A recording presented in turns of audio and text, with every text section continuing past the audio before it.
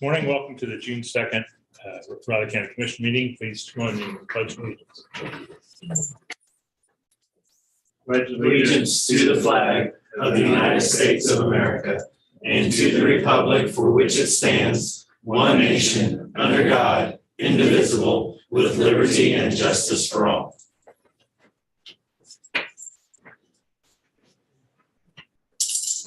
Welcome, everyone. Tyler, you would check to see if Katherine's having trouble getting connected or something. If you would, please. I haven't got an email or anything from her. I'll Okay. check. Thank you. Open public comments. Once we got public. Good morning. I'm here on behalf of the REACH Committee for employee of the month for June. So this person not only had one nomination, but she had two. So 2 points to read here. So the first one was they go above and beyond to help patients and make sure they are taken care of. They're so kind and personal. They're quick to help other colleagues when help is needed. She's a wonderful person to work with. I enjoy coming to work because I know. And so this one was that's an incident that this person did. So it said a patient came in who was pregnant and very sick.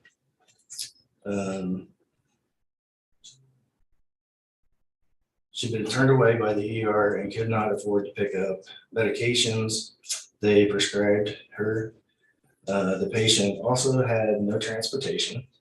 Danielle went out of her way to call around and see what resources were available to this patient. Ended up getting the patient into a doctor in Junction City, where they also provided Uber transportation. Danielle has such a caring heart and goes above and beyond for everyone she comes into contact with. And so on behalf of REACH, I would like to give her a plaque and 2 movie tickets. And she'll also receive upgraded parking for a month. Darren, can you state her full name and her position? Oh, okay. Danielle Kitt, and she's works for the health department and I'm a medical. clerk. It wasn't on here, but yeah. And so there's your Gosh, thank you so plaque that much. you get. I think we'll do. Yeah, we usually do up here. And there's your movie. Oh, gosh, thank you. It's a little late, we went to the movies on Monday. Hopefully you saw Top Gun. If you did, I'm sure. Oh, I'm jealous. a lot of us girls from the clinic went. It was a blast, so. Thank you. Do I sit down now? Come take a picture with us if you want to. All right. See a whole big thing. So we'll take a couple different ones. No, thank you. Yeah. Okay, can I pass out? Are you okay? Here, and actually, let me take the movie. Okay. Okay. Make sure you get those back too. She does that to everyone. Everybody shift over just a bit, so we're kind of in the middle. And we'll do one with this camera. And 1, 2, 3. And then one with the big camera. All right. 1, 2, 3. One more. 1, 2, 3. Thank you so much. Congratulations. Appreciate your work and effort. It's a video with her mom. Oh, yes. Oh, she says. My mom. Yeah. She's been fighting some kidney problems and was actually in the hospital just a couple of weeks ago. Oh, I'm glad you're doing well. Yeah. She's doing wonderful. Oh, thank you. Yes, it's all ready. Yeah, thank you very much. Do we? And scooting nice and close. All of us? Oh, okay. Yeah. Shout out to the family of it. All right, and 1, 2, 3. And 1, 2, 3.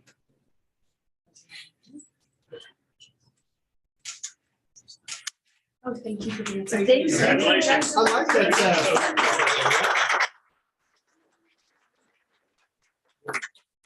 You realize you're in violation of policy book. I was gonna say something about that earlier. Careful, the rat the pants are there on Thursday. I was gonna say something about that earlier.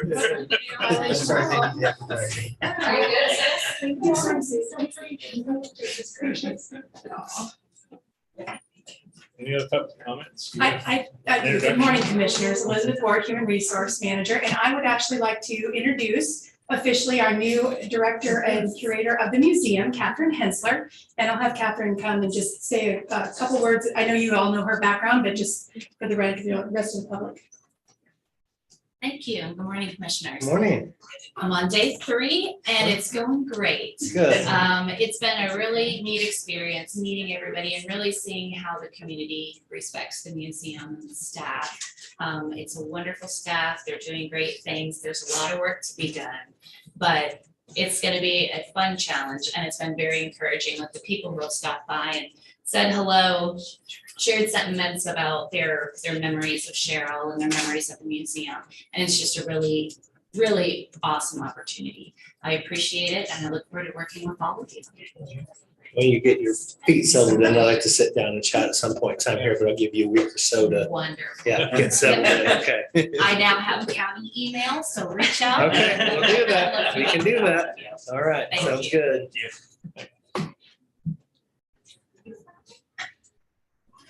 Any other comments?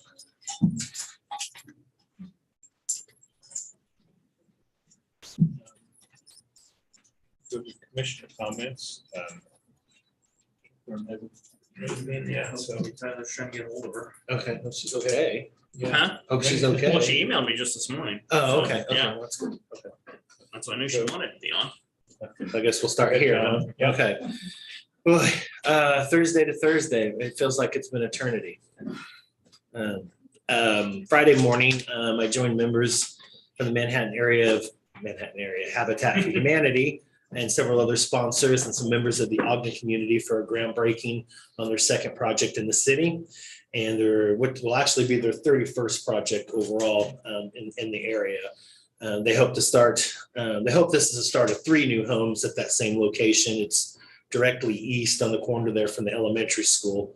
There's some differences with this project and some of the other ones. They're going to be using some new building procedures and materials with this project that will hopefully make the house a little bit more energy efficient and a little bit more affordable for the families, if you're talking 3, that will eventually move into those. So beautiful morning for that ceremony, a little soggy, but soggy ground's much easier to dig up than hard ground at this point in time. So that worked out pretty well. And like I said, there was a really good turnout for the event within the community there too. So a lot of people are excited. So kudos to Vivian, actually. She sent me a link to a webinar from Archive Social. So I spent some time over the weekend checking out Mark Weaver, current attorney and communications advisor and a government communications expert. I haven't quite defined that title, but it's all good. He's got 3 decades of experience as a city public information officer, former communication director with the Pennsylvania House of Representatives. He was also a spokesman for the United States Department of Justice. Was talking about practical tips to mitigate negative social interaction, the risks of violating the First Amendment, and the current moderation and overall First Amendment protections people have on social media with elected officials, stuff I'd like to think with great depth with Clancy and a few times on, but I guess being an electioneer and just being a local official, those things are what they are. So being on top of that obviously proves to be worthy. So for Memorial Day, I attended the ceremony out at the Kansas Veteran Cemetery. Other than the massive blasts of wind, it was a really beautiful ceremony. Eric Wold, the Kansas Army National Guard Sergeant, spoke, gave a very passionate speech on what Memorial Day means. They also listed the names of the 83 Kansans who have lost their lives in service to the country since the global war on terror has begun. They also laid 2 wreaths at that site. And the American Legion Riders Chapter 45 from Junction City also presented a $1,500 donation for the cemetery. And I believe they provided all the flags, which is considered a win too, which was had to be a pretty large expense there to cover all that. So I thought that was really cool. I was going to head up to Fort Riley after that and catch their ceremony as well, but I didn't have enough time to get the proper credentials it takes to get up on post. We'll continue to work on that. So and then I was kind of late getting out of the cemetery to get over there anyway. So I just went back home and caught the last part of that on their Facebook live feed. Colonel William McCannay, who's also the Fort Riley Garrison Commander, spoke at that ceremony, and Sergeant Major Tim Spiker placed a wreath in honor of all those that have fallen. So Tuesday afternoon, I met with Mary Martell, Vice President and Regional Administrator for Stormont and Vale, as both a follow-up from last month's day in the life of event in Topeka, and to talk and discuss the hospital's work and effort in the region, as well as the community. And we get kind of an update on the new facility that I think we've all seen going up on North Manhattan Avenue. Hopefully she'll be able to join us either at the monthly intergovernmental meetings moving forward. And we'll try to plan on getting her in here for an update in front of the entire BOCC at some point in time very soon. Really enjoyed the dialogue, discussion, and really the care and compassion and everything we're just doing to work on things for the future. So just so everyone's also aware, I did pledge my support through the National Association of Counties for the America Competes Act. Though I do struggle and have some issues with bits and parts of the legislation, I do believe it's important for America to be able to compete on a global basis in the manufacturing and industry world, and to work to update our challenges and issues, both with our supply chains and many of our different infrastructural challenges, which bits and pieces of this do. I'm sure there's going to be more to come on this as we move down the road, particularly through the summer and probably the fall. So I'll give updates on that when I kind of can. Speaking of updates, I'll give a quick update on what's going on out at US 24, 13, and 113. It's been quite the effort here over the last couple of weeks. Found out on Tuesday that KDOT is still working on roundabouts as a long-term solution. They are going to take some short-term actions here at these locations. I think everybody's aware Public Works has put a speed trailer out there. It's probably, in my opinion, that we need a second one in the opposite lane to match that. How we'll do that, but we'll discuss it. RCPD is also working on some increased patrols in and around that area. And they've come through. Okay. And I think it's worthy to, back there watching. yeah, and I think it's worthy to note with how far they're down on patrols. Taking the time and effort to actually put somebody in place there and kind of work that through shows you just how much of a need that actually is at this point in time. But yeah, so KDOT's going to be working with those two entities to increase the enforcement of speed limits there. As I mentioned, the portable speed display sign has been placed on there. I think we need one on that eastbound lane too, and we'll have to discuss and figure out how to do that one. KDOT is going to be expediting the realignment of that left turn lane in those bays to help prevent the crashes. Relocating the left turn bays means additional pavement needs to be installed, and there needs to be a little topography to that. So there may be a little bit of depth to that. I'm not for sure. I'm not an engineer. I'm just, I'm just what I am. So it is what it is. So this work should be completed hopefully within the next 6 months. So, before the end of the year, hopefully. The height of the stop signs on the northbound lanes should be raised, and maybe a divided highway sign put, I guess, would be on that westbound, northbound lane. And they're going to try to put some look again signs, several of those locations again. So keep in mind, KDOT has a facility right there in that intersection. So getting all that to move through should be pretty easy. Long-term solution, of course, is the roundabouts, as I mentioned, at both those locations. That was initiated in 2021. They still been working on the purchase of right-of-ways, utility relocations, and the overall project design. Both intersections are planned to go out for bid in December of 2023, with construction to begin in 2024. So doing something in the short term is going to be needed because it's going to take a while to get to that point. So just so everybody's aware. And the last thing I have, I wanted to give the Manhattan High Indian Baseball Squad a shout out. Class 6A state runners up this season. Had a hard fought state championship game. They lost to top seed Blue Valley West on a walk-off in 7 innings. So, Yeah, they really hard fought game, but I don't like the format of them playing the semifinal game in the morning and then the championship game in the afternoon. That's got to be kind of a drag. So anyway, proud of those guys. They really fought hard this year and deserve some kudos, I guess. And that's all I got. Right. Well, see, last Friday, Saturday, and Sunday, I spent a lot of time working at home, working in the yard, listening to traditional sounds of Memorial Day weekend, lawnmowers. Then Monday, I too attended some memorial services out of Kansas Veterans Cemetery by the airport. The services were great. The wind was Horrific. terrible. I mean, the speakers were having to hold the microphone and hold their papers down while they were talking because it was blowing the microphone stand over.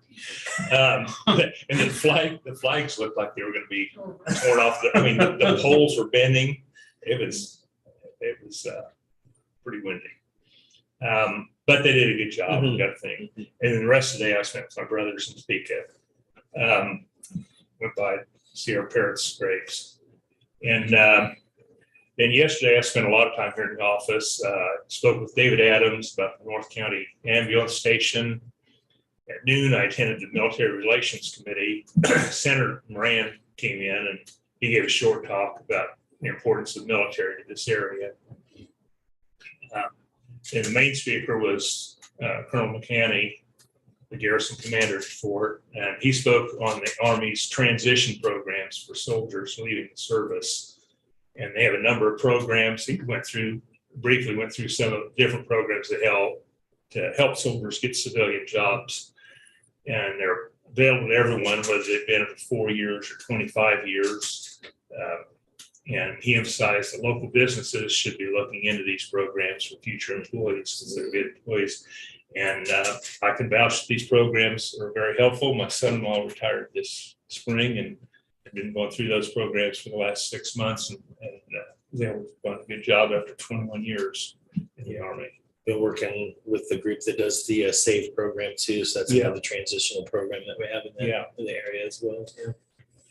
And then in the afternoon, I talked to Amanda about the items coming up today and spent a lot of time going over the emails and information about the PUD review we have today. And then at the end of the afternoon, I went to the Flint Hills Adabus directors meeting. They introduced Kelly Mize, who's the new operations manager, and ridership is running consistent at half of what it was pre-pandemic.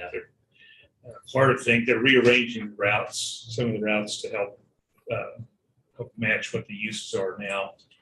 And they've also set up a program with the Manhattan Housing Authority to give free passes to those residents. So, and then will be the 23 budget. And that's all we've got. Ready for business commissioners? Did you Catherine's. Got a hold of her. She's gonna get on a little bit later. Okay. Shortly. Did you do the MRC luncheon? Yeah, that's what, yeah. Oh, okay. Okay, I missed that part. That's my bad. Yeah, that's what Canning. Candy was there. Okay. I missed the first part of that. Okay, yeah.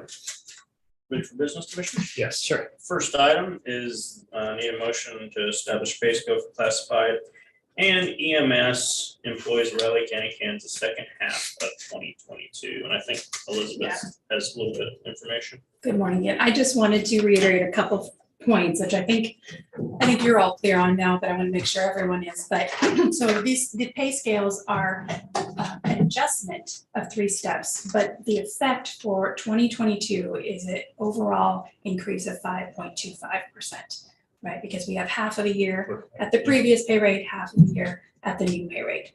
So I know there was some confusion about that, and I apologize that I obviously did not explain that clearly enough.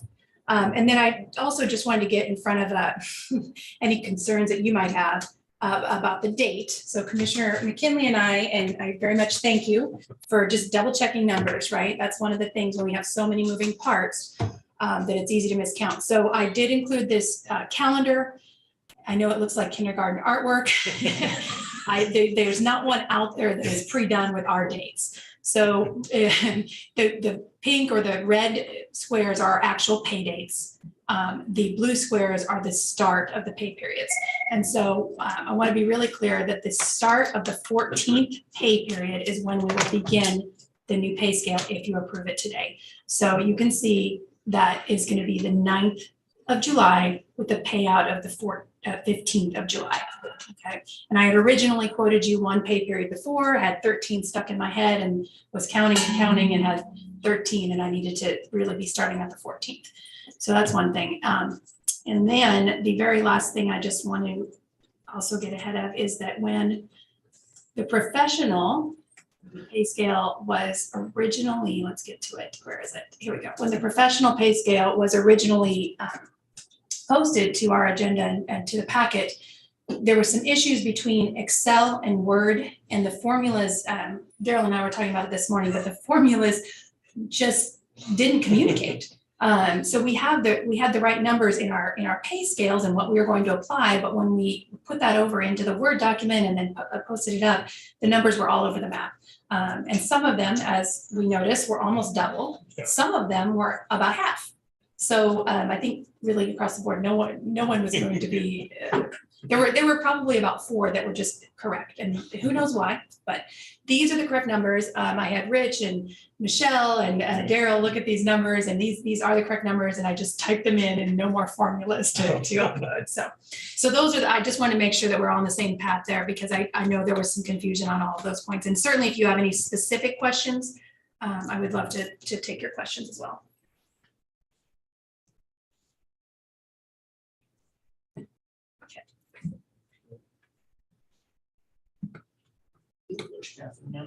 Yeah, she's here.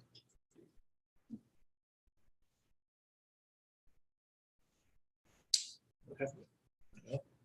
Nothing. Questions? Do you have anything, Katherine? Nice to see you this morning. You're muted.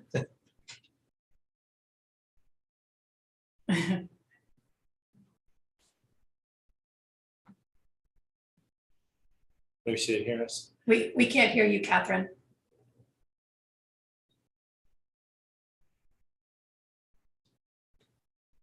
Yeah, There okay, you go. there I am, okay, yeah, hi. Good morning. Yeah, Did you have any questions or anything? Well, I haven't been able to pull up, no, I don't at this point. I need to been trying to pull up my agenda here and I haven't been able, I've got to get that done and I'll get that figured out here in a minute.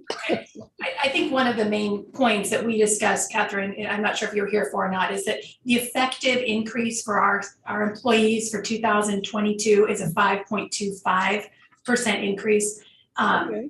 And so what it is the equivalent of the bottom 3 steps of the pay scale, which are each approximately 3 to 3.5%. So between the bottom 3, it is a 10.5% difference, but for 2022, we only have half of that effective. Okay. I think that was one of the major points of conversation. Okay. And those adjusted totals on there just include the back half of the year adjusted to that. Yes, for the professional salary. staff, that is correct. Yep. So that is adjusted with half of the year, 13 pay periods at first rate and 13 at the second. Yes, sir. Okay. Okay, great, thank you. Thing I have. Okay. I guess with that said, then I'll go ahead and make a motion that we approve the classified professional EMS pay scales for the second half of your fiscal year 2022. I would second that. They moved and seconded to approve the revised pay scales for the second half of 2022. All in favor? Aye. Aye. 2 sign, please. Thank you very much, commissioners. Thank you, commissioners. Oh, there's Steve. Just for the record, that calendar actually looks worse on the screen. It's horrible. I agree. I did run it by the staff. Honestly, I searched everywhere. ADP makes a calendar, but they make it so generic. It's for every pay period possible. So some are on Wednesdays, some are on the first Friday. And I thought, well, that's just even more confusing. So I asked her if she stayed in the lines and she did. Well, No. I will give her credit on one thing. She used purple. Yeah. As you can tell, it's become her new color. On the payday. It's become her new color. Yes. If we can get that all cleared out, I'll wear purple all the time.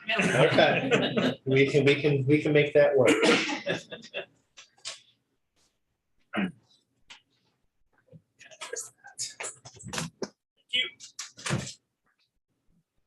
Next, commissioners. Need a motion to approve the resolution establishing salaries for certain elected and appointed officials and other professional positions in Riley County, Kansas for the second half of 2022. But the first one we said classified professional and EMS. Yes, it's not, that's the way it's titled, and it's been titled like that because we have But we salaried. still have to have a second one. Right, so Okay. we have, because we have salaried employees and then we have the professional pay grade, and so we actually have 3 pay grades. Okay, Yeah, which were all 3 attached, I can bring them back up. if there's- yeah, I thought, okay, Right, that's so- what that. So we have hourly, Yeah. salary, which are professional staff, but also then we have professional pay grade, or pay grade, excuse me. And Okay, we're working on some, when we present the year end, the pay grades will look very, very different, so you'll be able to pick and choose what parts you like. okay.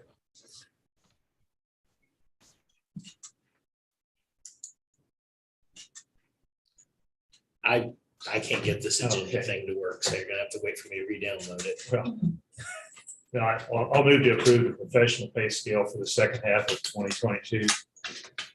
I would second that. And moved and seconded to approve the professional pay scale for the second half of 2022. All in favor? Aye. Aye. 2 sign, please.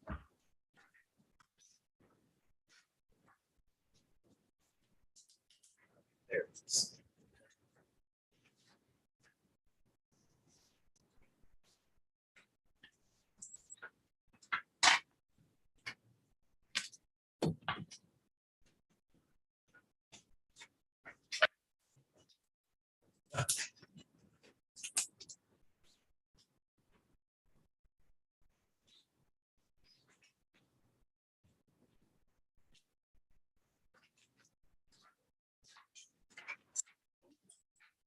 And Yeah. next, commissioners need a motion on highway use permit granting the Larson Construction permission to complete the work in the right of way to bore new water service under Pleasant Valley Road. Make a motion that we approve the highway use permit, granting Larson Construction permission to complete the work as outlined on the permit. I would second that. Moved and seconded to approve the highway use permit for Larson Construction. All in favor? Aye. Chairman, Aye. sign.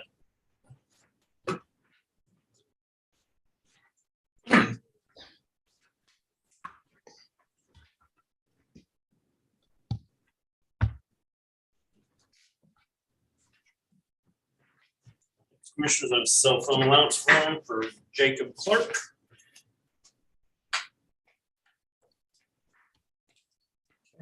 Go ahead and make a motion, we approve the portable communication device allowance form. I would second that. Been moved and seconded to approve the portable communication form. All in favor? Aye.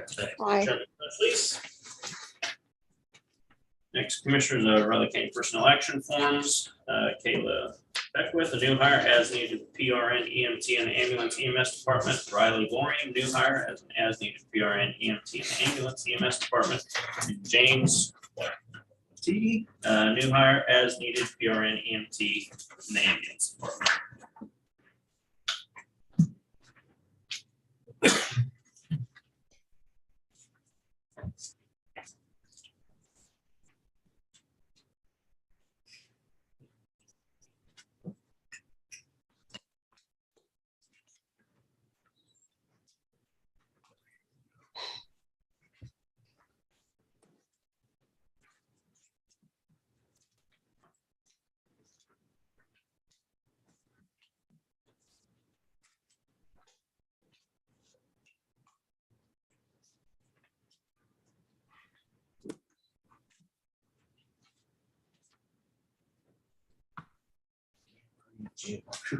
Yeah, no.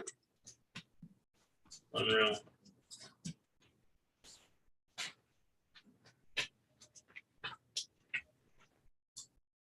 The next commissioner of Riley County personnel action forms for Skylar Gilman as needed, RADX up community health specialist, separation of service.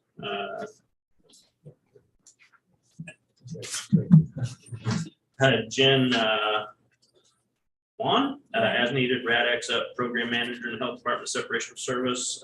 Paula Gredica, COVID-19 contract tracer, separation of service. Randall Cuthbert, COVID-19 contract tracer separation of service. Mark Miller, COVID-19 tracer health department separation of service.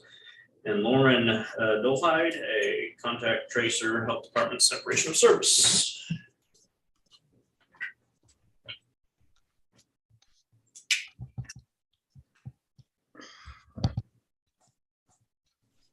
And just to be totally clear on those are both of those positions that you're processing right now are grant funded, and the grants for RADX ended, and of course, we knew COVID-19 contact tracers was hopefully gonna end. They actually are going to remain in service, but under the state contact tracers, and so we will give them a location, but they will be working directly for the state. Commissioners, it's time for Elizabeth to get caught up with business later, if that's okay. We'll be back. Thanks.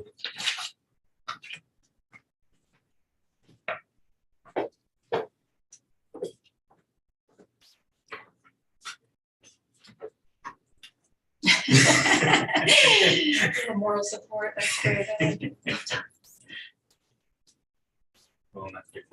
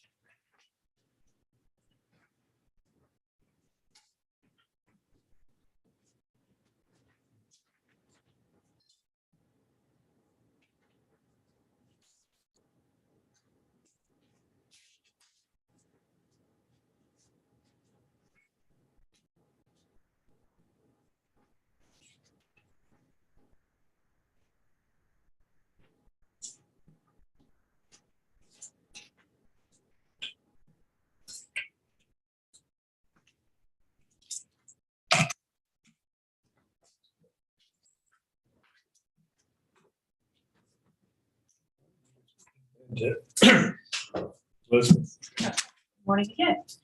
Commissioners, I don't believe that we have spoken about our current HRIS or HR information system, but internally we have been doing a lot of work on this, and so I'm going to try to make sure that the background is really clear for you. So you probably have heard us say we use ADP for our HR system. So that's our payroll and all of our personnel tracking. We started using ADP in 2014, and the cost then was quoted at $43,052 annually. All right, at that point, we were using the time and attendance, so our people were clocking in and out, we're payroll processing, and our human resource management portions. We did not have, because of the cost associated with ADP, we did not use their career portal. So all of our applications were not going through ADP.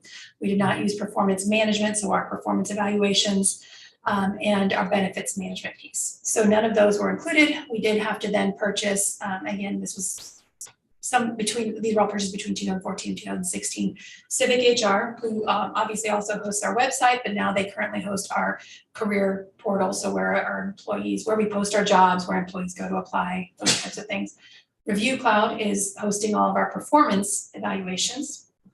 And yearly, by Greatland is doing our required 1095s for our Affordable Care Act reporting. So we've got basically 4 systems running our human resource information, okay? And that means that the employees, so our candidates and our employees and our supervisors at some point have interaction with all 4 of those. It also means that Michelle and I are inputting all of our 500-person pool of employees multiple times into each system and double checking numbers, and then, like we saw this morning, transporting or uploading numbers from one system to another system and double checking that they're correct. So we also, the other thing that I want to point out is we don't currently have any employee engagement tool or any learning management tool. Those are also offered by ADP, but the cost of them was, again, more than we were able to afford at that point, or more than we wanted to invest in. So late in the year of 2021, Derek Schroller, who's in IT, so I guess I should say why he was involved. IT is the I don't know if owner is the right word, but they it's a software, so they pay for all of all of our software. It's a countywide software program. So he was processing invoices and he noticed a discrepancy. And so we started investigating costs. And it's interesting because at that point, the discrepancy that he noticed was $25. And it ended up being significant. The amount being invoiced over the last year was a significant difference from month to month and from year to year. And there we went back and investigated where these costs were coming from. And we couldn't, between the five of us, so Corey, myself, Michelle, Rich, and Derek, we could not get to a bottom line with ADP of where exactly our costs were coming from and how that reconciled with our current employee count. So that was very frustrating. The other issue is that the customer service from ADP has been consistently declining, and it's been a significant impact. So we are a major account. We're considered a major account. So we actually have one customer service rep that is our customer service rep. However, over the years, they've said, okay, well, that person can't specialize in time and attendance. So you'll have to go to a call center for time and attendance. And then with our last change, which would have been four months ago. Okay, 6 months ago. So they actually put a new system in place, and now we actually can't reach out to that person. Even though they're assigned to our account, we can't reach out to them for anything. We have to go to a call center. They will assign it back, and we're talking multiple days at best. And some of the things that we, over the years, have just had as part of our agreement, the person is now no longer able to do. So they get a whole team on it, and they investigate, and then Michelle usually figures it out herself. So. And usually it's a workaround, honestly, like we do a lot of workaround with ADP. We actually, frontline staff actually recalculates leave accrual every single pay period because ADP's leave accrual is off. So we actually have our $100,000 software that can't calculate our leave accrual correctly. And we're spending time recalculating and then correcting in the system. So those are really big concerns for us. So we started looking at what our best alternatives were. And there's a myriad of payroll companies. Many of them only do payroll, some only do time and attendance, some are the whole system. We wanted to see where we could do the whole system. So we distilled those down to Paycom, Paylocity, and ADP. And we did give ADP a chance to come back and say, okay, what, we're not happy with this, we're not happy with the price, we're not happy with the service, what can you do? And so we had quotes and presentations from all three, and then we investigated all three. You can see the list of places that we went to who are current users to get their experience. And interestingly enough, several of them were on one system and then moved to another. So, moved from ADP or moved from Paycom or moved from Paylocity to see, so they had some comparison between them all. So overall, the decision was made with this work group to recommend Paylocity over the other two vendors. We have a really unique situation because we have our regular employees, and we've talked about this multiple times. We have our regular employees, we have our volunteer fire who are stipend, they are paid employees, and we have our election workers. And obviously out of our 130 volunteer fire, not all of them work every month. So we may or may not be paying them. Out of our election workers, the majority, work a maximum of 1 month. And there are a few that work about 4 months with the different primaries and getting ready, but we're not paying, we didn't want to be paying for them for a 12-month period.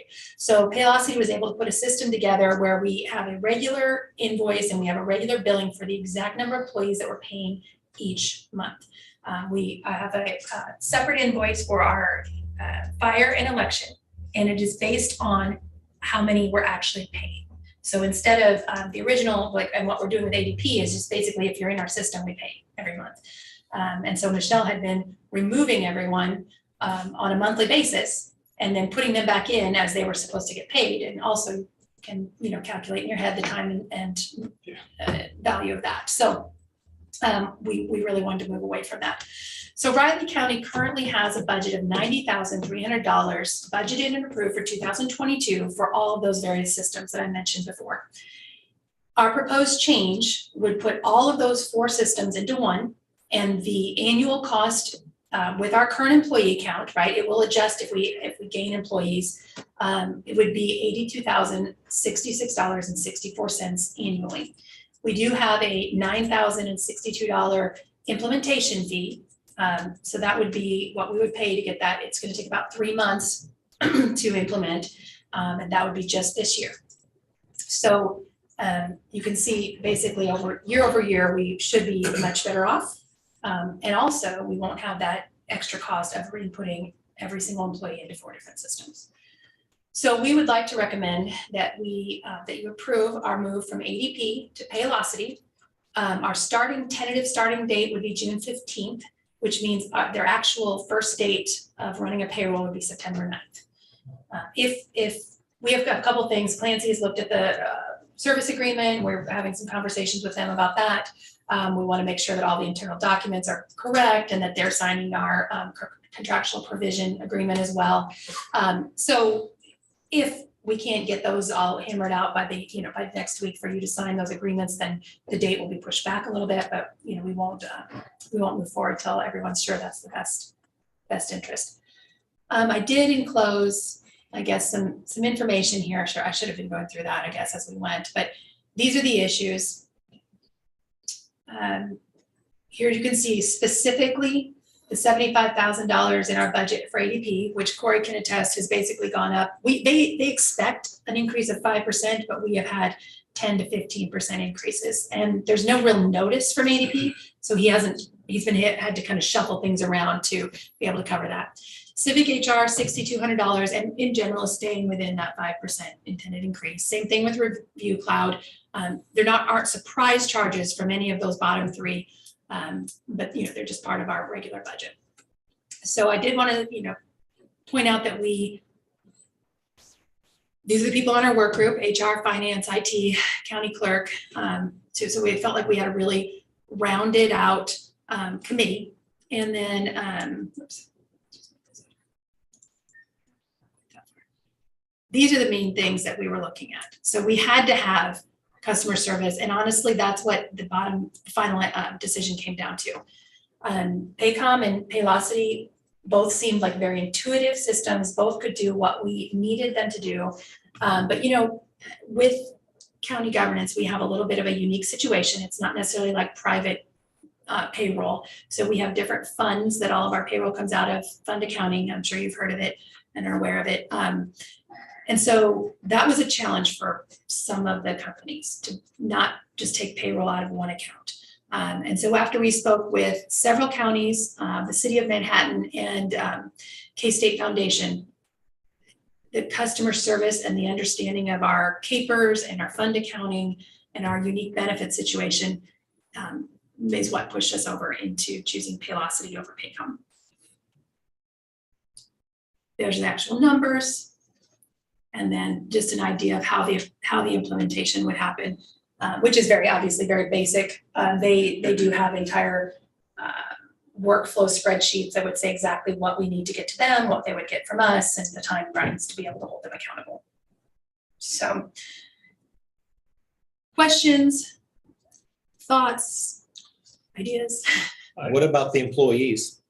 I mean, ADP obviously has a digital portal app, all those things that you can function and do your business off of. How does that change? Yes. We do not use ADP's app, so we don't have it on mobile devices or anything like that, which is a feature we will now have. Other businesses that have ADP have a mobile app and stuff, but we do not. Okay. Oh, I do, and I'm able to pick it up off there because I got you. Yeah. We don't officially have that. Okay, we do not. And that there has been some confusion because some have said, well, yeah, I've had it. Well, no, Riley County does not. But I didn't think about that part of it. I do at my other place. Yeah. So you will be able to still use that part of it then, or no? So we will have a mobile app capabilities with Paylocity. We will have the ability to do mobile clock in and clock out. If we go that route, that will be further discussions. We can do those things based off of geolocations. So that means that somebody can't be in Wichita on a vacation day and actually clock in. They've got to be within their allotted working area as a possibility. And I just to also interrupt that one thing. Not only do we have geolocations, but the city has actually taken off their geolocations because you can literally see exactly the address someone's clocking in. So if I'm supposed to work at the county offices and I'm clocking in on Casement Road where I live and driving to work, it's very obvious. The supervisor can see that right away.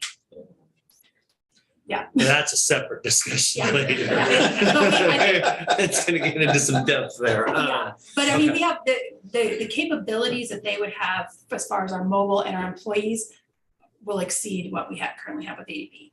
And then the other part is that they will have training specific for employees and specific for supervisors. ADP, there's actual almost, I mean, there's certification to become an ADP user, and it is, 250 hours that they require for you to even become a user. I mean, it's basically like having a master's degree to figure out how to run ADP, and that's just the basic user.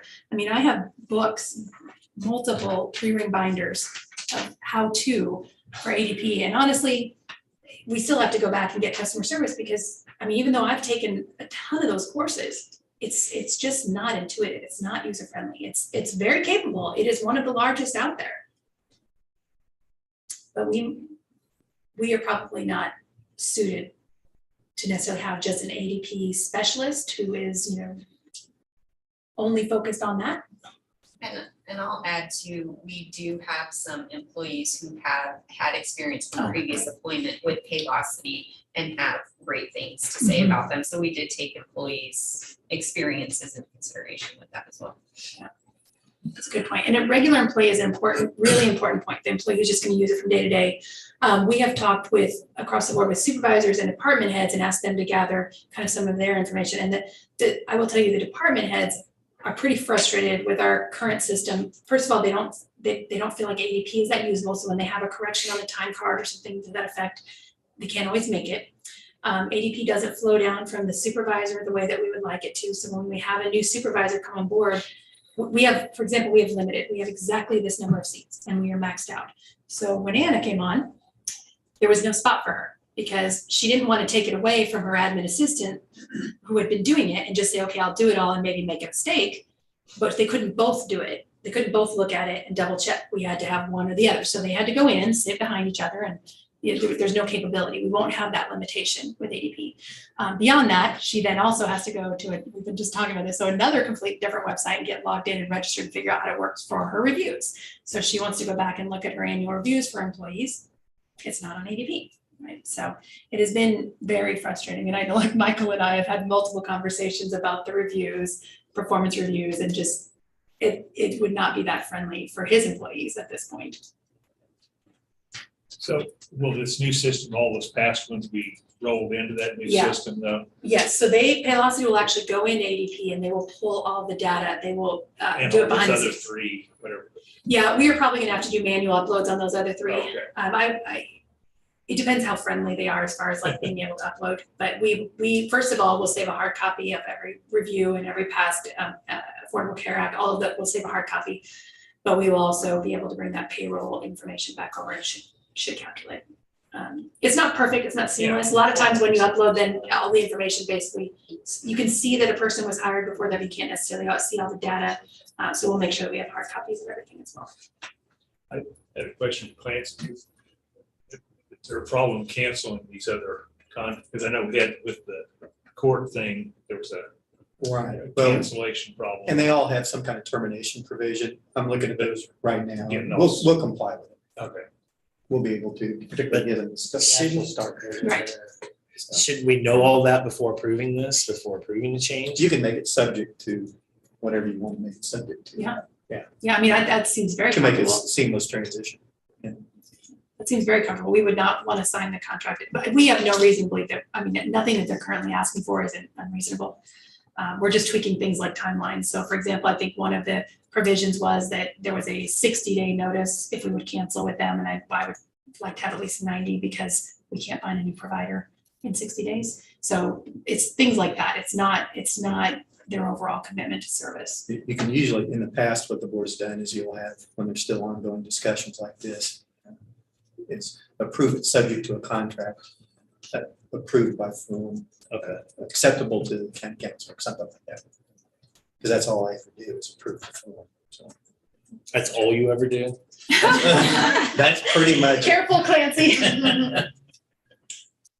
Write that down for December as well. Okay, moving on. On contracts. Except for everything else. Well, I didn't have any more questions. I didn't either. Did you have anything, Catherine? No, it sounds like you've done a lot of work and a lot of investigation, which I appreciate, so. Thank you. And I know if Rich were sitting here, he would say, and I completely agree, it's not going to be perfect, right? There's no system out there that's going to be perfect. No, we want perfect. Well, I know, me too, so much. And so we know, Michelle and I know, and Derek and Corey know that we're gonna have some work to implement it, to get it right. We're gonna have to really spend a lot of focus on this. But we all believe that it'll be worth it in the end, and it'll be more user-friendly, it'll be more accurate, and we will actually have a cost savings because of the fact of all the things that we're having to do more than once and double check right now.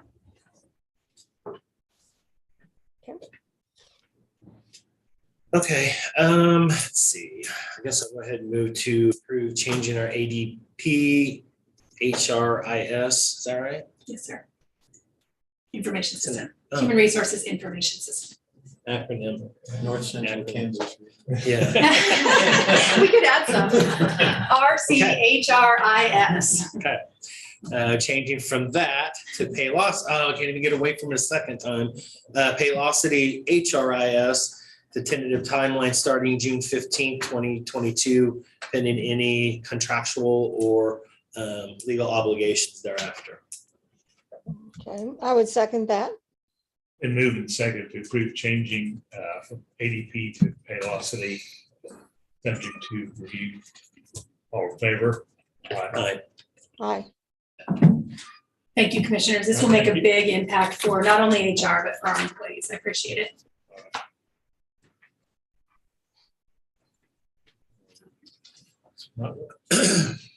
We went back to business, right? Well, Yeah. Mike, we're already past time for Mike. Is it time? Okay.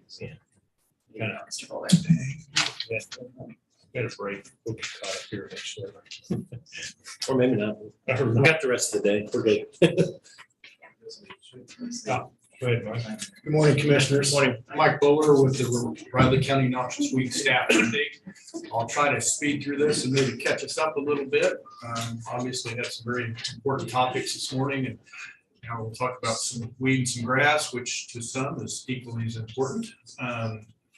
We have started our spring spraying of bare groundwork. Mother Nature has, again, not been very cooperative this last month. We've had high winds and lots of rain. It's just been comical at some points. So we are still behind on our bare groundwork, but we're hopefully going to be catching up in the next couple of days. Looks like we've got some great weather today to be out spraying. And so we're moving forward on that. We have actually caught up on our solid spraying for sections of the county. We finished up section 2 and 1. We were a little behind on one of those sections from last year, and we've managed to catch up on those. So that is good news. Happy to report that. Spot spraying for musk thistle and field bindweed will begin this month and continue out throughout the summer. Many of those that cannot identify noxious weed generally know how to identify a musk thistle, and they are starting to bolt and have the big purple heads on them. And so we're encouraging property owners to make sure we get those treated, and we've been out treating those as well. Our township contracts has almost doubled. Well, it has doubled this year. We had 3 townships last year, and I think it's all contributed to the opportunity to be able to talk to the contract townships there at our meeting early in spring. I do believe lots of townships are taking advantage of the chemical prices we were able to offer this year as opposed to next year. So we went from 3 contracts last year, and I just received May Day yesterday, so we're up to 7. And then I got notification just now that one of those townships is upping the amount of money they're wanting to spend to treat noxious weeds this year, as they're starting to have kind of an outbreak. So delighted to see the participation in several of the townships. It does, quite frankly, double our work to be able to do it, but we're happy to get that done to keep noxious weeds under control in the county. So happy to report that we've seen a big increase in townships in that area. County roadside mowing began in May. We, as a reminder, do 3 cycles of mowing a year. We have, commissioners, if you may recall, we no longer do what we call chemical mowing, which is spraying a light dusting of glyphosate on some of the paved roads to keep the grass down and buy us time to do mowing. I wasn't really a big fan of that. Anytime we can spray less chemical on for it.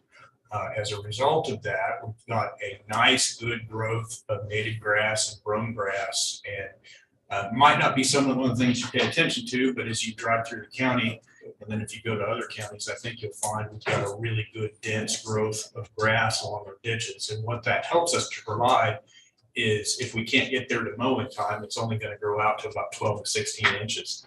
And it will, choke out all the other broadleaf weeds in the ditches. So our ditches are looking phenomenal this year.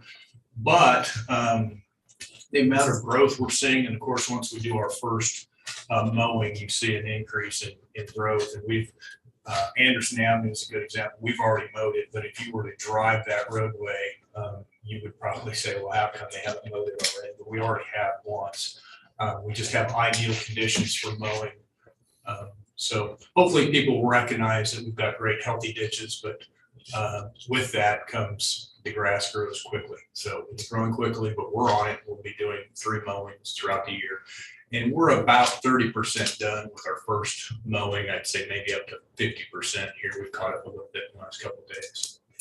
Musk thistle, again, I mentioned, is a noxious weed in the state of Kansas. It's an area where it needs to be sprayed in order for ultimate control. I want to remind everybody that we do have cost share chemical this year. We do still have a good supply of amine and ester 2,4-D for that particular weed. Please come out if you have that on your property. We've got that for sale. And then on the HHW side, we are doing a community collection down at Howie's, as we do every second Saturday of the month. This month it will be June 11th. Again, we ask for no business waste or large truckloads of material down there. And then, as always, our HHW facility does have recycled products. Paint has been wildly popular this spring. And it's the first time in the last 5 years that I can think of that we're actually completely out of latex paint at this time. But it comes in pretty frequently, and so we're processing it. So fairly straightforward and simple this month. It's a busy time of the year for us, but if we can get a little more cooperation on Mother Nature, I'm confident we'll catch up and then gain some ground moving forward. Any other questions, commissioners? No? Thank you so much for your time.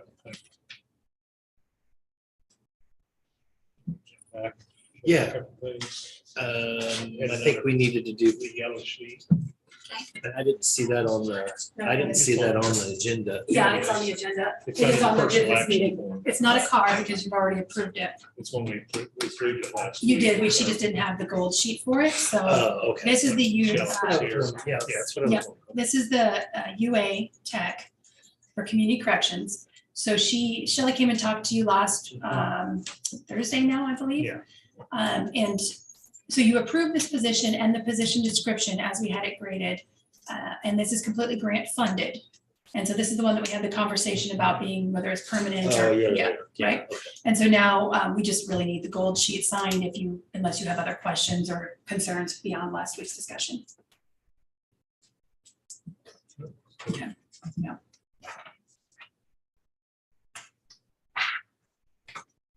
And I believe, Cindy, I think that was the last thing on the business agenda that we had. We got payroll. Payroll. Well, geez, don't let me forget the most important thing. Forget everything else. One minor detail. Yeah, that's the big one. Let's do that one. Considering the discussions we've had this morning. Yeah.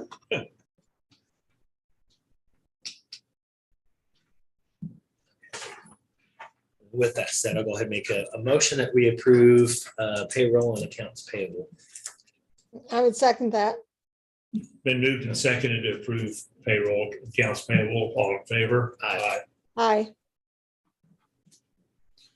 And while we're in the midst of that too, I'll go ahead. I wasn't able to pull up minutes, so I didn't get a chance to look at them. So I don't know if anybody else had any discrepancies. So, okay. So what? You want to move to the next meeting? No. Okay. Somebody else reviewed them. I'm used to being misquoted all the time anyway, so it's all good. So, I'll go ahead and make a motion to approve the minutes as written from the May 26, 2002 Riley County Commission meeting. I would second that. Been moved and seconded to approve the minutes of the May 26th meeting. All in favor? Aye. Aye.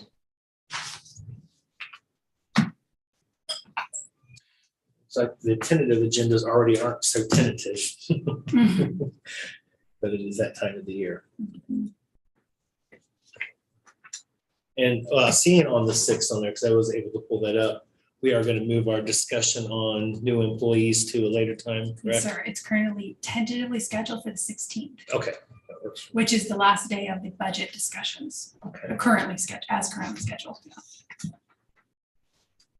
Hopefully we have all of our values and stuff by then. I hope so.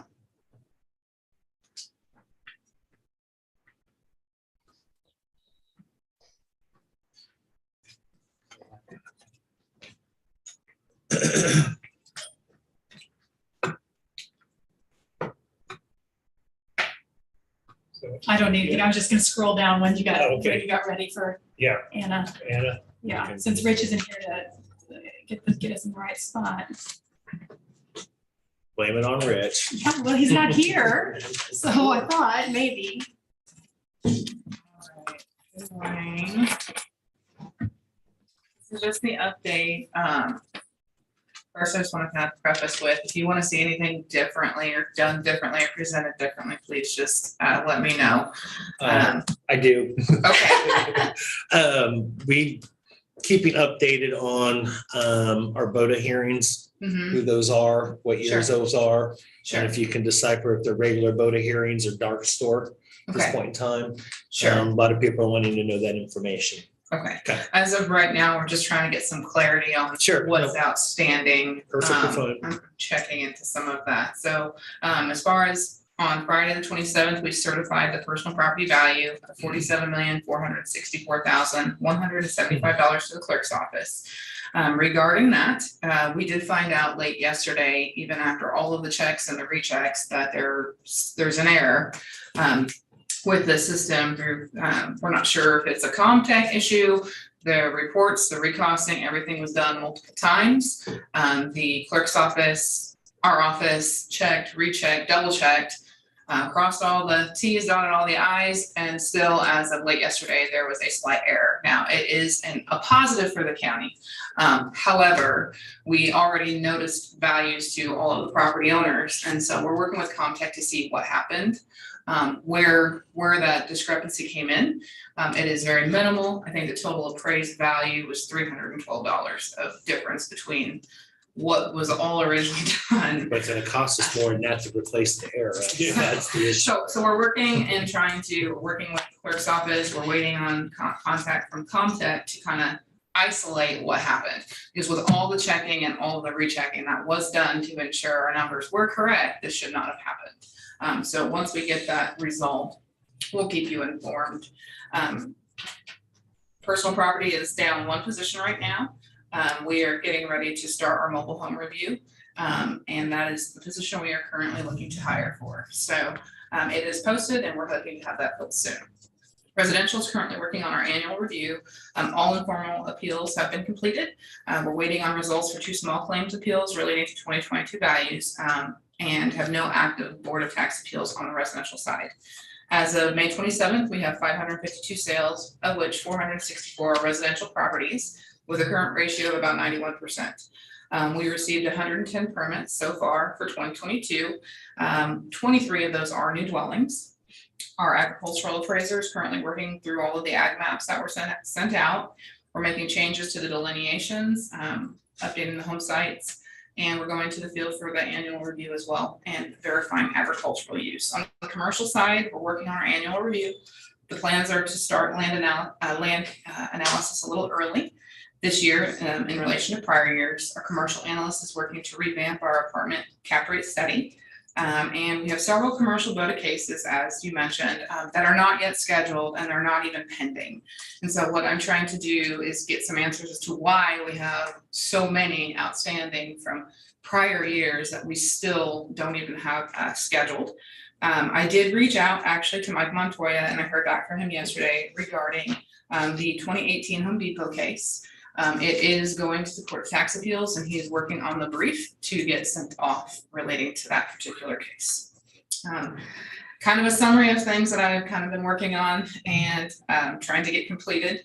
I'm in week 3 of being here. So in that first week, just kind of jumped in, looked at the job descriptions. I will be working with HR to review and update the job descriptions, both between our office and what is in HR. Started looking at the personnel files, and as Elizabeth had mentioned, it is extremely tricky with all the various systems that we have, trying to see any kind of history on the employees. You know, you have to log into this system for this system for that, and it's been a bit challenging, but we are working through it. I'm excited to hear we're going to a system that encases all of it. I did meet with all of the staff last week. I met with each one of them on an individual basis with one-on-ones, just to kind of get to know them, what they do in the office, and just kind of get to know them on a personal level. I met with a couple of the commissioners and several of the county staff over the last 2 weeks. Had various discussions on everything that our office does, kind of how it interworks with some of the other offices. I met with Clancy regarding safety concerns of the staff. You know, with the job that we do, we are on the properties of our taxpayers. And so that does present safety concerns in some regards. And so I just got some legal advice on what we can do and how we can protect the staff. I did meet with the Manhattan Mercury Tuesday for a brief interview. Last week and this week, I've been diving into the budgets. Again, I want to ensure the basic needs of the office are met, as well as that we're being fiscally responsible. And I kind of wanted to check into some of the history on the budgeting. So taking a real jump into that. The laser measures like a disto. I am looking into purchasing 9 lasers for our field staff to use in the next month. Currently, we have 4 that were purchased 8 years ago, and the staff were not aware of the functionality and the use of the laser measure. The importance of this tool in the field is vital to the daily function in an appraiser's office. It'll increase our efficiency, our accuracy. It'll provide another level of safety, and it will reduce the time we are on the properties, which is going to allow our staff more time to focus on those other duties and responsibilities and making sure the internal stuff is being handled. And so, like I said, I'm working with Corey on that to kind of find better pricing, best pricing I can get to acquire those for field staff. The vehicle purchase update. Greg had approval to purchase the new Chevy Traverse at state contract price. I was made available in that I was made aware in that first week that they had upped the price on the vehicle that we were originally looking at. They said that there was no state contract pricing. The dealer had told us that. And so when we were speaking with Daryl and Elizabeth earlier this week, Daryl checked into it and provided us with the state contract price for that Chevy Traverse that we were originally looking to purchase. So we have now forwarded that contract price on to the dealer and are waiting for a response from them to continue forward with what was originally being worked on. The staff tablets are all due for an update. Corey did notify me of that at the project leader meeting. Department head meeting, excuse me. And we will be working through that. I don't want to make a quick move to purchase something without making sure it's going to do everything we would want it to do in the field. Working with Mr. Fisher to update the COOP plan. That's something that is a bit outdated, so I'm working on getting that updated with Mr. Fisher. As well, I did find out part of the emergency operations or the EOC, I spoke with, we do respond in disaster response. It's just for damage assessment because of the tools that we use in the field and our staff's familiarity with the areas and the locations. Our staff is part of that response team. So I want to make sure that we are keeping that plan updated, have the right people on the list, and we know what we need to do in a response situation like that. Payroll ADP, I mean, that's on there just because we've been working through a lot of that. Just letting everyone know, I will actually be at the KCAA conference on Sunday. I will be there through Wednesday. If you need me, absolutely feel free to reach out to me, and I will get you guys updated on the cases that we're still waiting get scheduled through BOTA. What all we have, I'll see if I can get some idea of when we might have those scheduled. We're starting to get a little bit more updates on the upcoming cases, but there's all those historic ones, which is concerning, that are still outstanding. And so we're going to be working on getting some information on that too. Do you have any questions or concerns? What's the coup? The COOP plan is basically, Yeah, the what? Continuity of operations. basically if our site goes down completely and we lose all access to our office, what will we do? Oh, okay. Depending upon the disaster or the situation, if we have a tornado and the offices where there's other offices we can go to, other departments we can work with, who should be contacted. There's a list of all the contact people, and just trying to get the emergency management aware of what we intend to do if that was to happen. There's kind of two plans, there's your disaster response, so how you make sure you're responding in the moment, and then how the COOP plan is how you're gonna continue to function as the appraiser's office or each one of our offices post-disaster. Okay.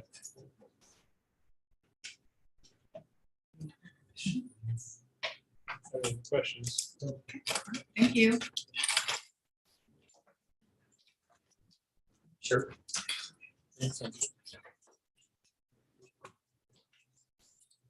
Gotta break till 10. Yes. Yeah.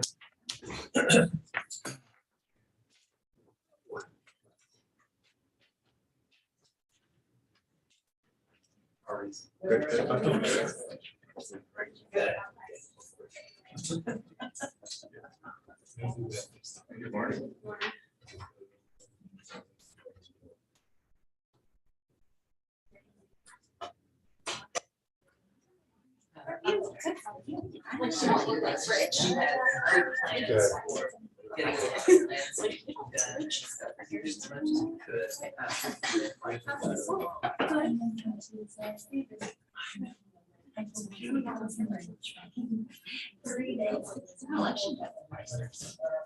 Oh, yeah, it was so disappointing because he said, well, first we unpacked his truck with 1,000 pounds of 2,000 pounds of landscape edging. He handed it down and Grant and I placed the long edge. This is kind of white by the time we got there. It's the cottonwood stone. We got the east side done. West edge. So it's actually the edge, not it. We dug out the steel that was put in from landscape barriers. Rock edge, the old stone, somebody. He left all that.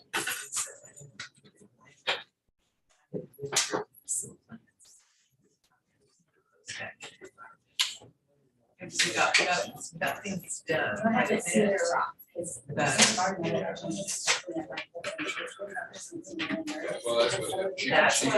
I fell on the edge that wanted to keep popping several summers ago. Grant tripped on it. Okay. So, Grant said, "We just have to dig a rock out."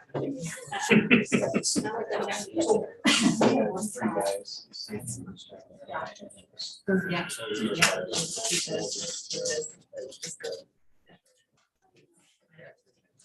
I'm sad, but and you're on so much. And then we were scraping down, finally, the dinosaurs. And some of it's big old rain, right now. Good rain. It all just goes right to. Well, we've been waiting for rain. So let that sink in, because I didn't want to have to haul in. I knew it was all off its back. So we got a bucket load of dirt or the rock. And then after that, Grant said, we got to go in. It's Monday.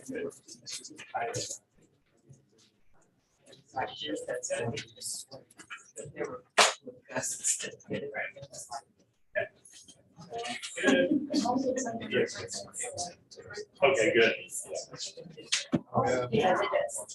Yeah. But we really need to replace that.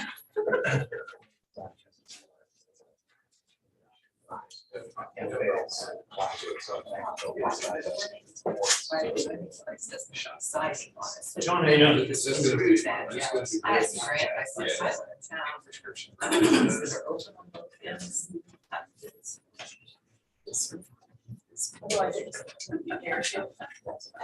Good morning, how are you?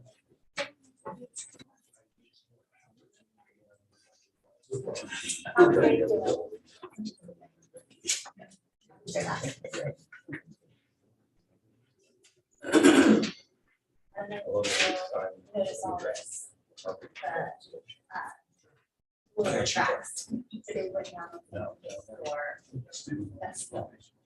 Oh, yeah, okay. They're like, you better tell her to follow us. Well, Carol told me. Tracks And and I didn't care what was. As long as it was he gone. told me, he's like, I watched the tracks, it's like, well, how about the tracks? You need to go over there and rake it. No, no. Okay, not to do anything for that. He said, try to let it, maybe be like, yeah, that deal with it. Yeah. And we don't. That is usually.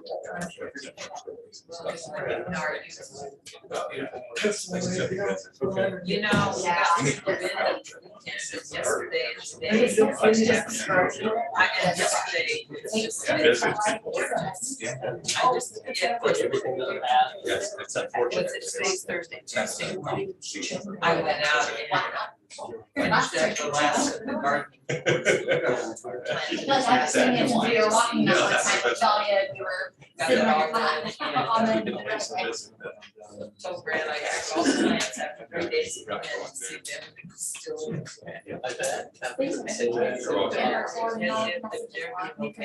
They love the red. Yes, that, you know, that is. Brad. Grant was telling me a couple years ago, he was in our town research. He said, every once in a while, mom, bring out your this spot for it. Stop photos. And I never thought. Case in point example. And so it means. How to do it. Good morning, how are you? Yes, good morning. Good morning. I still think that's like. So I apologize for that. Yeah. Like, I did text him, right? We have to go leave it back after this. Yeah.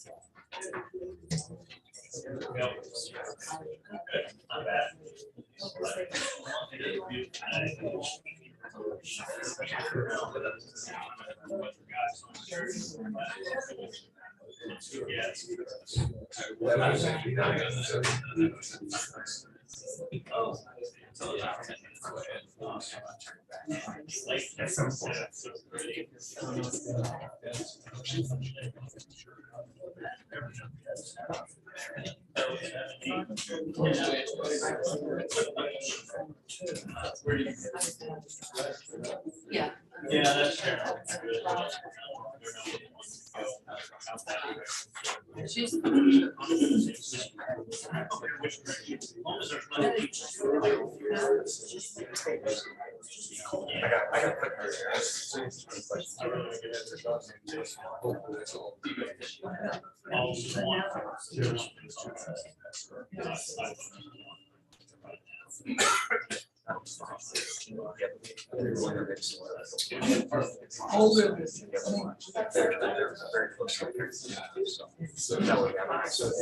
Yeah, no doubt.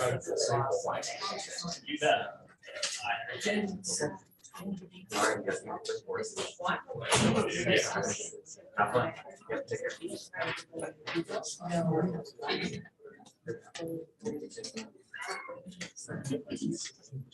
We're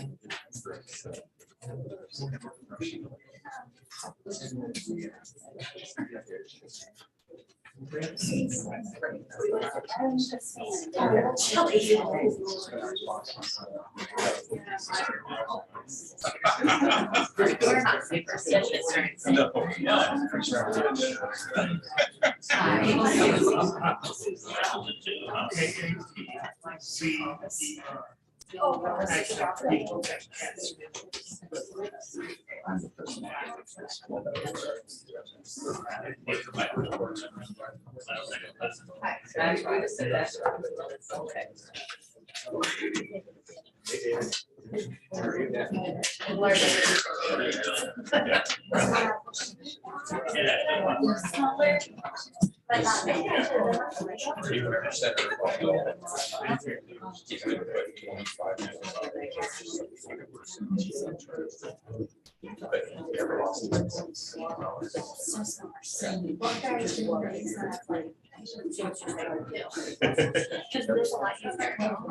Since I learned that from him, I should know all of it.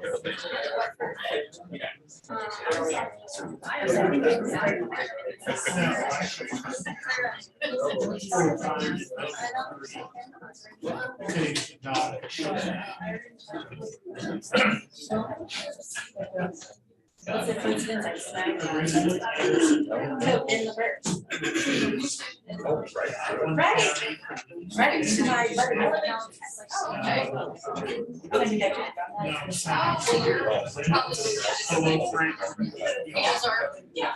I would agree.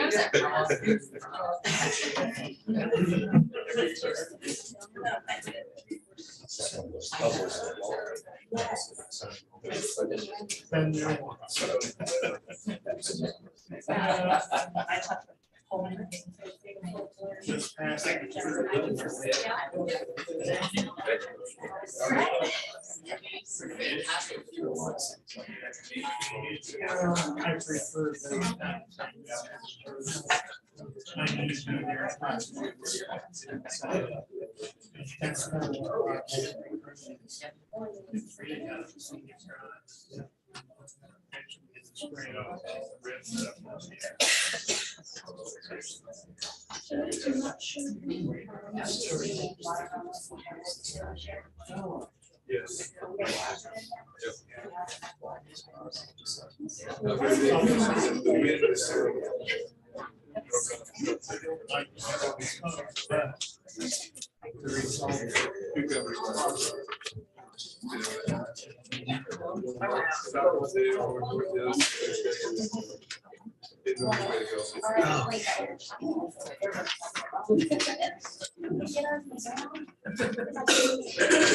Later, I was like, I'll ask you guys, you guys know what else.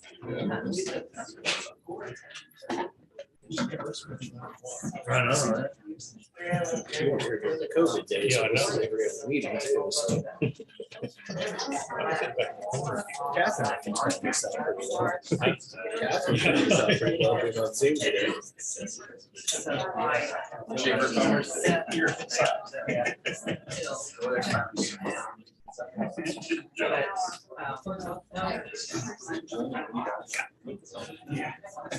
We have so many, Tell you what, Monday was great, kind of having off, but boy, that day has put me behind about 3. Just in general.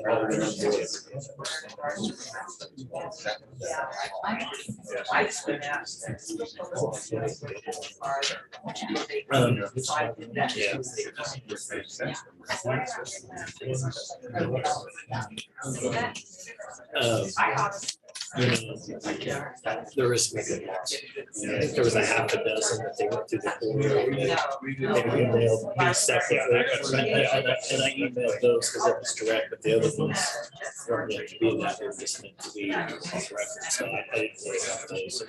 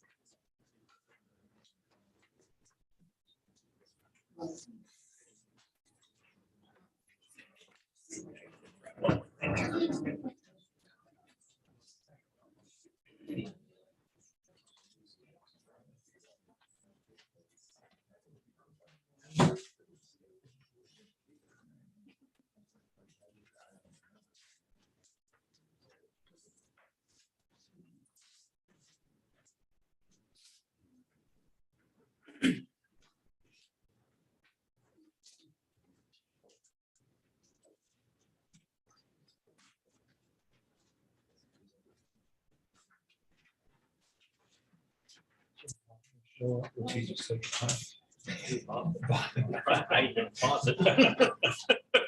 Be my guess.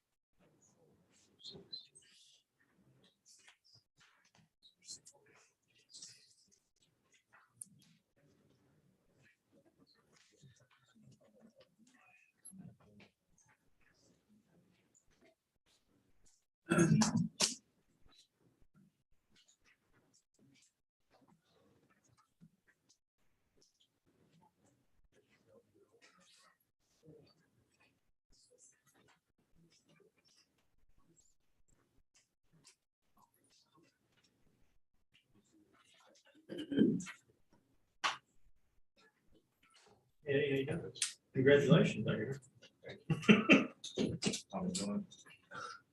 Yeah. Yeah, for sure.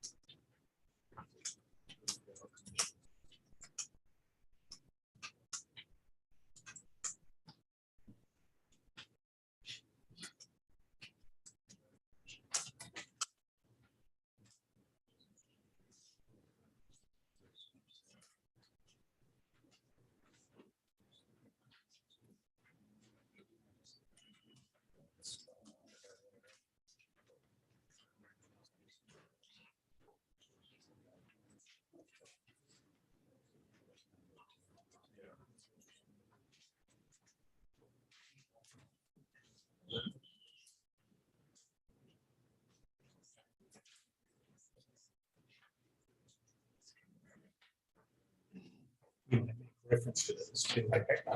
That's kind of what I figured. I've got that out here too for next year.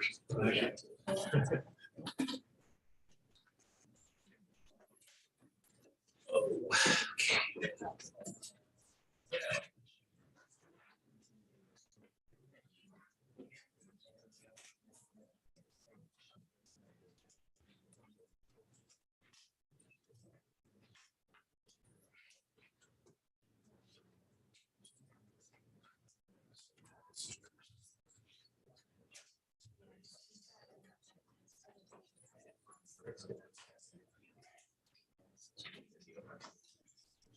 How you doing? How are you? Good, thanks. Be better if I was outside. It's nice. That's a beautiful morning. It is. Virginia. We're not gonna have many more of them, so. Like that. Yeah, like that. 75. Yeah.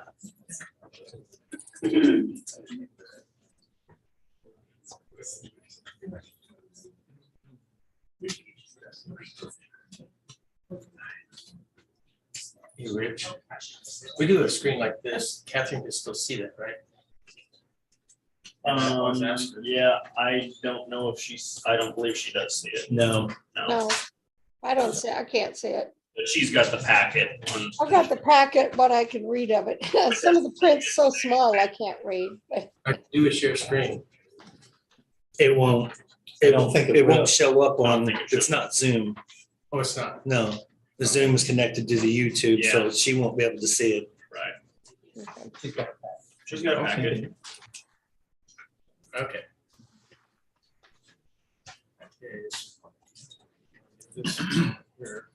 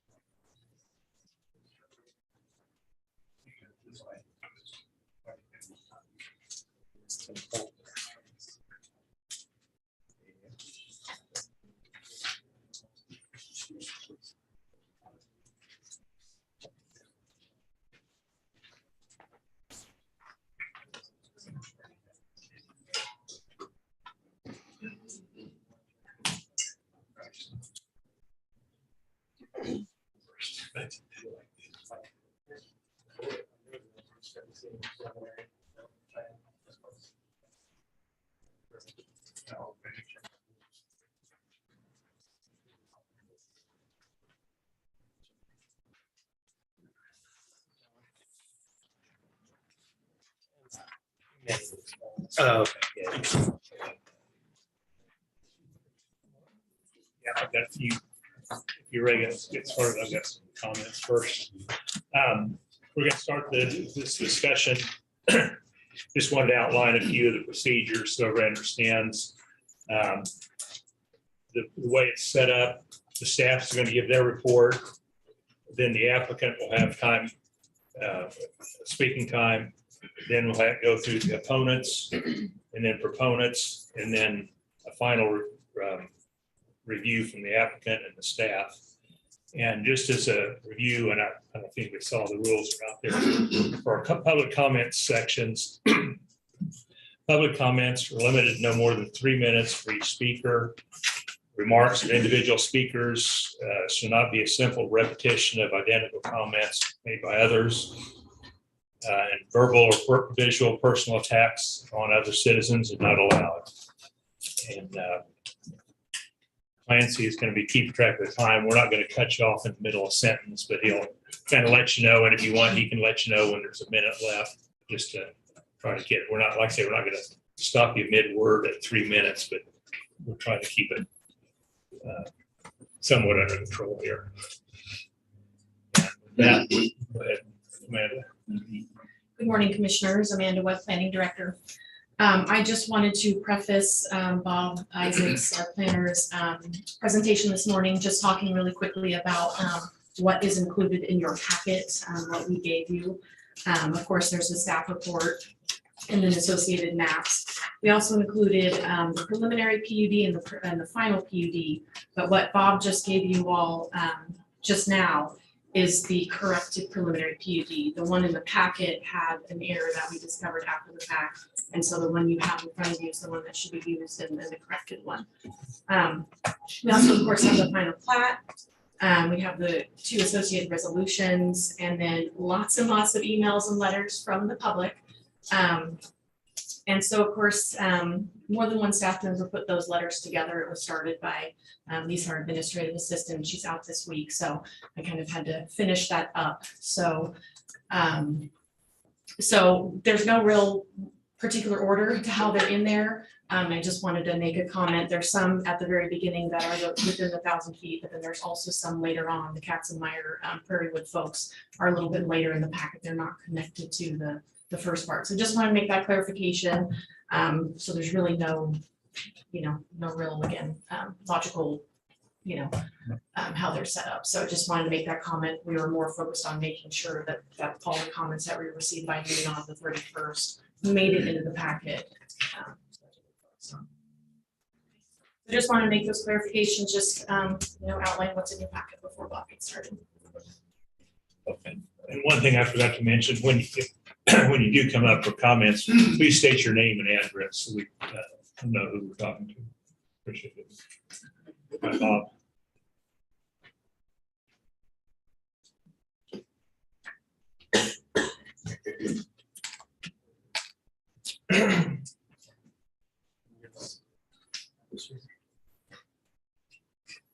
You want to see that okay?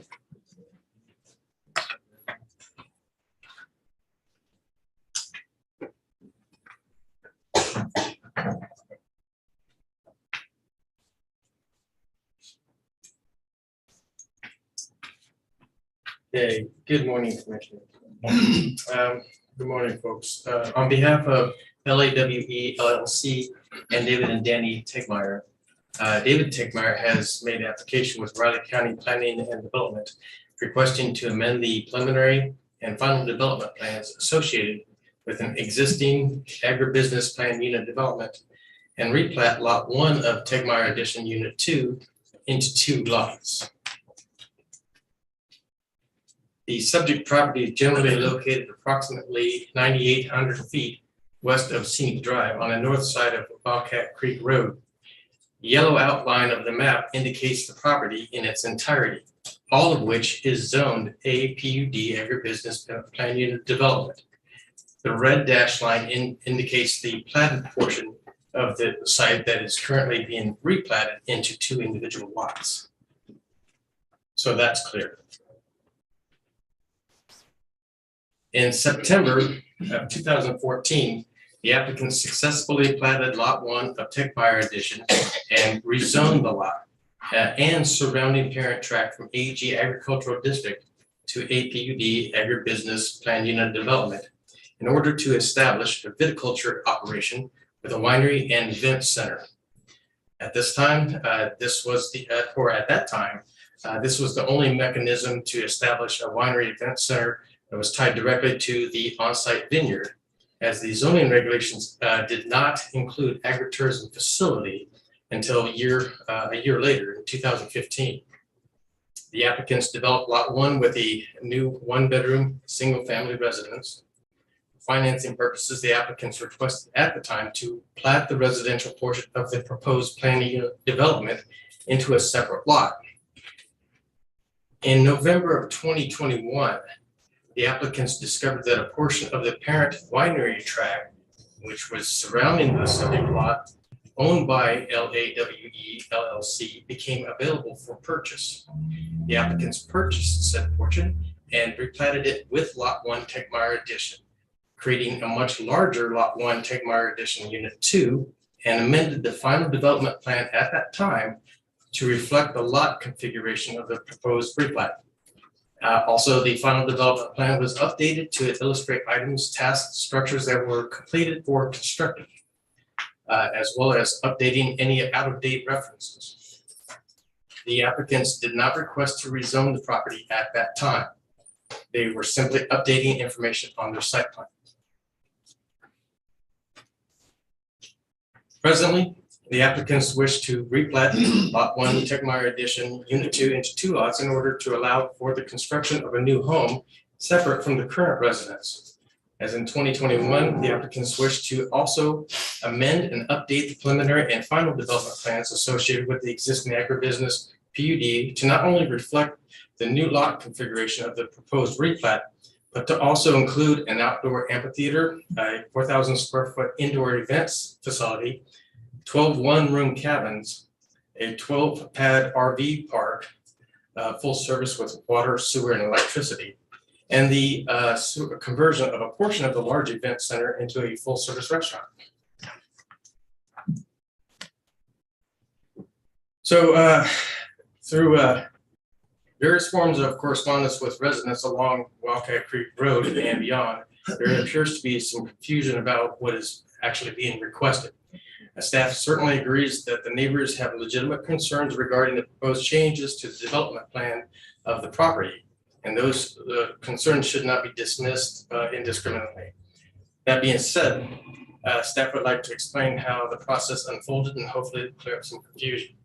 First of all, the applicants are not requesting to rezone the property. No part of the property is being rezoned as part of this request. Therefore, criteria found in the Kansas Supreme Court case of Golden versus Overland Park are not being applied.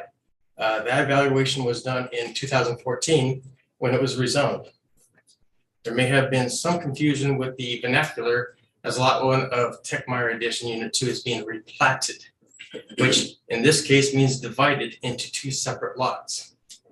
Note that the platted lot and the unplatted winery tract are all under the same PUD, all under the same zoning designation. So changes to the platted lot or creating a new lot with a new house, etc., typically triggers an update to the development plan. Furthermore, Kansas statutes are very specific regarding what actions are subject to a protest petition.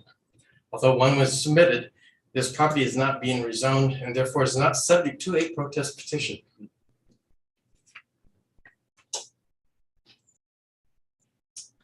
This brings me to this point in the evolving process regarding this existing PUD. PUD is a zoning district that is subject to an approved site plan called a development plan. That spells out what can and cannot occur on the property.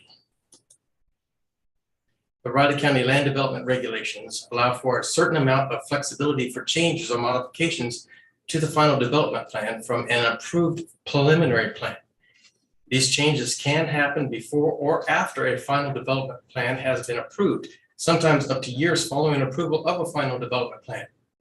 This is to allow minor changes to take place without having to go through the formal process of amending it. Section 419F goes a step further, by allowing some flexibility to the size of a building and the corresponding issuance of a building permit, maintaining, however, that any proposed changes beyond these limits or those limits shall require an amendment to the planned unit development district that follows the same public hearing process as the original rezoning to planned unit development district. But it does not constitute a rezoning. Reviewing the proposed request following the pre-application conference and with regard to those sections of the land development regulations, it was determined by staff that those proposed changes exceeded the limits described in those sections and that the preliminary and final development plans needed to be formally amended. Thus, a public hearing was scheduled and the details of the request were presented to and heard by the Riley County Planning Board. The Planning Board approved the replat of Tetmeyer Addition Unit 3, again dividing Lot 1 Tetmeyer Addition into 2 individual lots. The board forwarded specific recommendations regarding the proposed amendments of the final development plans. However, following the public hearing, the applicants contacted Planning and Development and asked staff to perhaps reevaluate the assessment of those proposed uses in relation to what is already permitted under the umbrella of agriculture and agritourism. They gave several examples of how Riley County Planning and Development was allowed or has allowed other agritourism operators to host large events under agritourism without having to go through a public hearing process for special approval within standard agricultural district zoning. He stated that concerts of varying sizes, weddings, graduation parties, corn mazes, pumpkin patches, etc., have all been allowed. The applicants gave an example of an outdoor concert that was allowed by Planning and Development recently, in the last couple of years, as you may recall, under agritourism. That was held by an local registered agritourism operator. So staff researched this perspective with how agritourism is defined to confirm that the proposed uses could be considered uses under agritourism, beginning with the state. The agritourism program, if you will, Kansas Agritourism Program implements the objectives of the Kansas Agritourism Promotion Act, KSA 32-1432 through KSA 32-1438A, and describes agritourism in the following way. So agritourism is a unique experience that combines traditional agriculture with tourism. Kansas agricultural producers are realizing the benefits of tailoring their operations to tourists so they can enjoy visiting Kansas farms, ranches, and wineries and participate in the rural lifestyle. These activities provide lifelong memories for tourists and additional revenue for Kansas farmers who host them. But this is how kind of how they define it here. Note that the state considers agritourism does not strictly limit such activities or amenities to farming or ranching activities.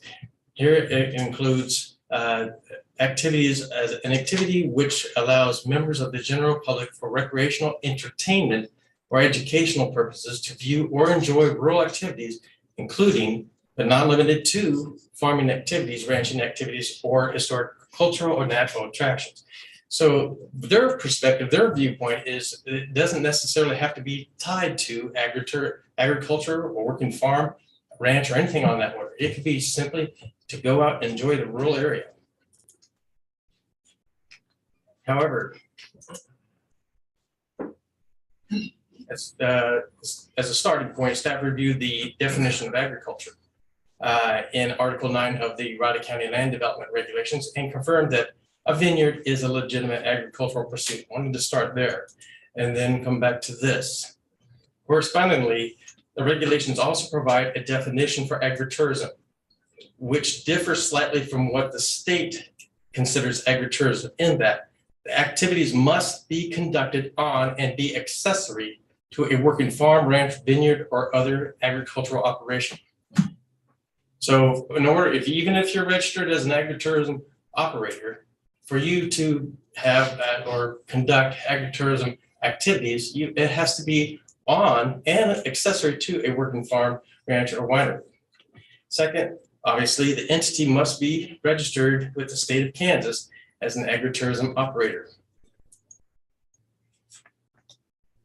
Riley County Land Development Regulations also define an agritourism facility as a building that is part of an agritourism operation that is solely or periodically used for conferencing, training, educational, recreational, or social activities, which may include meeting facilities, kitchen and dining facilities, recreational amenities, and lodging accommodations intended for participants, guests, and not for the transient general public. As you may recall, the original reason the applicants agreed to rezone their property to a more specialized form of agricultural zoning of agribusiness plan unit development was because the zoning regulations at that time did not include agritourism facility as an option. In order to have a winery event center tasting room, staff advised at that time that the agribusiness PUD option was the best method. So facts, thus reevaluating the request from this perspective, staff considered the following points. Property is not being rezoned. I want to emphasize that. The winery event center is not a new development that is taken away from the pristine, undeveloped, tall grass prairie. This site has been established and developed as a vineyard and winery since 2014. As per the existing final development plan, the principal use of the site is agriculture, which is a use that is exempt through state statutes in the application of local zoning regulations, regardless of how the property is zoned. Is simply listed on the PUD as information as to what's going on that PUD, on the property. Nonetheless, the current zoning of the site is consistent with the future land use map of the 2015 Manhattan Urban Area Comprehensive Plan. This area, or this site, the property, is within the study area of this plan. This is also, by the way, consistent with the future land use map of the Vision 2025. Agriculture is the use. Number three, the applicant's property owners are registered with the state of Kansas as an agritourism operator with a direct association to a working farm, with an as of right ability to provide agritourism activities and amenities as determined to be consistent with the definition of agritourism. Riley counties and the states both. Before the winery center is, or event center is fundamentally an agritourism facility predicated on the agritourism associated with a working farm. Although it is not necessary to list agritourism as a permitted use on a development plan, much like it's not necessary to list agriculture as well. It helps clarify those uses underneath that umbrella. Number five, the state cautions agritourism operators that simply registering with the state as an agritourism operator does not supersede local zoning or other codes. Agritourism facility buildings and uses are subject to the sanitary code and may be subject to the state fire code. In summary, the existing and proposed uses, including the proposed cabins, additional event center, RV pads, full service restaurant within the existing winery building, the amphitheater, are consistent with the definition of agritourism and an agritourism facility. Uses such as live entertainment, wedding events, lodging, and meals are already included and permitted through the current zoning designation, that APUD, which was created for an agritourism facility. Following the public hearing before the planning board, staff became convinced that these agritourism uses did not require approval of the planning board after all. Further, these agritourism uses that are listed do not require approval by the Board of County Commission. Although the additional residence or the use of the applicants is exemptable in Riley County because they are agricultural producers.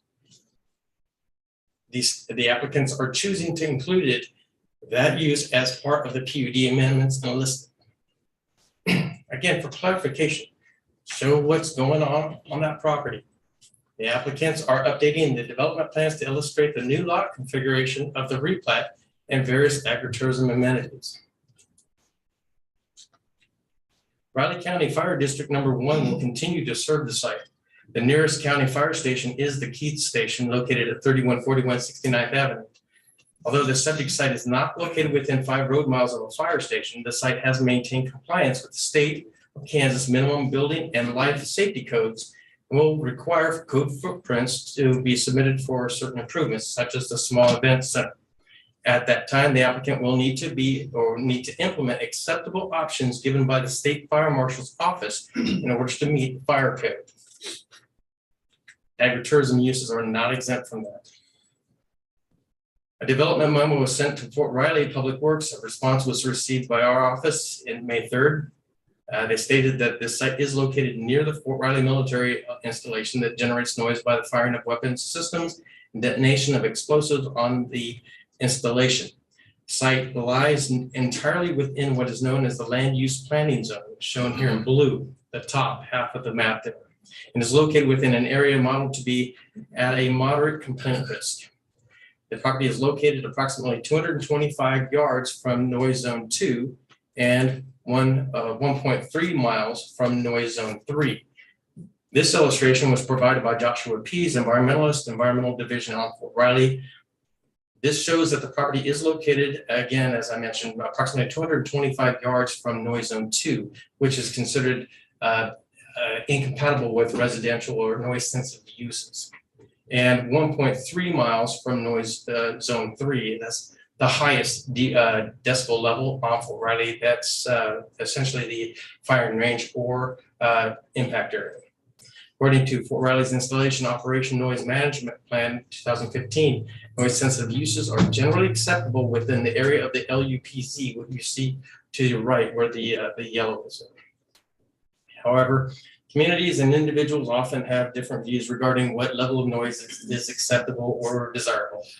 A Fort Riley, Kansas area of military impact real estate disclosure form provided by Riley County Planning and Development was signed and filed in the Office of the Register of Deeds in 2014 that applies to the entire site.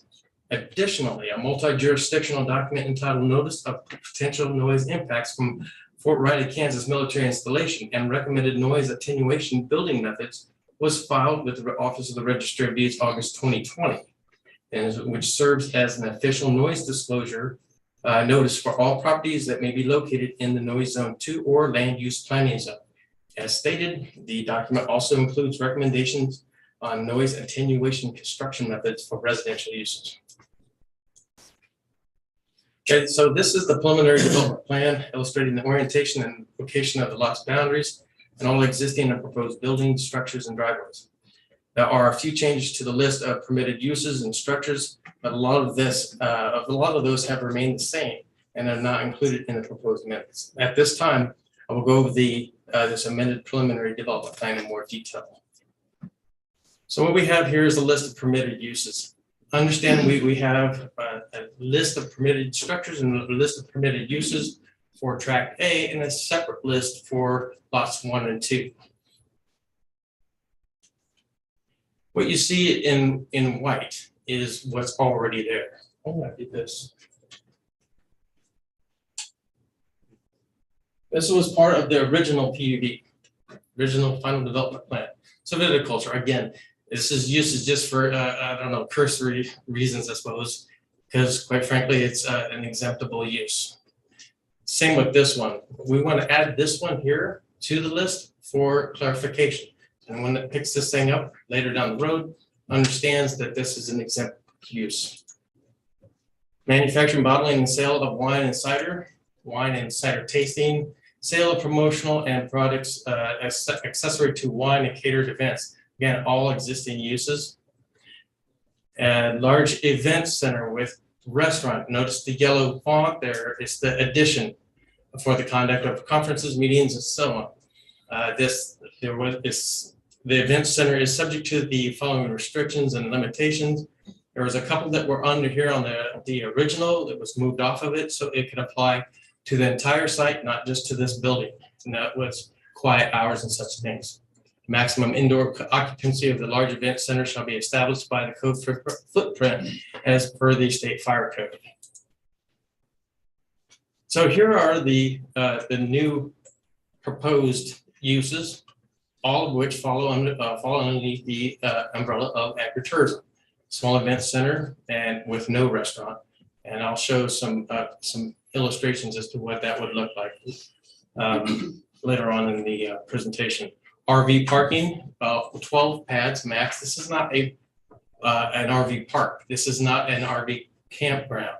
This is 12 pads in order to hopefully remove the RVs from the general parking to make parking and maneuverability on the site a lot easier, safer. Also, with the added luxury of having the services of water, sewer, disposal, and electricity.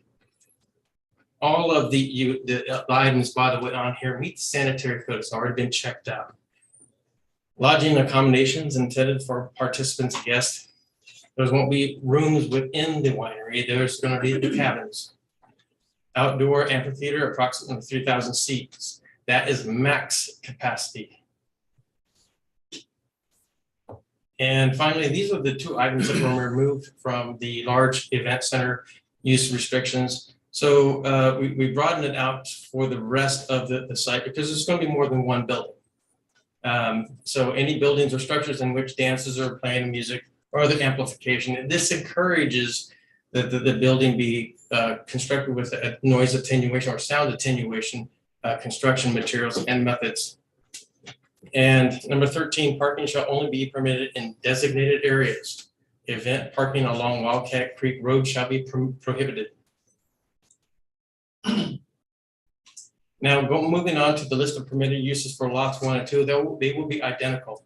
And it references the existing SF1 single-family residential zoning district and the use limitations that exist for that district as well.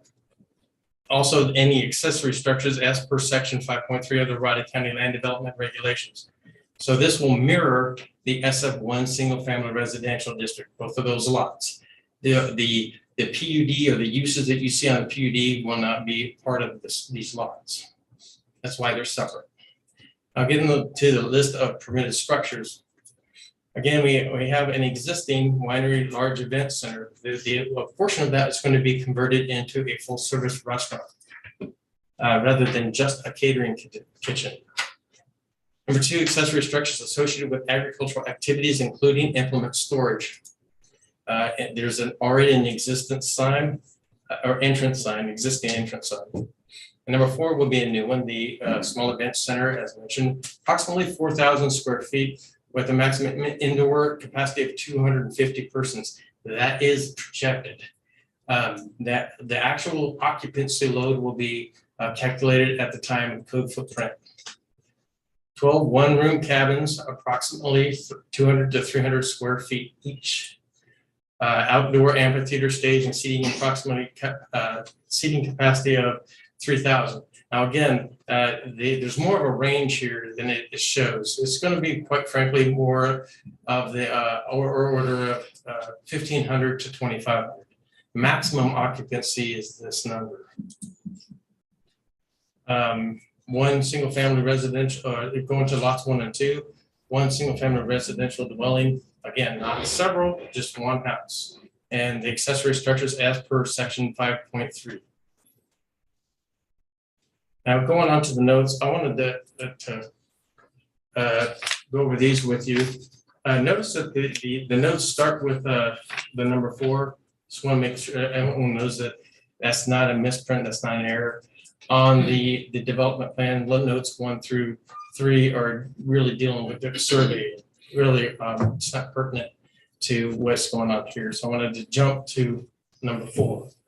So again, if an entrance pipe is required, we have these as standard as far as development, residential development, entrance onto a road. It's standard for plats. It's a requirement. So and since they are proposing a second lot with the replat, they will most likely need an entrance onto Wildcat Creek Road. Number 5, all drives and parking areas shall consist of all weather surfacing. The drives accessing the cabins small events center, large events center, and parking areas shall be at least 20 feet wide in accordance with fire code and to provide two-way traffic. The gravel driveway to the event center and winery shall be maintained in condition that is traversable by emergency response vehicles. Again, what you see in white font is already existing. So number 7 and 8, owners will resurface and maintain all drives and so on. Number 8, site and all uses thereon shall be in compliance with the Riley County Sanitary Code. And this breaks it down a little bit more as far as what's happening there. Proposed lot 1 shall be served by rural water district number 1 and an on-site wastewater lagoon. Proposed lot 2 is currently served by rural water and a sanitary lateral field. The tract A, the winery tract, is currently served with potable water by rural water district number 1 and an on-site wastewater lagoon. Not a whole lot of changes here. Let's go over this really quick. Location, extent of fencing and trails may be modified at the owner's discretion and so on. Again, this is just a simple site management. Buildings and structures shall comply with the State of Kansas minimum building and life safety codes per the 2006 IBC and the 2000 NFPA 101. Maximum permitted occupancy shall be posted in the winery events center building and the small events center. Number 11, the winery event center buildings shall meet the minimum code requirements, building codes as per the state fire marshal. And that's a blanket statement, but there's some more suggestions later, recommendations later on regarding that to be even more specific. So all structures and signs are shown in approximate locations. All proposed lighting shall have directional control or appropriate cutoffs to minimize spillage on or light trespass surrounding properties. Again, that's been in place since 2014. Number 14, existing riparian areas and native tree stands shall remain intact as much as possible to act as audio and visual buffer to surrounding properties. All areas unless improved will remain agriculture. Again, that has been in place since 2014. All stormwater drainage from the development areas of Lot 2 and the winery event center tract shall be directed to the existing pond. There is a detention pond we'll get to showing you in just a moment. All signs shall be subject to, this is an update, a reference to the new regulations that were adopted the first of this year. A Fort Riley, Kansas area of military impact real estate disclosure form provided by Riley County Planning and Development has been. This indicates what's already has been done, and it also suggests as far as the building or construction methods be used, certain construction methods be used for any residential uses as described in that document that was recorded. The landowner obviously has 100% interest in the land to be developed. The landowner controls the land and is financially capable of effectuating the proposed plan. Again, this is not a new development. This is has been in place since 2014. Moving on. Areas marked as riparian zones are subject to the requirements of section 6.3 riparian buffer of the Riley County Development Regulations. What you see in yellow is simply an update of the reference to the new zoning document. Noise levels from amplification of sound indoor or outdoor. Again, this is existing, nothing new, shall be controlled and mitigated so as to not to exceed 65 dBA at the property line. dBA shall be equivalent to continuous sound levels, okay, which shall measure amplified noise generated within the property over a 10-minute period along the involved property line. Again, this is existing. This is not being suggested or recommended or proposed for change. Same with this one, with the exception of a few things here. Quiet hours, this was underneath the heading of the large event center, the winery. And it was moved off of that, so it would apply to the entire property. So quiet hours, and we removed during which no amplified sound will be permitted to be more general, to have the quiet hours be more general, not just to amplified sound, but for other things that could be as obnoxious as the amplified sound. Shall be posted on site and shall be between, again, this is not being changed here, 11 p.m. and 8 a.m. for Friday and Saturday, and 9 p.m. and 8 a.m. for Sunday through Thursday. This is added, should be in yellow. Quiet hours for the cabin sites shall be 10 p.m. and 8 a.m. for Friday and Saturday, and 9 p.m. and 8 a.m. for Sunday through Thursday, and shall be posted in each cabin. As I mentioned, there's a few recommendations made by Riley County Emergency Management. And we are recommending that these get applied to the actual development plan. Number one, NFPA driveway standards shall be met for all roadways that have adjacent structures. There's already a note on the development plan that references a width requirement. I believe that NFPA driveway standards are more stringent. There's more involved. There's other things going on other than just the width or the surface of the driveway. Proposed parking lot or RV parking shall not interfere with the ability to access the existing water supply tank. Fire lanes along the adjacent winery structure and proposed event center shall be designated and be maintained as no parking zones, free of obstructions. Liquid Art Winery Estate outside property shall be managed to mitigate aggressive wildfire behavior and provide a defensible space to staff and visitors. And the proposed future event center shall be properly identified with signage and a fire department connection to supply required hose cabinets and sprinkler system. Again, these are things that the applicant either is already doing or has no problem doing. Proposed cabins shall have a fire extinguisher and sufficient defensible space of decorate rock and a non-combustible roof material in the event of a wildland fire.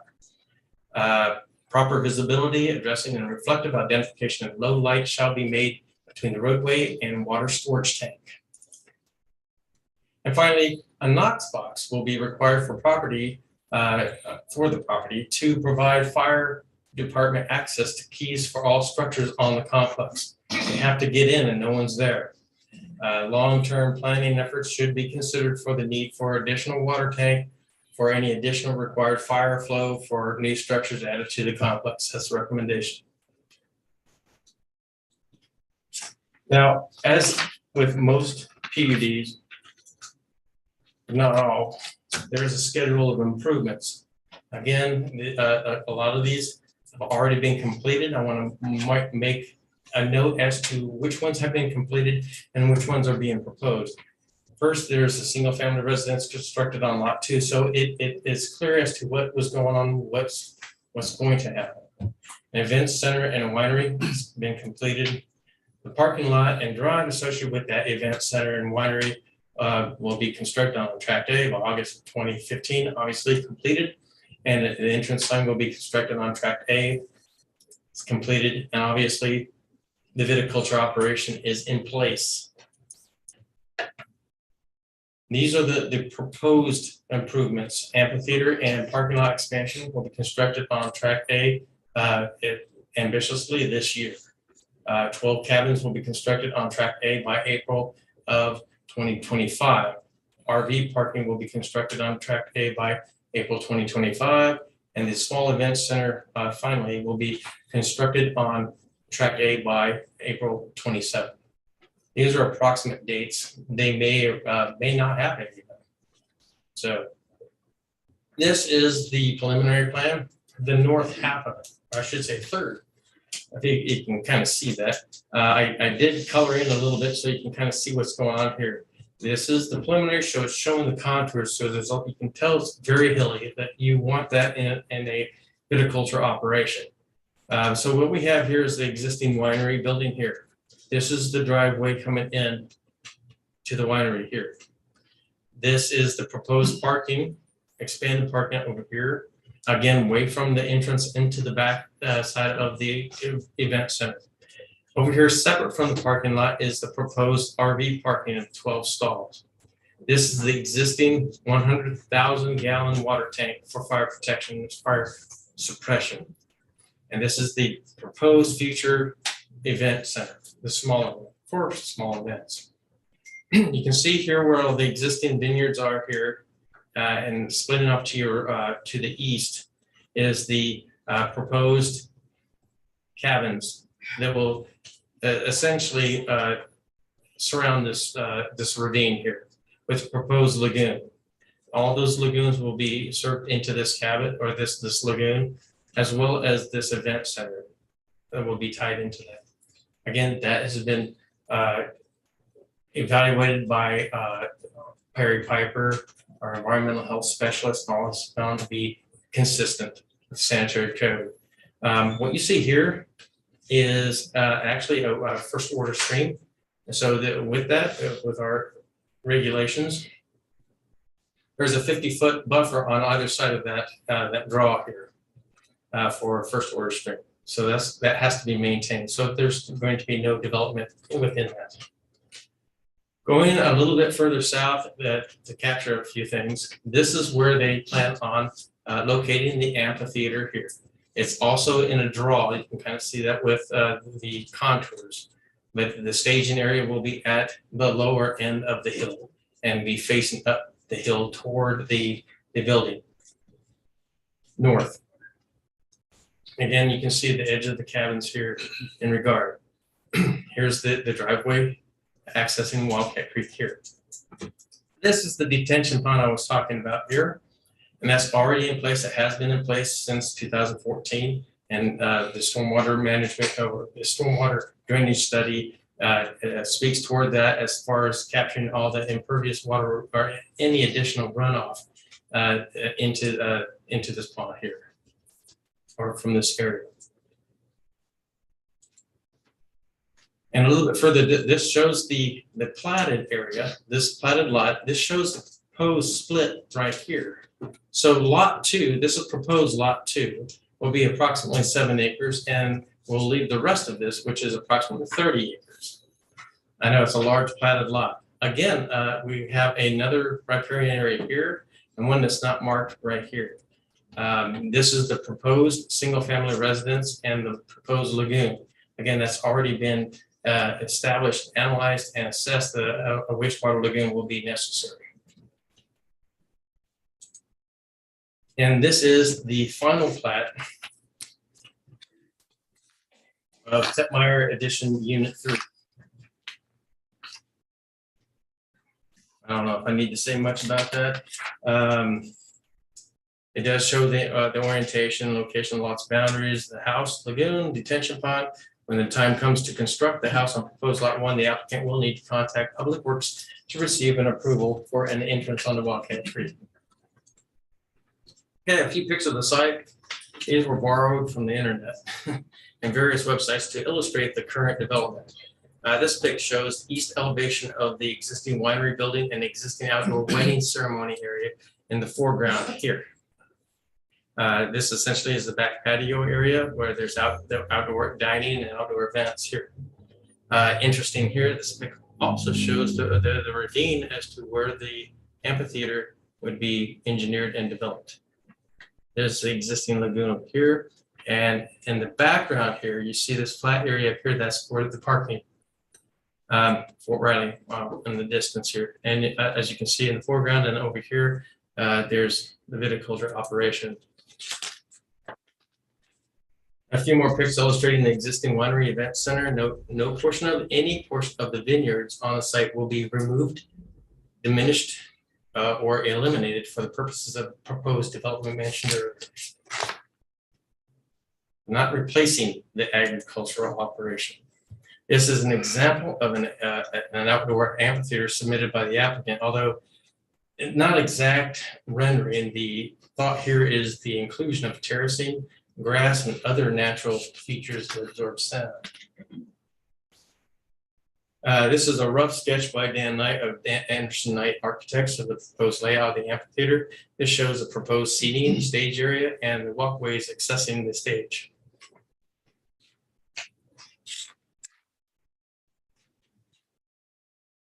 Also submitted by the applicant is this example of the size, style, and layout of the 200 to 300 square foot cabins. Note that each cabin will have a built-in kitchenette and be served by rural water and a communal wastewater lagoon. Just wanted to show you how that works. Here's the kitchenette, here's the bathroom, here's the actual open bedroom with the eating counter, with the sofa, if you will, and here you have it. There's a closet for storage. And there's a patio slider. You can see where it would just step onto this deck.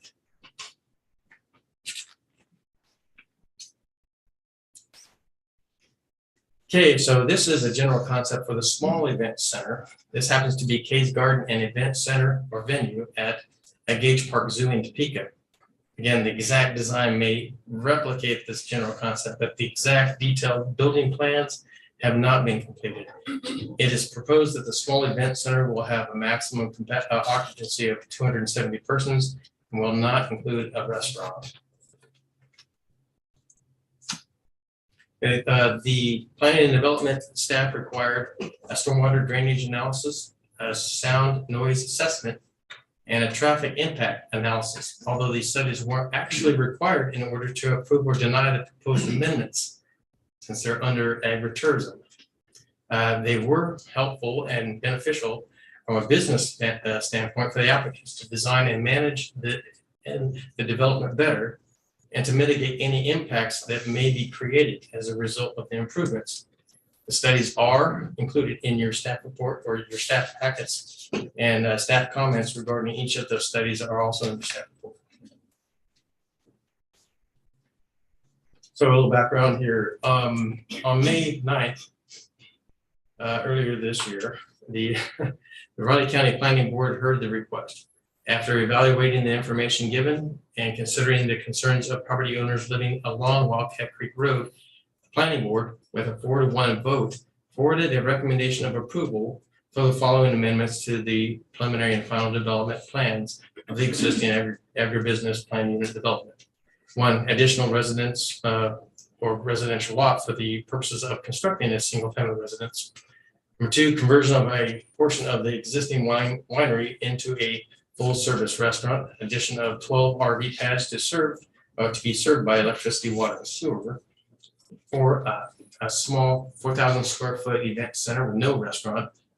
12 200 to 300 square foot one-room cabins, and finally expanded all-weather service parking. The planning board was not in favor of the proposed 3,000-seat amphitheater based on concerns regarding post-event traffic, particularly with congestion along Wildcat Creek Road stacking, increased fugitive dust, and a decreased level of service at the intersection of Wildcat Creek Road and Scenic Drive. I want to stop here at this moment and just mention that the county engineer is present. If he would like to speak toward the road, there are some questions on the road and stuff. I just want to make sure that I don't forget to mention that. He's here. The planning board also approved the final plat of Tetmeyer Addition Unit 3, as it was determined that it met the minimum requirements of the Raleigh County Land Development Regulations and Sanitary Code. Staff recommendations. In reviewing the proposed changes, additions to the development plan for the site and the corresponding studies to address potential concerns, staff offers the following.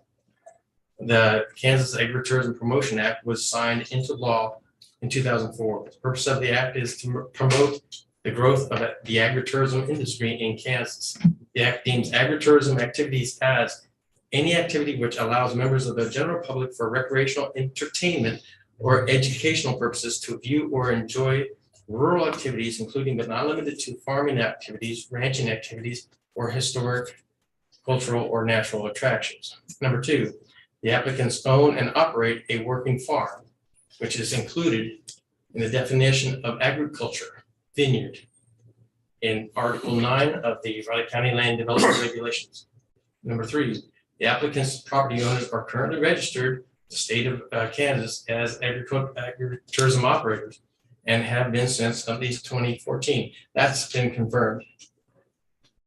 Number 4, the existing and proposed uses are consistent with the definitions of agritourism and agritourism facility, Article 9 of the County Land Development Regulations.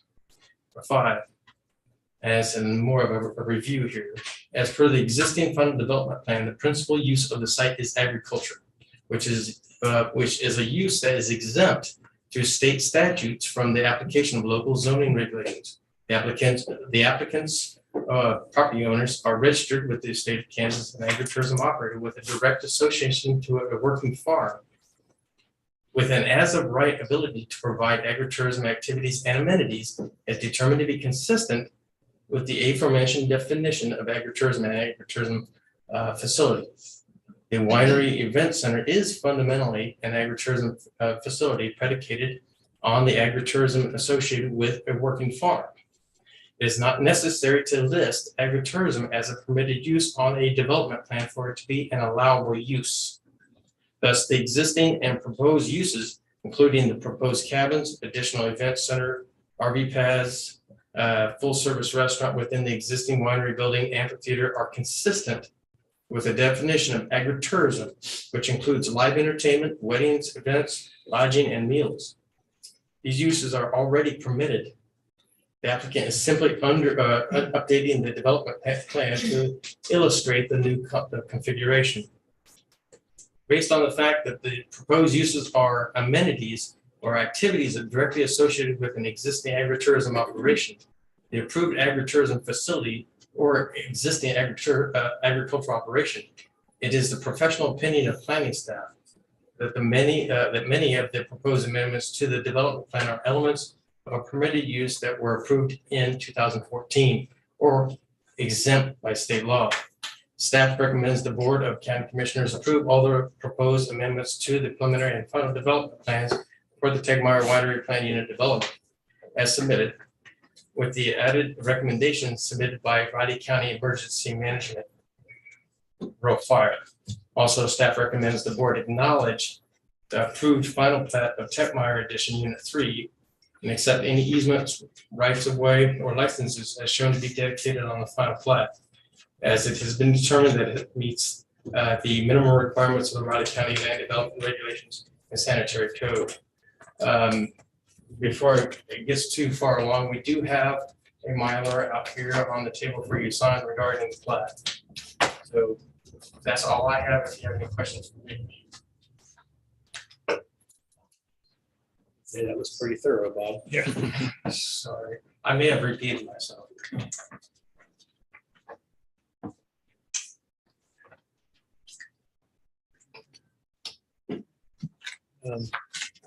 Next, if the applicants, Tegmeyer, are here, do you have comments to add? Yeah. Your time? Yeah.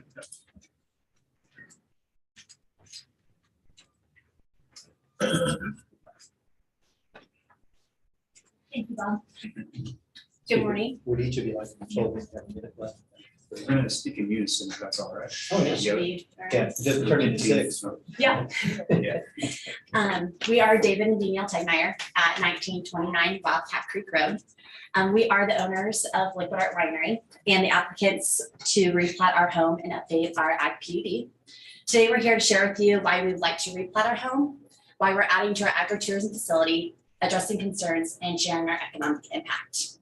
We have been blessed with 2 beautiful children now, and many would say that we've probably outgrown our 1-bedroom home. So the idea behind replatting the property allows us to build a larger home to accommodate our growing family. Growing up as a 6th-generation Kansas farmer, I decided to go against the grain of row crops and instead focused on viticulture, the growing of grapes. When Danny and I first met, we created a dream where one day I would grow the grapes and make the wine, and she would sell it. And here we are. In 2014, we came back to Manhattan and we took a ragged, overgrown, and overgrazed rocky hillside and turned it into beautiful vineyards. maintained wildlife habitat, native tall grass prairie, and built agritourism facilities that complement our vineyards. We grow 20 acres of grapes on our state property, making us the largest single vineyard in the state. We've also partnered with local farmers and ranchers, where we have built and now manage over 100 acres across the state of Kansas. This is nearly 1/3 of the total grape acreage in the state.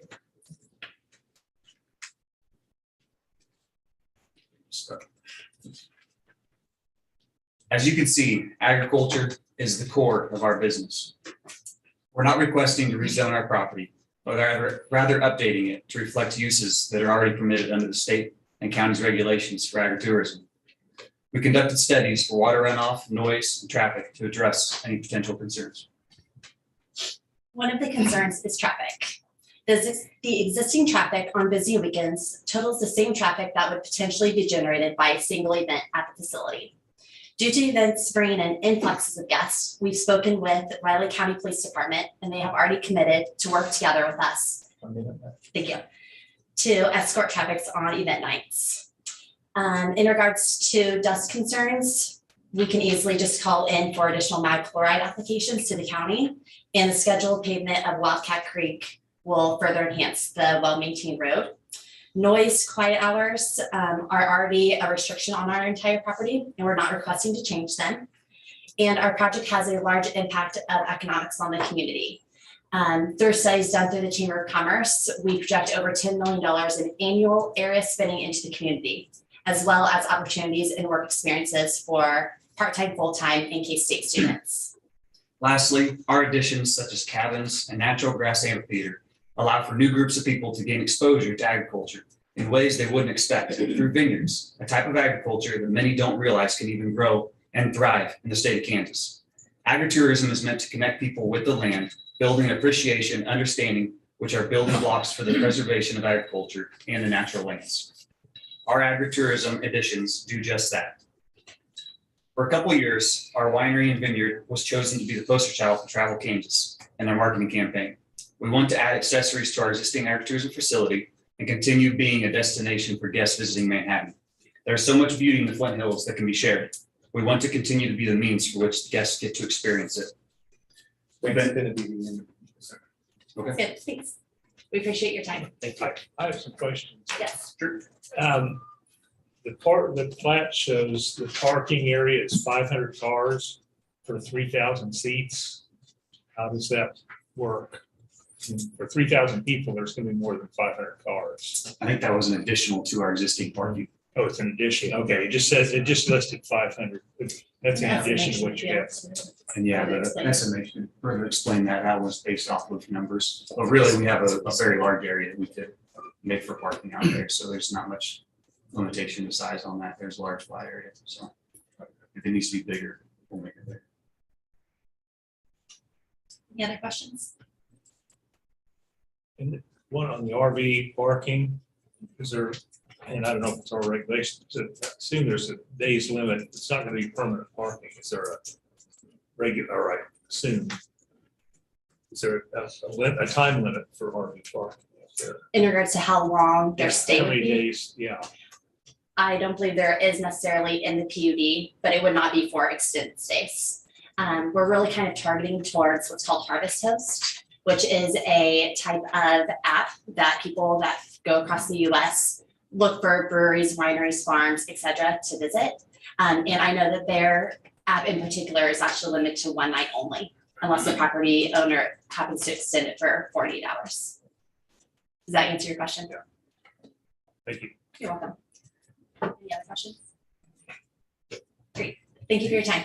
Just, if I could, Yeah, go ahead. just to be clear to everyone here, the 3 minutes is for the presentation. And then obviously if the board has questions, that's not going to be counted against anybody's 3 minutes. All right, just so you're aware. But it's fair as possible to protect both sides. No time limit on me around. The people who sign my checks One want to take it lies and lies. Thank you. Honestly.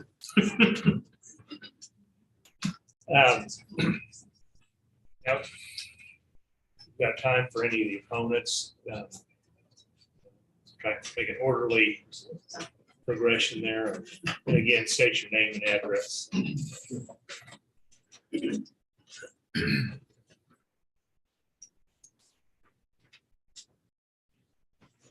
My neighbor wanted me to pass this along to the picture of the road with dust. The people in the Adams took that picture. Hope that doesn't take, can't wait 3 minutes.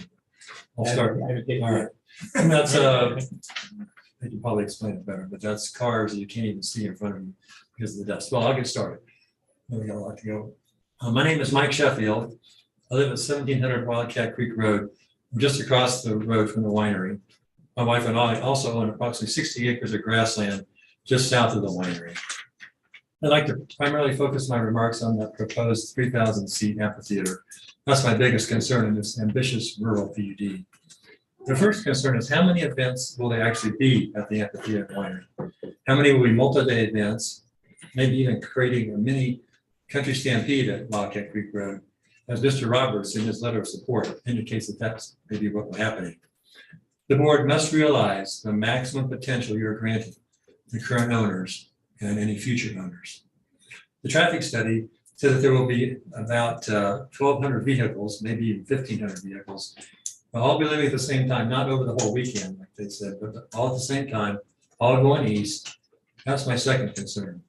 This is going to create a bumper-to-bumper traffic jam about 4.5 miles long. You take 1,200 cars, 200 to 20 feet per car. It's about 4.5 miles. There's only 1.8 miles from the winery to the Scenic Drive intersection. So this traffic jam is going to just gridlock Wildcat Creek Road. There's only one way in and out of that winery. Third concern is what happens at that intersection of Wildcat Creek Road and Scenic Drive. Estimation did the study says that that is going to drop to level of service F, which is the worst possible you can have. It's going to take hours to clear out this traffic jam on Wildcat Creek Road. What does that do for emergency traffic? What about us who live there? What about local traffic? RCPD has said they'll help. Who's going to pay for that? Will they be there for multi-day events? And if you back up the traffic on Scenic, you stop the traffic on Scenic, so it's going to come off of Wildcat Creek. You're going to back up that southbound traffic, back up into that roundabout. You're going to have gridlock and chaos. And then what happens when and if you pave the road? The county paves the road. The road's going to be closed. You're going to close it down to one road, one lane. People go back and forth. That's going to become just traffic Armageddon. And you are responsible for public safety. So the amphitheater was also the biggest concern of the planning board. Basically, they voted 5-0 to not approve the amphitheater. Some of their comments were, I'm dead set against this thing of the plan. I have a problem with the amphitheater. The amphitheater is the big issue. If you put 3,000 people and 1,200 cars on that small road, it's a problem. Even if the road is asphalted, getting people in and out is a problem. Other counties wouldn't even let you think about doing this. And there could be 365 events there in a year. There's no limit. The planning board, your planning board spoke loudly and unanimously. So if you don't want to or won't listen to that planning board, then why do you have one?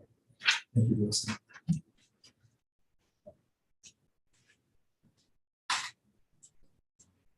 Any questions? No. Now I'm relieving my wife on grandson duty. So I will point out to the crowd, based on the prior speaker, as I've been told in front of courts and in front of the Court of Appeal, you don't have to use 3 minutes.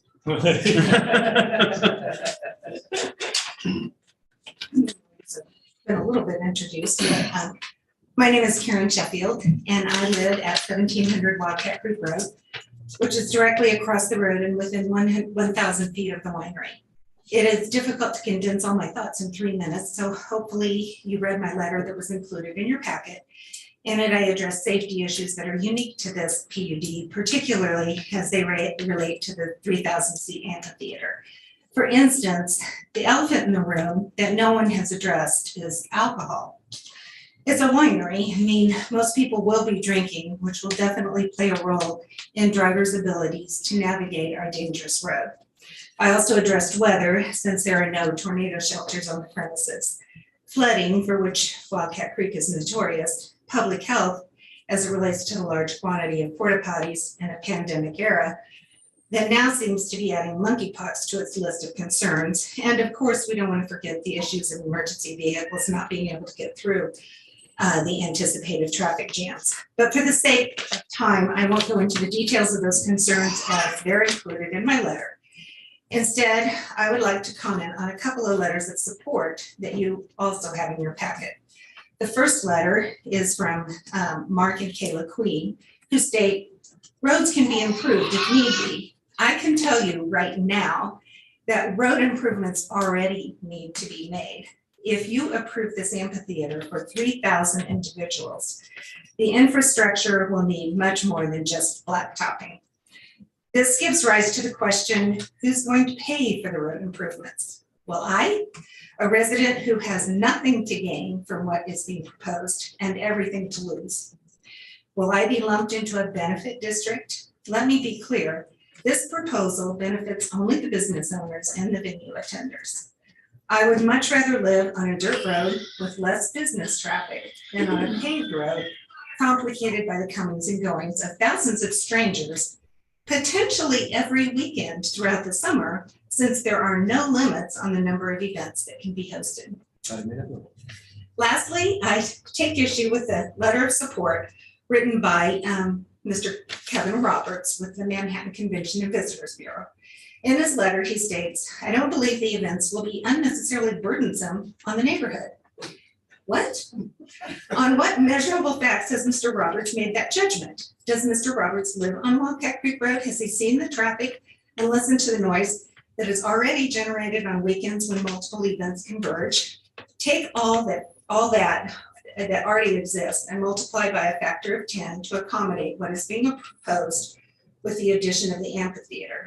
Perhaps Mr. Roberts would like to join me at the end of my driveway when I try to exit during events, or perhaps he would like to keep me company for the hours it could take for me to get to the end of my road. That is potentially every weekend because there are no defined limits. Mr. Roberts' statement is made without facts or experience. I have one more sentence. It comes from only one vantage point, dollars and cents. In closing, we all know that what is driving this is the ag tourism craze. I would like to suggest that an outdoor amphitheater on a dangerous dirt road teaches no one about our agricultural roots. What is being proposed in the amphitheater is not ag tourism. It's paved paradise and put up a parking lot. Thank you for your time. Any questions?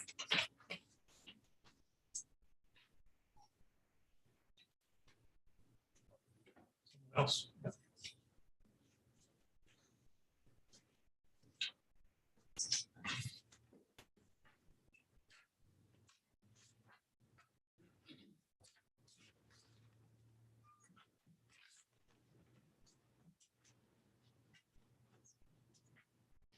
Hi, I'm Susan Mitchell, and my west boundary is the winery's east boundary. I live at 1443 Wildcat Creek Road.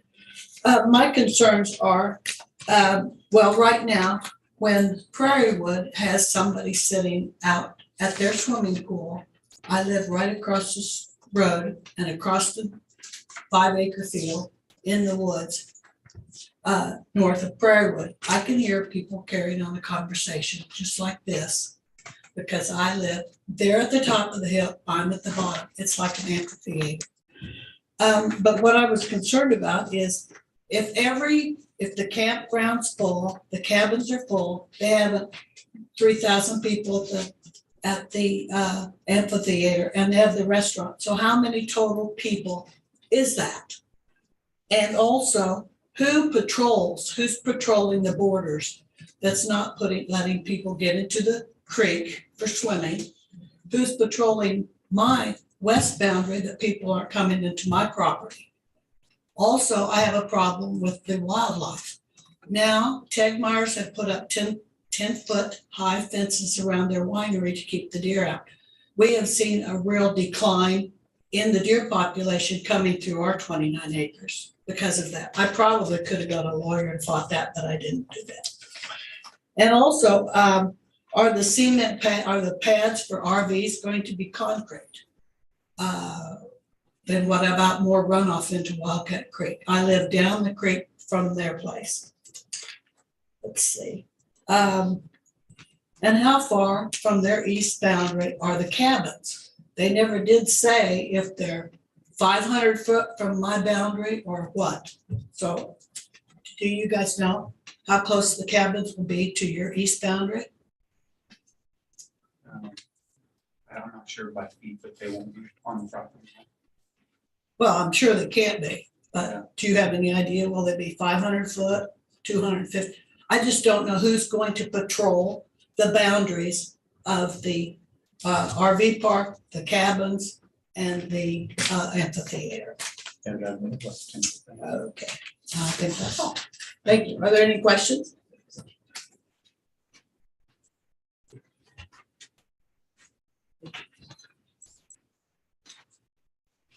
And I did want to say, excuse me, that those packets that I gave you, that's a concert that I went to in 1974 at Sedalia, Missouri. It was advertised as a bluegrass festival and became a rock concert with 350,000 people at it. Miniatures. Good morning, Commissioners. My name is Rebecca Katzenmeyer. I am the owner and operator of Prairie Wood that Susie just mentioned at 1484 Wildcat Creek Road. I also live on the road at 1083 Wildcat Creek Road. Thank you for what you do for our county and community. And I first really clearly want to say that I am for Dave and Danny. I'm for Liquid Art Winery. I am for the rest of my neighbors. I'm for Wildcat Creek Road. I am for the watershed. I've lived on Wildcat Creek Road for almost 25 years. And Prairie Wood itself is less than 1,000 feet from the winery. There are a lot of complex aspects to consider for all of this. And in my letter, I really spoke about and want to speak about now a theme that continued to emerge once I heard about that. And the theme is reciprocity. Reciprocity involves the action of giving and taking mutually and sustainably. As both a neighbor and an operator, I am really struck by what is already happening on Wildcat Creek Road. Some neighbors have lived a really long time out on the road, and there's just a handful of homes sprinkled about and farms. We have grandchildren of original homesteaders that live out here. We have landowners that don't live on the road, but who have cattle and use for agricultural use. They're cattle ranchers, we have horses, and they're equestrian operators. And we have two operations, Prairie Wood and Liquid Art. And we all are having to coexist together. And to do that, there's got to be reciprocity. That should be a guiding principle for every community. Our neighbors already have to give up some things for us to operate. They do have to deal with a certain amount of noise when the hills are bouncing just right, traffic and dust. Those things they are already experiencing, and they have had to give that up to coexist with us. At the same time, they have a benefit that both what the winery are doing and what we're doing has agritourism involved, and we have kept encroaching neighborhoods from coming. So there is a benefit that they get to take because of that. They might be able to go get a pizza and a drink up at the winery, or come walk Prairie Woods trails that are not that are open to the public on Sundays. But to add any further commercial urban-like development, whether under the banner of agritourism or not, in this rural area would alter the reciprocal nature of the delicate relationships involved. Large-scale impact of the proposed amendment to this rezoning would ask our neighbors to give up far more than anything that they would be able to get in return. Additionally, not only it would remove sustainable reciprocity from the dynamics involving the neighbors, it would also certainly affect the rare ecological treasure whose health is dependent on proper management of its resources. There is no method in which large-scale urban-like development can possibly give back to the land's ecology the amount equal or greater than would be diminished by it. I've read the 2025 vision plan. I really think we don't want this in our community that's already been set out. Please consider denying this amendment. Questions?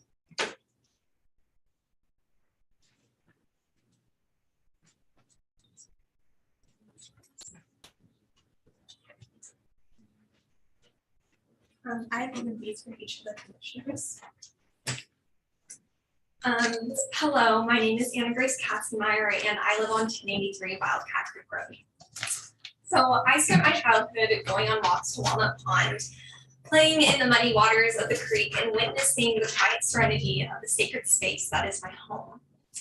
The prairie is a unique environment that is so unknown to so many and yet so known to me. It is the place where I go when I'm anxious. It is the place I go to be still and quiet among a chaotic and very noisy world. Over the last 3 years, I've split my time between my home on Wildcat Creek and my college home in the southern part of Minnesota. And in Minnesota, I've experienced the Great North Woods, I've experienced tons of lakes, but I've never experienced anything like the prairie on Wildcat Creek Road. As many of you may know, the prairie, the tallgrass prairie, is a dying landscape, a dying ecosystem in North America. It is so rare to find this unique environment where sitting and being is more valued than moving and becoming. Transformation does occur on the prairie, do not get me wrong, but it occurs in a way that is so countercultural that many of us do not see the value that it holds. In common society, change occurs through doing. We live in a world that says, do more equals be more. That is the message we get. My parents, Kale and Becky, have experienced this firsthand. They have worked to steward this land, which they cared for, and they have had many opportunities for expansion. More profit, more connections, more people, more growth, all good things. The thing is, no matter the intent of all this growth, what the growth actually brings goes against the very space that it is being brought to. On the prairie, change occurs through quiet dialogue with the very nature of the earth itself. It occurs through family conversations on long trail walks and quiet mornings, listening to the birds chirp away on the back porch. The expansion proposed by Liquid Art Winery, while it would bring more people to the space, would take away from the sacredness that is this space. Agritourism implies that visitors will have an authentic experience of the agriculture, but this amendment does not give that experience. Please don't hear me wrong. I want every person to experience what lies in the heart of the prairie. I do not, however, believe that this true experience can occur through mass expansions and 1,000 people events. The prairie can be a place of gathering, but it is also a place of scattering. It is a place that you can come to for rest and renewal. I do not believe that the expansions proposed for Liquid Art Winery align with the sacred values that the prairie holds. This space has been my home for 21 years. The thought of a massive development taking away from the peace and sacred serenity that is my home, even with the best of intentions, leaves me anxious. As owners of the land, it's our responsibility to steward this sacred space in a way that honors where this land came from and where we hope it's going. Yeah.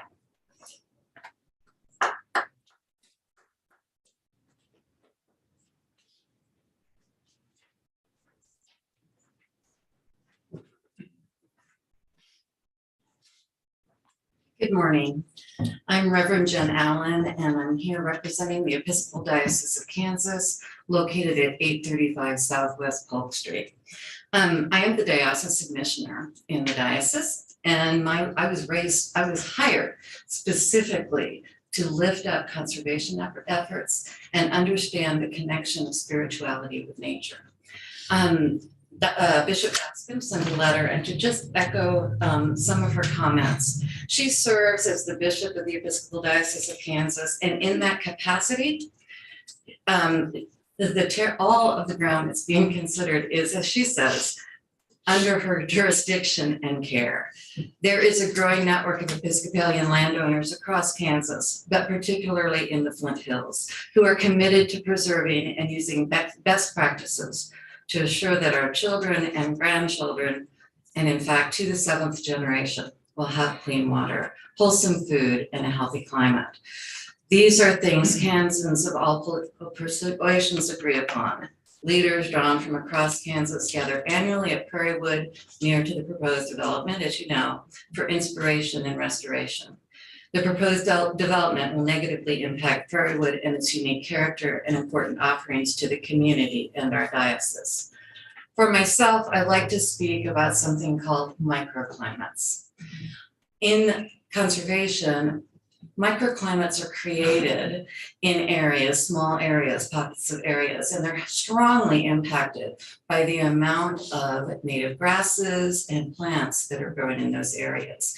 Every inch of concrete that covers native grasses reduces that property's ability to absorb water, sequester carbon, and to create a microclimate, which actually can affect the temperature in a small area. And so as one of my concerns that was raised as I was listening is the question about parking and the comment that if we need more parking, we'll make more, which means a further degradation of the natural grasses that are on the property that sequester carbon. Additionally, as you're decreasing the ability to bring carbon into the ground and stored in the roots of the plants, you're increasing traffic on that road, which is increasing carbon, dust, and other pollutants to the neighbors. And it has an unfair impact on all of the folks living along that road. Thank you very much. Do you have any questions?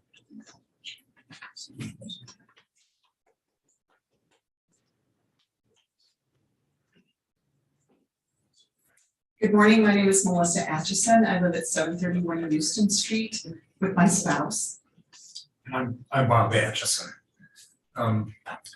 We're here today because we do have concerns about the request that's been made by Liquid Art Winery.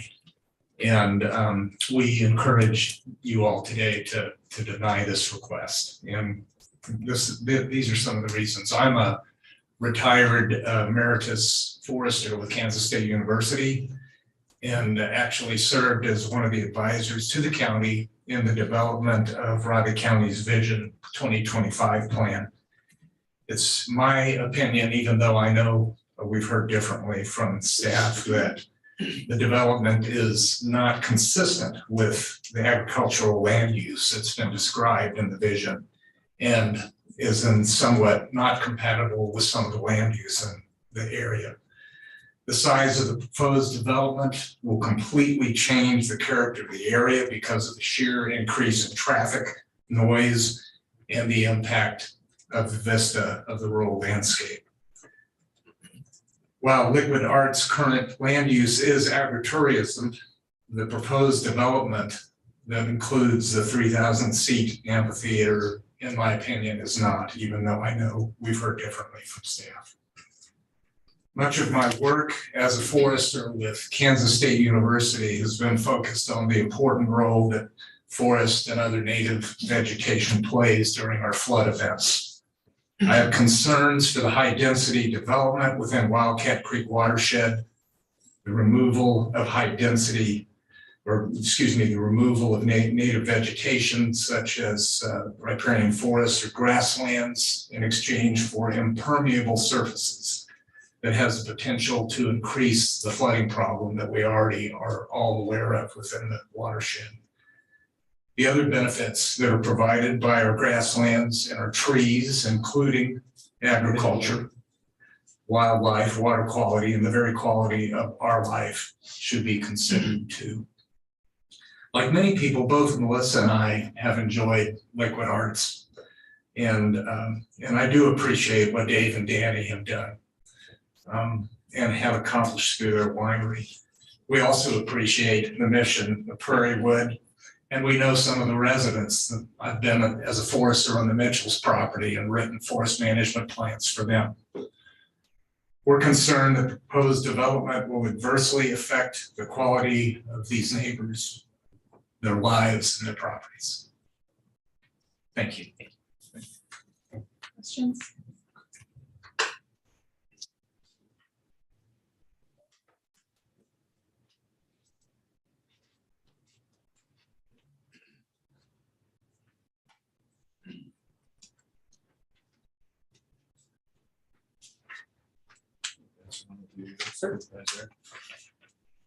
David Adams. I live at 1725 Wildcat Creek Road, and we're right next to the winery. We have the advantage of having events on both sides of us every weekend. So if anybody wants to do their wedding vows over, come on over, except my front yard. But no, we cohabitat with these guys, and we don't have a lot of problems with them at this point. The viticulture is fine, the winery is fine, the track 1 and track 2 not a problem at all. Some of the proposed things that we see happening here just is a little bit of a big reach, and so we feel that we had to address it. The cabins are mine. That's what's listed there on that piece of paper that you see. It's 450 foot to our property line and 600 foot to our house. And so according to what that schematic is that we went off of. So we're a little bit concerned about that. The 12 cabins, each cabin has approximately, I believe, a 20 by 40 pad, parking pad, which I think that's probably a block. Each cabin is 2 residents. These cabins are located approximately 450 foot. Other facilities similar to cabins report that guests do not leave an event and return to the cabin after they have they gather outside the cabins, drink, play, loud music, have fire pits, and generally just respect the privacy of others. And when I ask about quiet hours and stuff like that, because we went and talked to Dave and Danny last week and about where these cabins were, and they said it'd be self-regulating for sound. So that is one of the things that I feel like that most people will not be quite that quiet. And Bob had offered to give, he said, just call me at planning. Okay, and I said, okay, give me your cell phone number so I can get a hold of it. And so it hasn't offered to do that just yet. The lagoon is currently downward slope on the hill located directly in front of the cabins.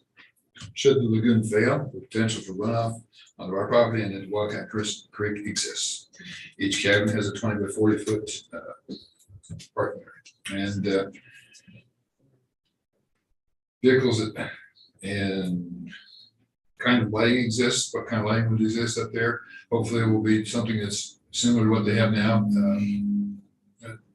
Which is very minimal to us. Who will manage the fire pit usage during all times if they build one? It brings up the fact that July 4th is coming. I've had people down shooting off fireworks in my, I have a little turn area where people turn around. I've had people use that to shoot off their fireworks. So that's something that I think that needs to be addressed too. We all have a dream on Wildcat Creek Road. We'd like to keep it quiet and nice, but progress happens. Thank you very much.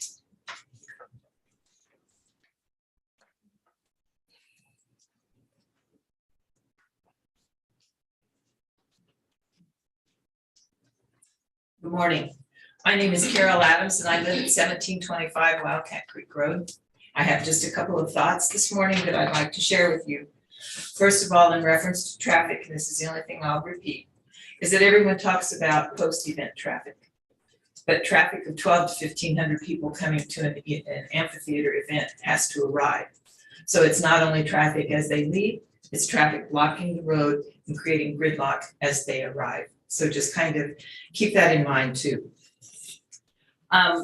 Earlier, Bob Isaac reminded us that the Golden versus Overland Park Supreme Court case doesn't apply in this instance because they're not asking for a rezoning.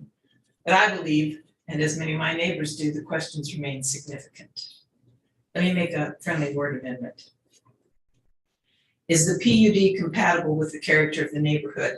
You've heard many speak. No, it's not. This is a rural residential pasture farming grassland woodlands, not commercially developed. Residents are known to walk or ride horseback every day along the road. The KSU track team runs on Wildcat Creek Road. Bicyclists regularly enjoy the road, and we, the residents, walk the road, even though it's becoming increasingly unsafe with the current amount of increased traffic. Question 2, is the PUD compatible with the zoning and uses of properties nearby? No. As you heard Becky Katzenmeyer talk about, it's a sprinkled residential area. It offers no benefits to us to see this development, and it increases the safety risks, as Mrs. Sheffield spoke to, for every landowner and every property along the road. Will PUD detrimentally affect nearby property? The answer is yes. The road remains a problem. The noise that comes with an amphitheater of increased 12 to 1,500 cars and multiple events a year, in addition to the current traffic for weddings and events, will create issues. And remember, when they talk about noise and abatement, no one hangs a meter on the fence to make sure that 65 dBA is being held. And as Mrs. Mitchell talked about, we live at the bottom of where that cabin ravine will feed down to, and that sound will not be attenuated by any riparian buffer. Is there a gain to public health, safety, and welfare? No, there is no gain. We who live on this road will be taking all the risks. And we have talked with and heard multiple times that this road will be paved. And we know the county engineer is present today. So we would like to hear from him, because we know, based on 2 newspaper articles, that the sales tax goes into effect January 1st, 2023. It's estimated to raise 10 million in 5 years, and that the sales tax money is to be used for paving Wildcat Creek Road, but that's not listed anywhere in an official public document. So our questions remain. Will the money be there in 5 years? Will the road be paved if funds are needed elsewhere? How much will property taxes increase? Who will pay for regular road maintenance once it is paved? I believe that paving can be promised today, but that's not a guarantee 5 to 7 years from now, which is what the traffic report states. And what will be the status or condition of the road in that 5 to 7 year period with increased traffic? It is not just residential, but could easily become more semi-trailer trucks, could be construction equipment, in addition to those that already use this. Thank you very much.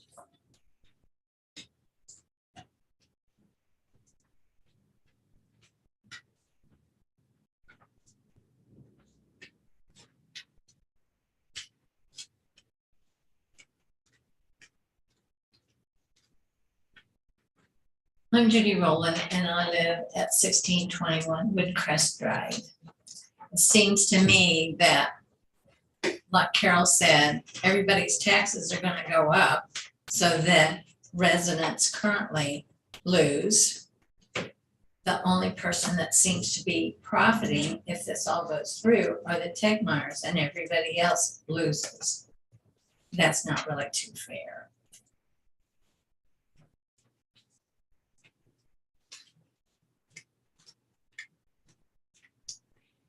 I'm Leonard Kotzer. I live south of the winery at 3131 Wildcat Creek Road. Everybody addresses the fact that the traffic will head to the east. Having been to events in which large groups of people are leaving events, they search for a way out. The way out will be south. We now have semis going through that road. We appreciate the replacement of the bridge that the county put in. What that did was increase traffic. Commercial truckers are now using our road to make the shortcut into the city. As a result, we have less wildlife and a whole lot more dust. So to me, the winery offers no benefit, only the possibility of more dust and traffic. Thank you.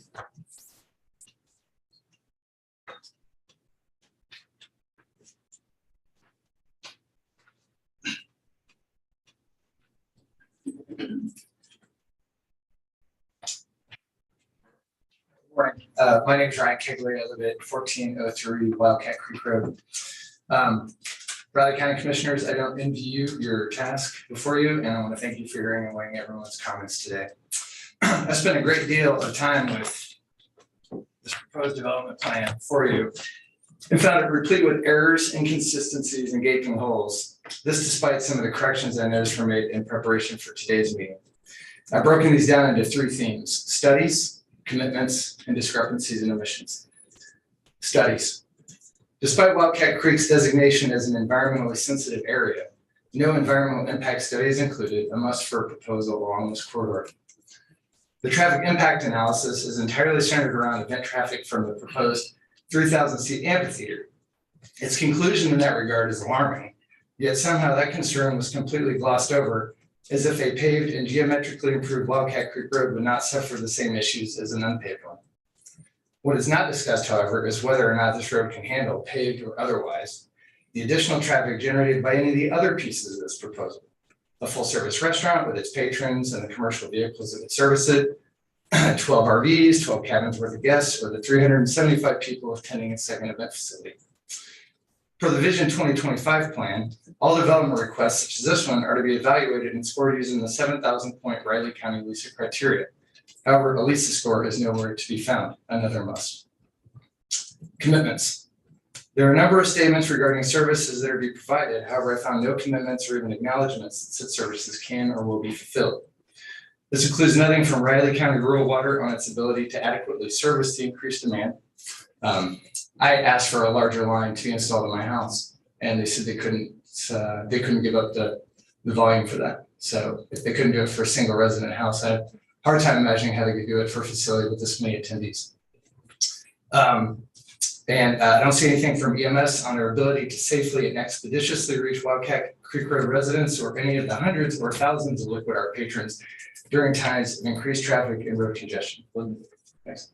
And despite conflicting timelines, as been mentioned by a few other people, anything more concrete than a quote unquote expressed interest, which is according to a Manhattan Mercury article from March, in having Wildcat Creek Road paved. Finally, discrepancies and omissions. Though there have been some updates to the site plan since the last meeting, there are a few things still worth pointing out. 500 parking spaces has been mentioned. I don't see any other place where parking is identified and it's actually listed as 500 spaces. That doesn't say 500 additional spaces, and I've counted every space on the site map. So where are they going to fit another 500 to 1,000 cars? The original plan showed 16 cabins. That's now been corrected to 12 on the site plan. But is there actually a limit to how many cabins they can put up there? And the rule of thumb is at least one porta potty for every 50 patrons. That'd be a minimum of 60 porta potties for 3,000 attendees. Regardless of whether that's a reasonable solution, there's no indication where they'd be placed on the site map or whether they could be temporary or permanent.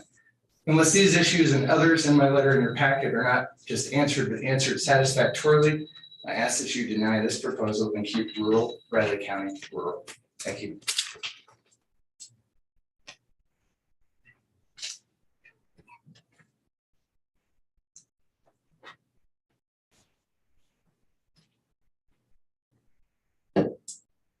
Thank you. I'm Mark Queen at 5603 Powercat Place.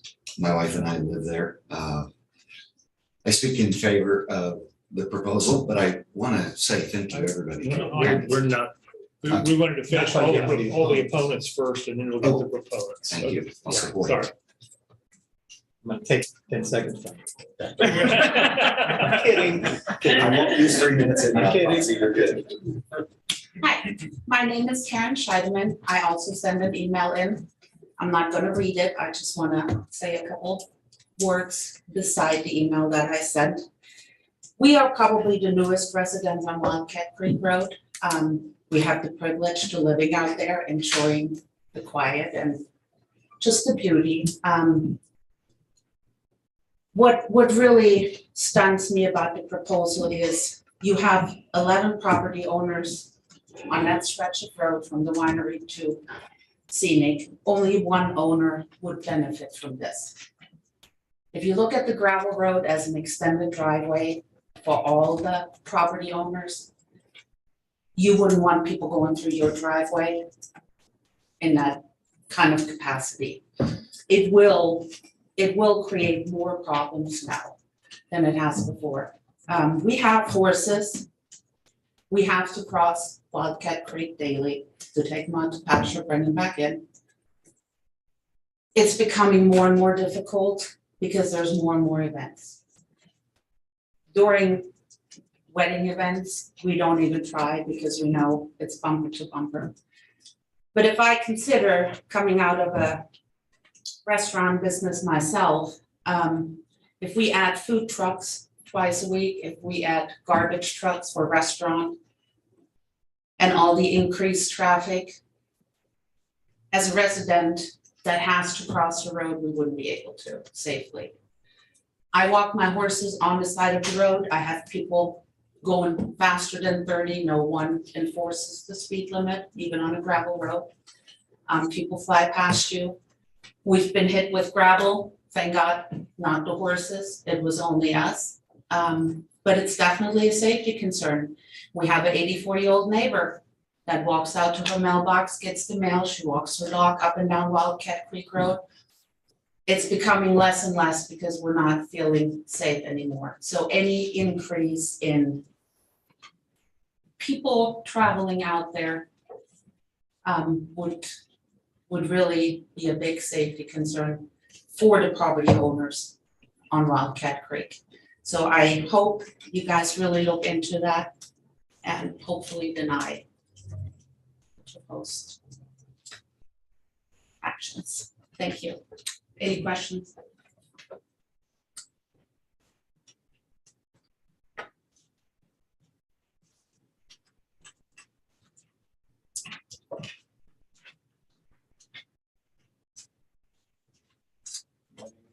Michael Thomas, live at 682 Wildcat Creek Road. I sent an email I'm not gonna go through it all, you can read through it. My concern mostly is around specifically the curb that sits to the north side of our property. Alcohol is consumed down the road, and as people come back down, generally the general public, they're not familiar with the road enough to know the safety features that need to be taken into account. So we generally get a lot of traffic incidents in front of our house. Some are reported to the police, some are not, but there is numerous, too many to count, and some are potentially very dangerous. We've had cars careen off the road into the creek. I've had cars flip over into our orchard. We don't have any trees in our orchard any longer. Some of them were taken out by cars. For us, we have an elementary age school child, and but we don't let him play out in front of the road. I'm fearful for myself when I'm mowing in front of the road. The incidents are just very dangerous. I see cars every single day coming back down the road, lose control, and almost come into our yard. I don't have a fence in front of my yard any longer because of the issues.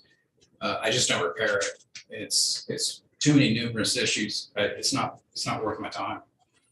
So just something to keep in mind.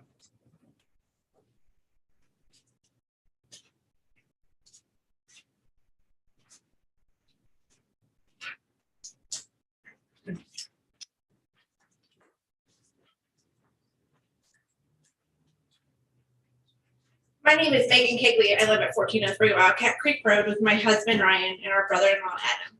We moved to Manhattan about 2 years ago from the Kansas City area for multiple reasons, but most importantly to live among the prairie and the small community that is Wildcat Creek Road. Adam has lived with us for 6 years. He's mentally and physically handicapped. He's lived with us since their mother passed away. We are able to get him out in this community to walk, mostly among the road, but some days among the prairie. We're only able to do this because of the low amount of traffic on our road. As you know, there's no shoulder, so we always have to be aware of drivers, some of which are already going way too fast for our road.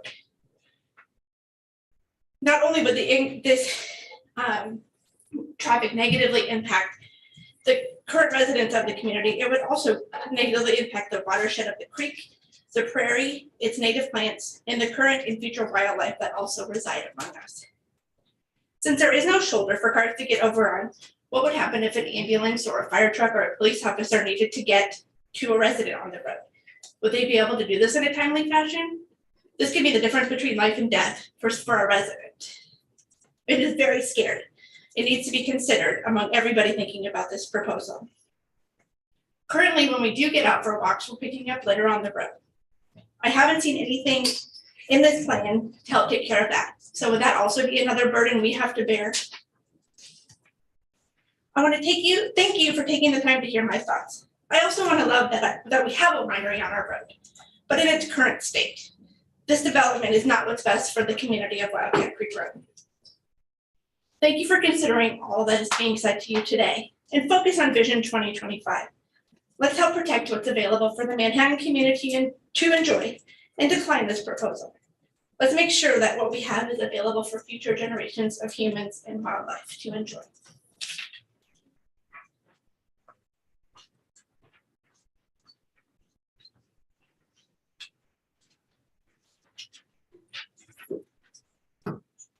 My name is Travis Gilbert, and I am a Riley County rural citizen in the unincorporated part of Riley County. I live 20 minutes north of Liquid Art Winery and Wildcat Creek Road.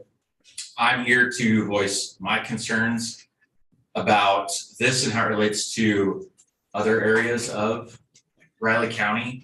If a development like this that does not fit the Vision 2025 plan for Riley County, if it happens here and now, then it opens up a big window for more people to do this in other parts of the county. The area that my wife and I chose to purchase land in could have the same thing happen to it. And we already struggle out where we are with EMS services. We struggle with water supply, sewage issues. I live out in University Park. For a lot of people know, we have our own set of struggles there. An area like this already has struggles very similar, and it would be exacerbated by doing a development like this. We were told that essentially everything, like, can't stop this, is what it sounded like from Bob Isaac, that everything is already permitted. However, all of these things, if this would have come to light originally back in 2014, I bet there would have been a lot more people out here that would have expressed their concerns. And we were told through their original presentation that it is an RV park, and that has been referenced many times. And today, Bob Isaac referred to it as RV parking, yet previously in his statement referred to it as fully hooked up, which RV parking is different than fully hooked up RV park. And so it is an RV park as has been presented. It'll have full hookups. It's not RV parking.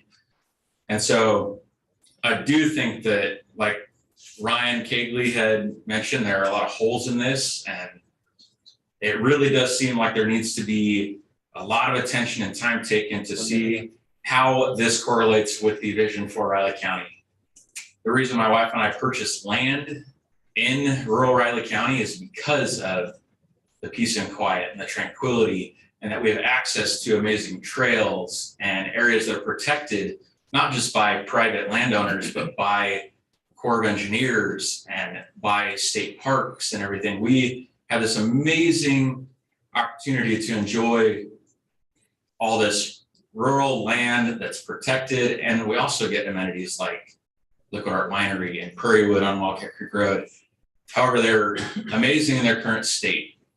Having a big KOA built up on the hill there with cabins and RV park and a huge amphitheater seems like a giant stretch for matching the Vision 2025 plan. So, thanks.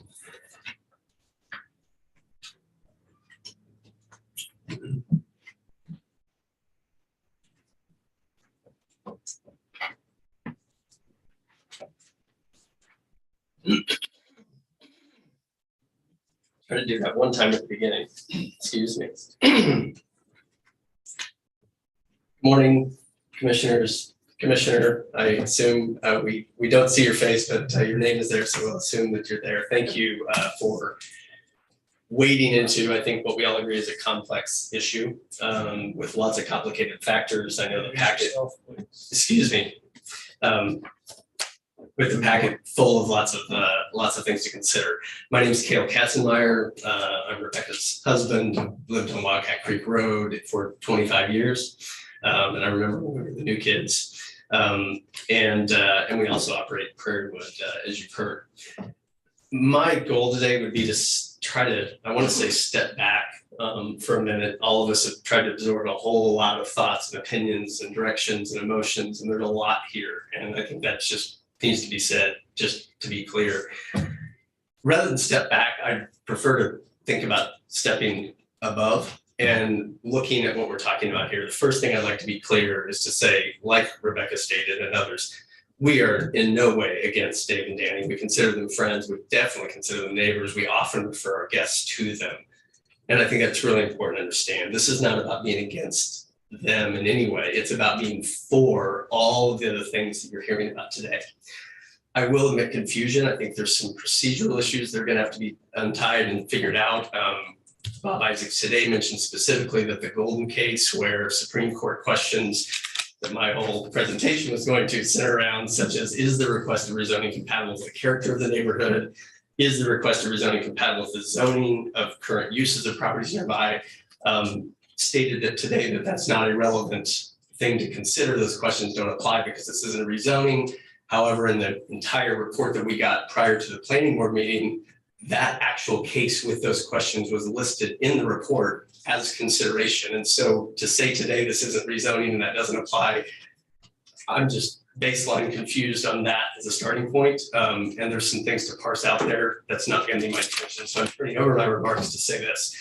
I think there's a couple things that need to be asked and a couple things that need to be stated above the fray. One is, I think there's no intention here for anyone to do a bunch of damage to anything beautiful. No one's standing here saying, we're going to go up there and destroy a bunch of things because we don't care. No one's doing that. What there is a lack of understanding. And it showed up yesterday very distinctly when we bumped into one of the people who had written a letter of support for this. It's in your packet. And we asked her about that. And she described what great growth this would apply and what great growth this would bring. And when it was explained, yes, but it would come at the expense of all of that built up there would now become the view of all the surrounding land, because she was stating that it'll be so great, we'll have more ability for people to enjoy the Flint Hills. And we described that, yeah, but that would become our view from the nearby property of those hills. And she said, well, I hadn't thought of that. There's so much here to consider. Agritourism is not the same as agriculture. I forgot to bring my, I'm going to do this real quick because I think it's really important. I have a visual aid. I was on the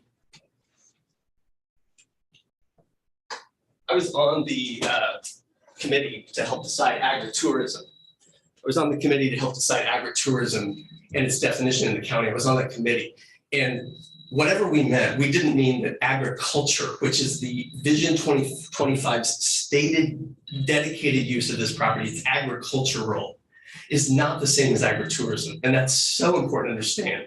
My visual is this. When I put coffee, not liquid, into a mug, and I say I have a cup of coffee, that does not mean that coffee and a mug are the same thing. In order for agritourism to be a thing, it has to be added on to another thing, therefore making it separate. Whatever it means, it sounds like it could mean by what's being presented as though anything could go into that banner. We could literally, under what's been purported here, build Bill Snyder Stadium up on a hill next to a farm and say, look, it's agritourism. It's allowed. Look, it says right here. But we all know, in taking things to an extreme, it helps show the illogic going on. And I would say this to the commission: until we can define why 3,000 seat amphitheater is allowed, but a 5,000 isn't, or a 10,000 isn't, or until we can decide whether a 250 person additional event center is okay, but a third one isn't, until we have a way to decide that, we can't say agritourism just opens the door and blesses it. We can't be that. Vision 2025 would be irrelevant. And I also went to the hearing in Keats and voiced with lots of people. I apologize for going over. I feel very strongly there's a lot here. Please consider it. It's very complex and there's a lot of people that care with a lot at stake. Thank you.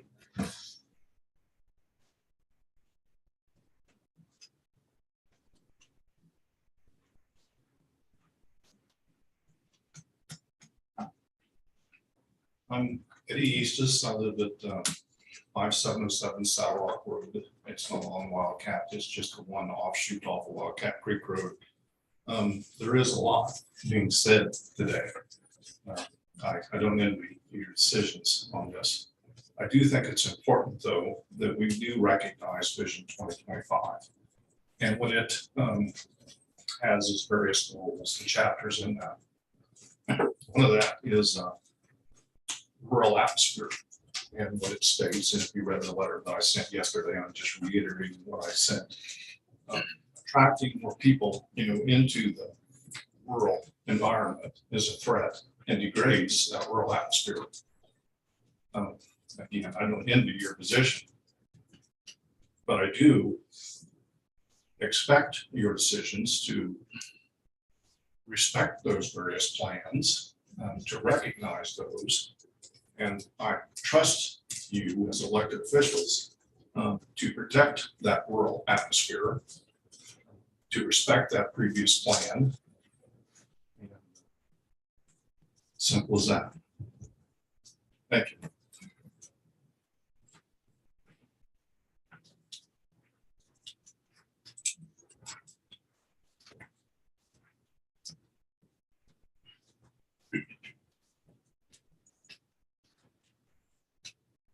Good morning, Chris Ward. I live at 5517 Clyde Bank Road in North Carolina, but lived here for about a decade. And about 20 years ago, fell in love with the prairie, including planting some trees along the riparian buffer along Wildcat Creek Road that has really stuck in my memory. And because I have friends on the road, I've visited those trees since then. I'm making different comments based on the very unusual change in our expectations of what's happening in the process. I don't even know if you're making a decision today.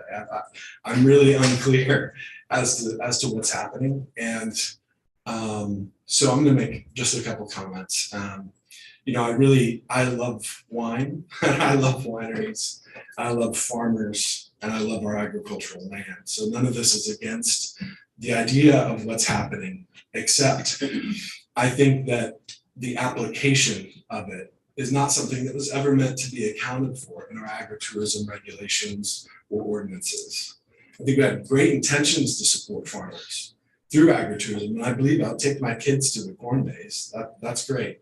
In the right place, in the right scale, I think it works well. But know that nationwide, this is a huge issue. In courts and county commission meetings all over, there are dozens of cases that you can find. Two interesting things that I found were people upholding cases against agritourism because the court found that they defied the intent of the legislation. I think what we have here is some careful look done by the county at what's allowed and what isn't. But this application of what's allowed, it seems, is a misapplication of the intent of supporting an agricultural space. Additionally, that definition of all the things that we can use agritourism for, like dining, like all of those things. Like another case, and I can provide these to you. A little bit less than a minute. Okay. Another case found that some of those things should not be allowed based on the fact that that documentation, that legislation was aspirational, not definitional. Meaning they weren't meant to say specifically what's okay there. They were giving examples. I say all that to say, we're not in this situation as a community because we're all just angry and grouchy people. We're in it because there's an issue with how agritourism works in our world. And I think this is a perfect example of it.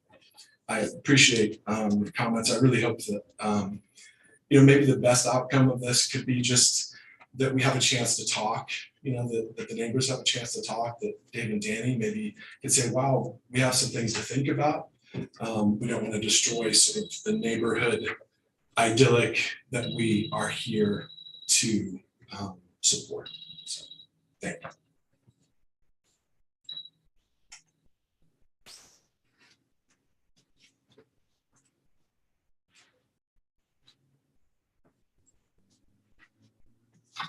Anyone else on the opponent side?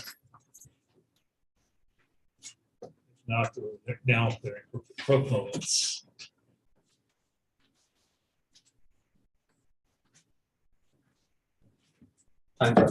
It's all about, right?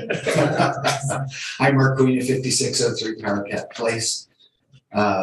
We come, first of all, thank you for everybody for coming and sharing your comments. I just think that that's absolutely outstanding that we can do that. So thank you to the county commission in the past that have done all the work, the planning boards that have done all the work to be able to make things of agritourism be possible in our state.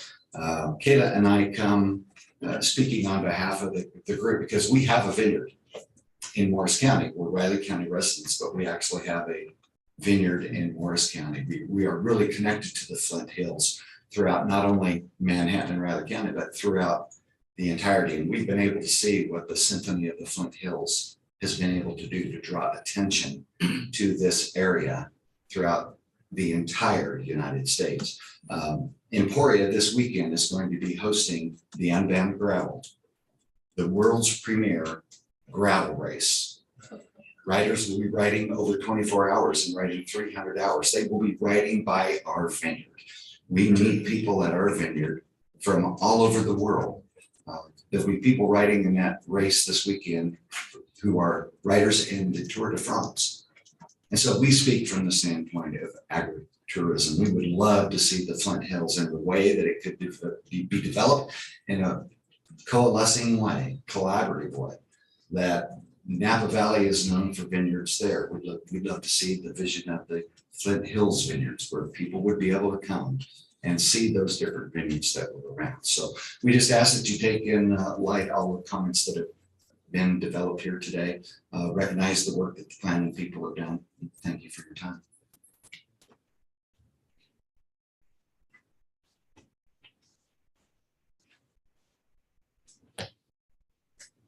Hello, I'm Jack Lindquist, live at 932 Newfoundland Drive on the west edge of Manhattan. Enjoyed over the years to spend a lot of time conducting tours all across the world, 40 tours to 40 countries in all, in fact. And a lot of those are based on agritourism in particular in those countries. The successful agritourism sites were the ones that I brought home examples of, and the tourists that went with us learned about what was most important to their home region, what worked well with agriculture. But mostly it was important to help an urban population understand how important agriculture was to their economies. And the only way that you can do that today in an urbanized environment is to have them come visit you. And so in tours specifically that emphasize wineries were to France, Germany, the Czech Republic, Australia, New Zealand, South Africa, Argentina, and of course, Italy.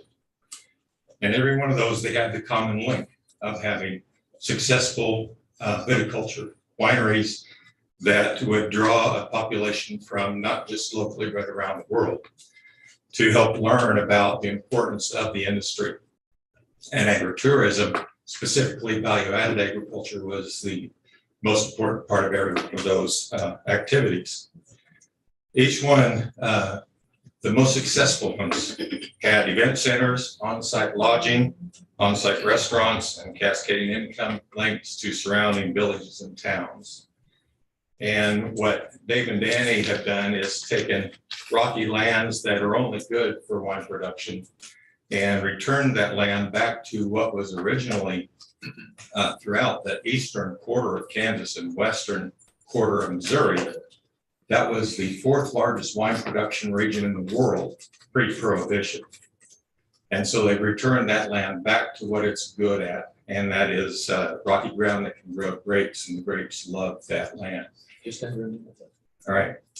Liquid Art has basically, with this plan, will put a pin in the global bulletin board of tourism for agriculture and puts southwest Riley County in particular as a location where people from all over the world will come to see and appreciate and understand agriculture and why it's so important to support agriculture. just want to lend support to them in particular, that I hope that you at least will consider approving their new home that they need, because their children are lovely and they need a little more space. Thank you.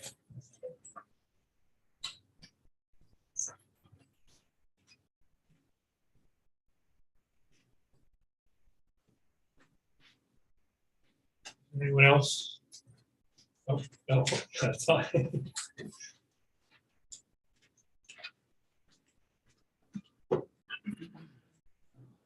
That's what it's scheduled, and see if Pegmar's having response. Right, basically, yeah, the same 3 minutes. For the same, we have then another 3 minutes if you, Pegmar's wanted to If you wanted to respond. and respond to any of the say things. any comments you want to make in response to that, you'd have 3 minutes to do that. 3 minutes each or 3 minutes as a team? Oh, I got you. I'm not gonna stand in the way of that. Probably 6 minutes the first time, so it's all good. No. May seem that way. I'm happy. It might also be extremely small. I just want to touch on a few things that arose that maybe this confusion. We might be able to clarify. The parking, there was notes about that destroying the tall grass prairie. That's going to be grass parking that'll be mowed for events. We are stewards of the land. I grew up appreciating the land my family's farm is on, 1,800 acres, northeast Kansas. Everything we do there is to protect that land. We converted it back to the native tall grass prairie, got rid of the cedar trees, the lake cedar trees, and we don't graze it. So our property, unlike most all other properties of native tall grass, is actual native tall grass, not being overgrazed. Water runoff's not an issue mainly because of that. The cabins, we said they're self-regulating, but we did actually change the flight hour times to reflect that, and we'll work with you guys on locations, everything with the cabins. We've already spoken to you about that. We're major on wildlife conservation. I'm an advocate with that. The majority of our property is for wildlife conservation. The deer fence that surrounds the property protects the grapes, but it also sets aside a large portion for wildlife. The rural water line, I think there was a comment on that. We actually tie into a different water line, 8-inch main line that nobody else is actually on the road. The road, Wildcat Creek, is a public roadway, and it is a through street. It's not a private drive. I can't read that. Can you read this? We already do host outdoor concerts and things like that on our property. The amphitheater is more for an organized place to host that, providing grass terraces, rock terraces, etc. The RV stalls, it was mentioned about full hookups, and what does that mean? We wanted to request for all of those hookups so that we had the potential to offer that, so that we could get it looked at by Harry to see if the lagoon and things like that would handle it. Thank you. And we very much appreciate everybody as neighbors. We will continue to do that no matter what the outcome is of today's meeting. We were fought pretty hard back in 2014, and I hope that we are better than what was ever expected back then. That we have proven to ourselves that we did what we planned to do, and we executed that, and we've always been open and honest about it. And I do hope that you guys see, especially all the work that David has put into the viticulture, what that does mean to us. The 50 acres that he keeps on the north side just for wildlife, and the clover plots and things like that that we also do. I think there's this misunderstanding that we want to come in and commercialize our property. Really, it's just the means that we want people to come and just see the Flint Hills, experience what we all get to experience. I know that does seem like a lot to you guys, saying we don't want people to experience it, but we love the Flint Hills just as much as you guys do. What we're doing is in the most natural way possible.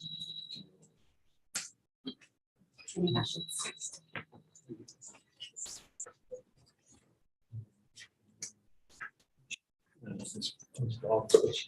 He can, you can invite him to do so.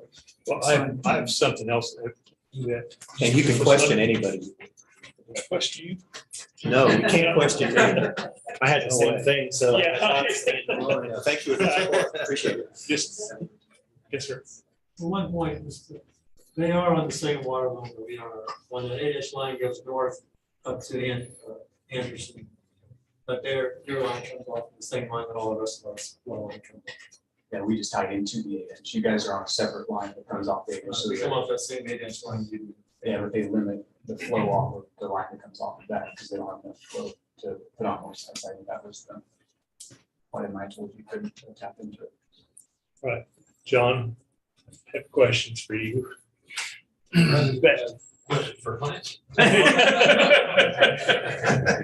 And once again, you picked the wrong day for the tie there, but. I wanted to at least have the presence of a winner on that. Oh.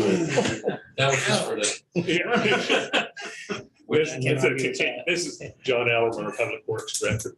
There's a lot of talk about the road, and I know that's in our plans that my understanding, but not just to pave it, but to realign some of it to try to take out some of the The plan was to carry over from ideas the previous director and administrator, our assistant director had.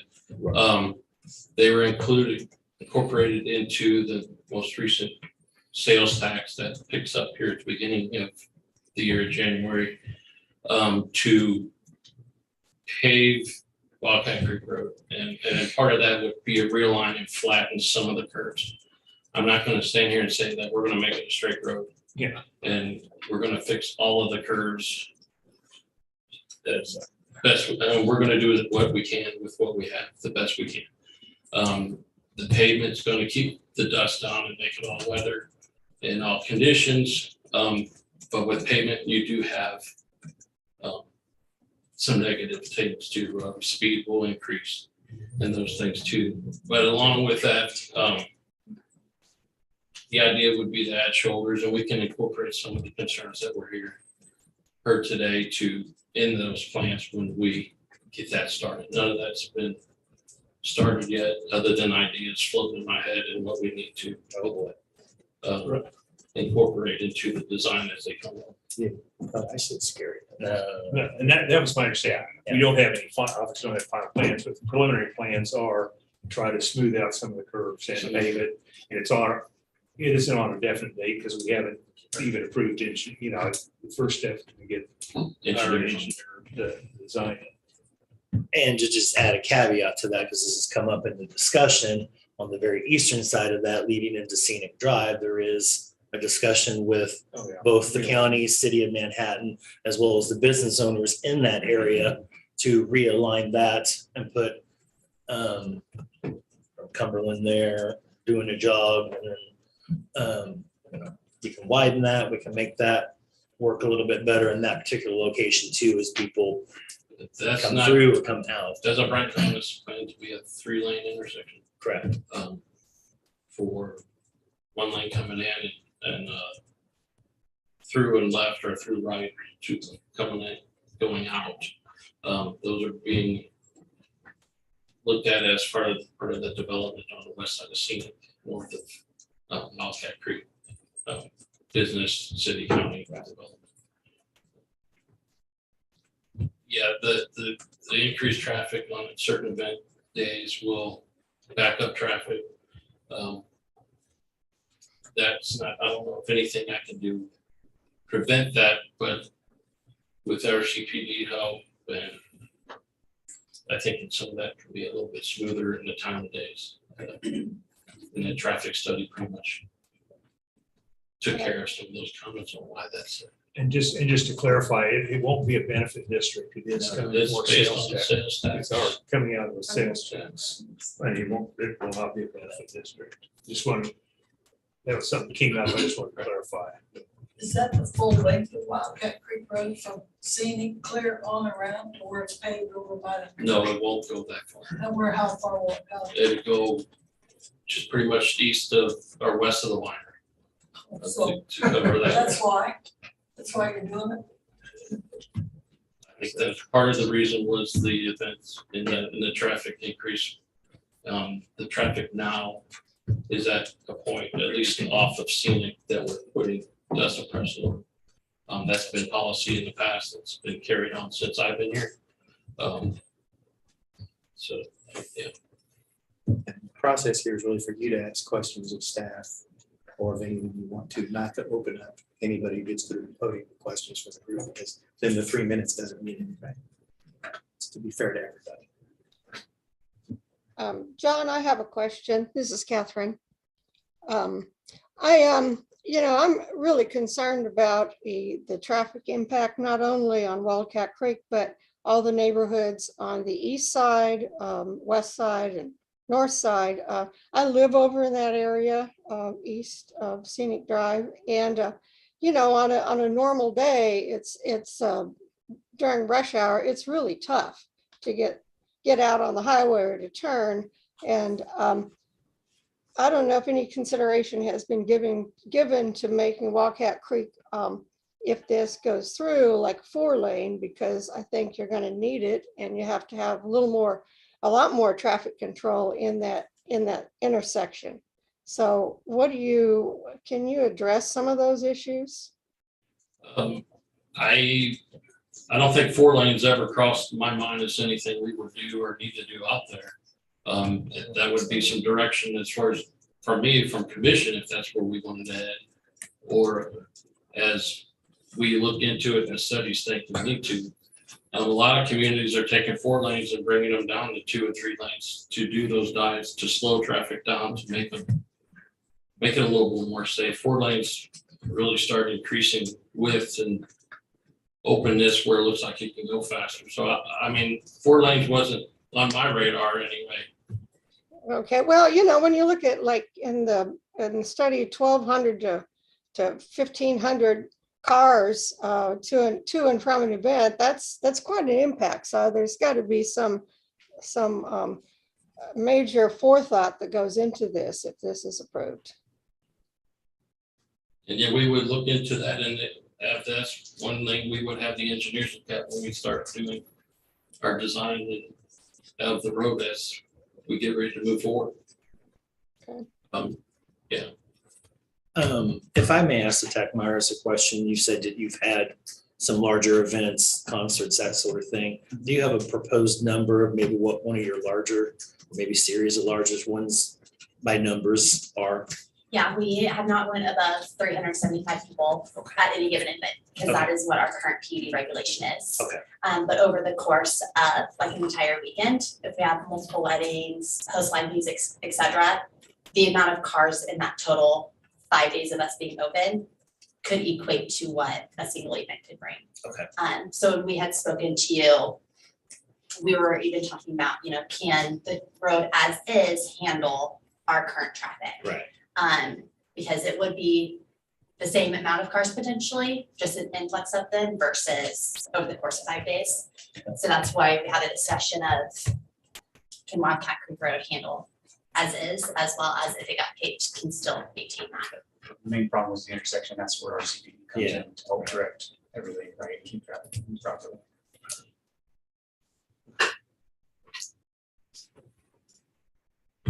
Thanks, John.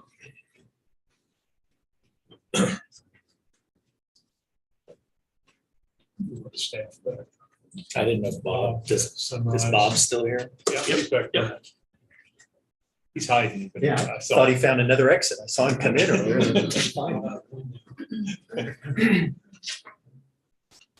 Did you have any clarifications as part of the discussion? Yeah, I just want to remind the board, again, I heard some comments about how the state is, they offer their definition, maybe it's aspirational as to what's included under agritourism.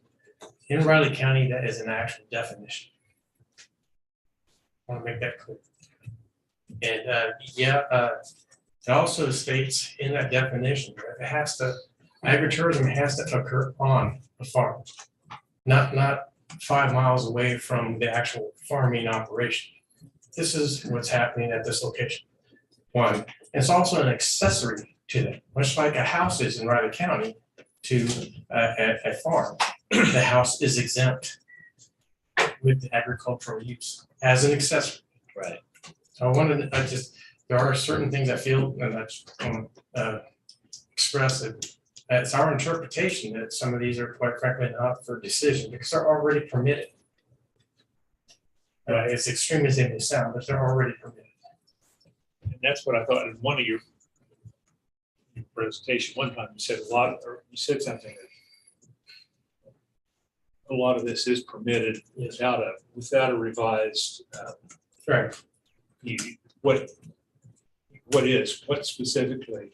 What isn't really necessarily an agritourism thing is the additional house, the additional, yeah. And that's essentially it. But everything else falls underneath that definition specifically.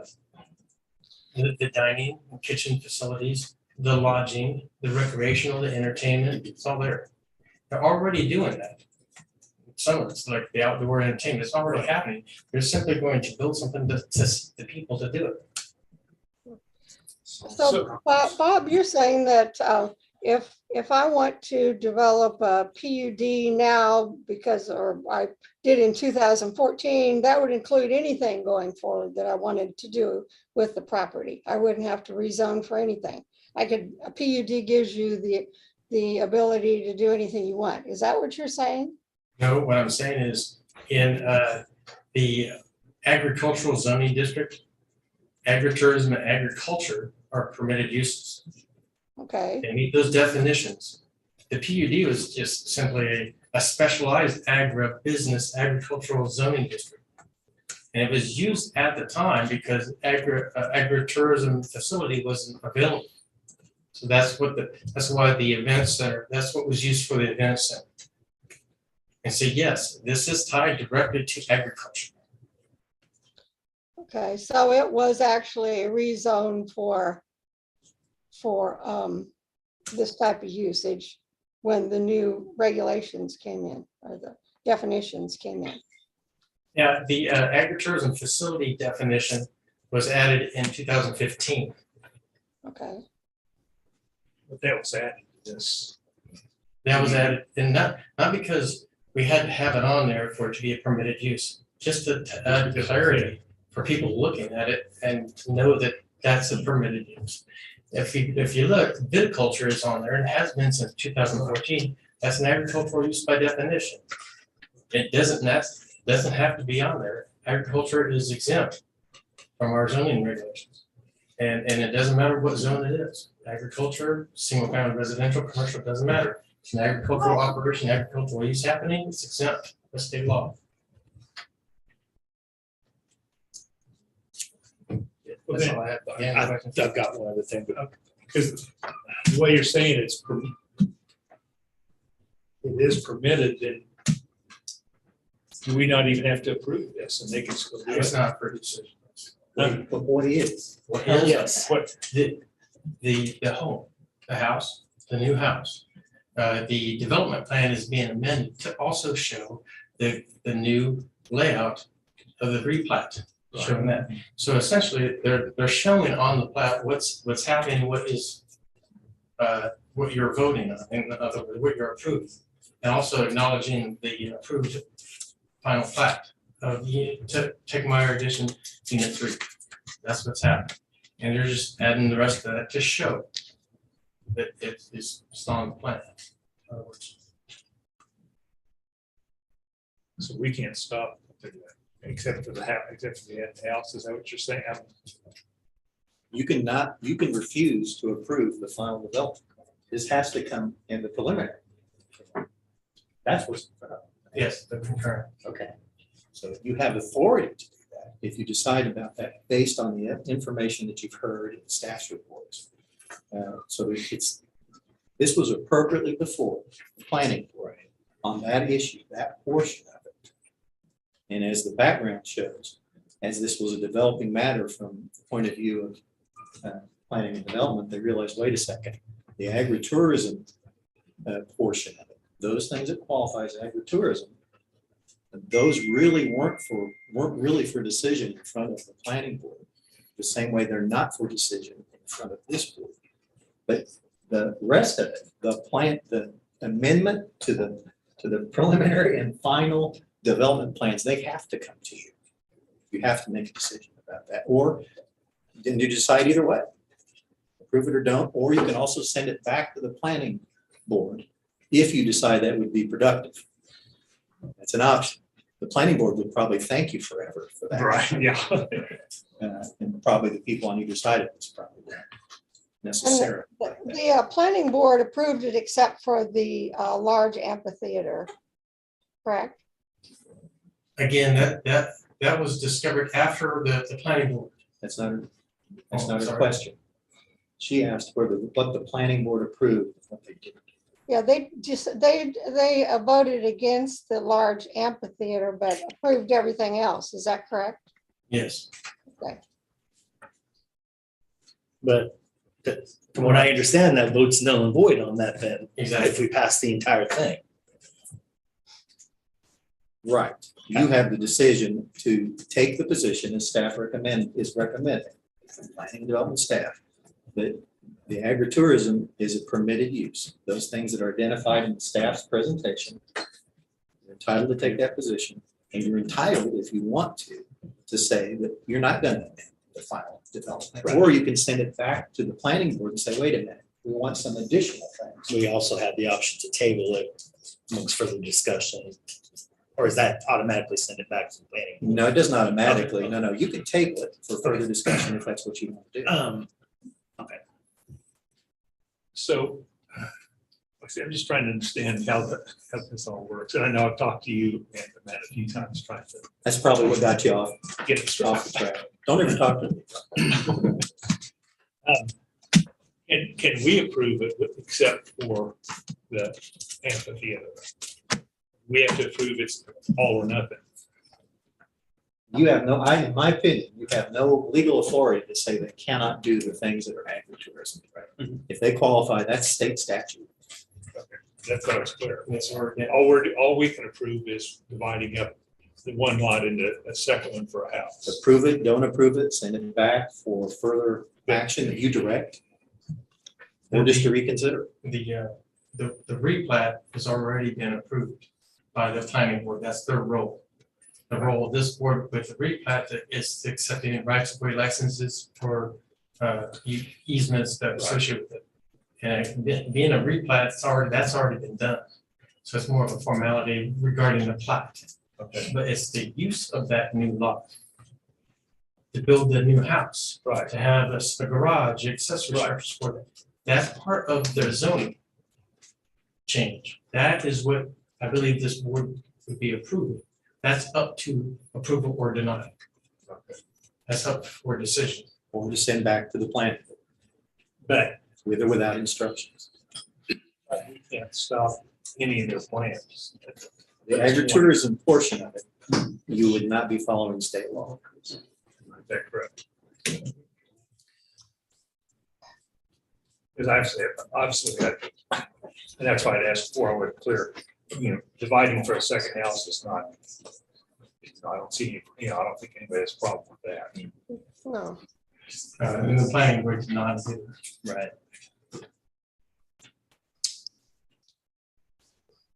So, Well, Go ahead. yeah, no, I'm left myself. I put it to go in a different direction here while you were Okay. here, Bob, and talk about the Vision 2025 plan. When was that developed and when was that adopted? Because I know you were part of that process. And It was adopted in October 2009. Okay. It started in 2004. Okay. Process and creating. It took 3 years with a committee, 26 member committee with facilitators and in-house. Is it your professional opinion as a planner that in that, I can't even do the math, 13 years, I guess, that bits and pieces of that, maybe not including this discussion here, it may be outdated, maybe needs to be updated too? Absolutely. Okay. There's been discussion to update that. And I want to also throw something else out there. In this area, a comprehensive plan, the Manhattan Urban Area Comprehensive Plan overlays that area, and it's the newer plan. And it has a future land use map, just like Vision 2025, has similar goals. But the future land use map, it shows that the projected use of the property to be agriculture. And accessory use to agriculture is agritourism. So it is being used as it was projected. That's gonna be- That was gonna be my second question. And when did the city of Manhattan adopt that? 2015. Okay. Might be a fair assumption that bits and pieces of that might already be outdated as well, potentially, but yeah, that's not our lane, I suppose. Okay. Well, I'm a little concerned that we don't have a comprehensive plan on these types of developments. I mean, we want rural economic development, but we also want to do it in a planned procedure, a planned way. And I just don't see that here. Of course, I've just looked at this packet for the past day. And so it's kind of, I'd like to consider it more, but I'm really concerned we don't have a group really working on, what districts would be okay, wouldn't be as impacted as this one would be with a large business, a large agribusiness. So. But it also sounds like to me that we're kind of goes above and beyond us at this point in time on this particular item. I mean, other types of rural economic development, I agree 100%, but the state statute saying this is an agricultural use and it's agritourism in that kind of straps us not just here, but anything else that may come up along the way down the road in the future. So I don't know how you really work around that particular one at this point in time. I guess you'd have to, oh boy, I guess you have to go to the legislature on that. We don't know how fun that can be sometimes, but anyway. Yeah, I don't know if that definition, that statute gave us the ability as counties to determine, what the impact of infrastructure is on all these agribusinesses. So I don't know legally if there's a question there that has ever been answered. So I can answer a little bit of that. The agriculture is not defined in the statutes. It simply is a statute that says all agricultural uses and structures are exempt from local zoning or codes, regulations. At that point, it's really general, and they've left it up to local jurisdictions to come up with definition. Their own, and Riley County has, as far as what is considered ag. And then it goes further to define agritourism. Again, even more restrictive than the state. State, it doesn't necessarily have to be tied to a working farm.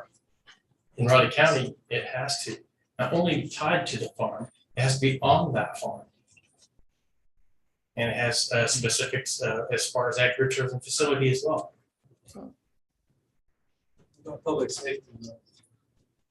Again, this is not for questions from the gallery. I'm sorry. Again, it makes the timing of everyone's extended meaningless if we do that. This is for the commission and anybody you want to ask questions of. But I'll take that a little bit further. When you do have those 300 so events out there, I mean, do you contact emergency services and see what available resources are provided? Maybe that part of the business plan when you have, I mean, that's available. I'm sure there's a cost or whatnot to that, to have those available and on site for those particular events. Most event structures around that. So you have fire on site in case something happens, EMS available if something happens. And obviously RCPD would be part of that too. So I would assume as part of that business model for events, that's part of that process, correct? Correct. We've Okay. talked with fire marshal and such. RCPD, we've had extensive conversations with in regards to what is already available and how appreciative they were that we would be willing to let them know far in advance so that they can plan accordingly versus some other events that have happened, just kind of pop up, they don't know about it, and are not planned around. Well, like one of my concerns obviously is the traffic. And I know, again, John, you said we do put dust control on that section of the road every year. Do we just do it once? Does it last? With that much traffic, does it last? Or I don't remember what.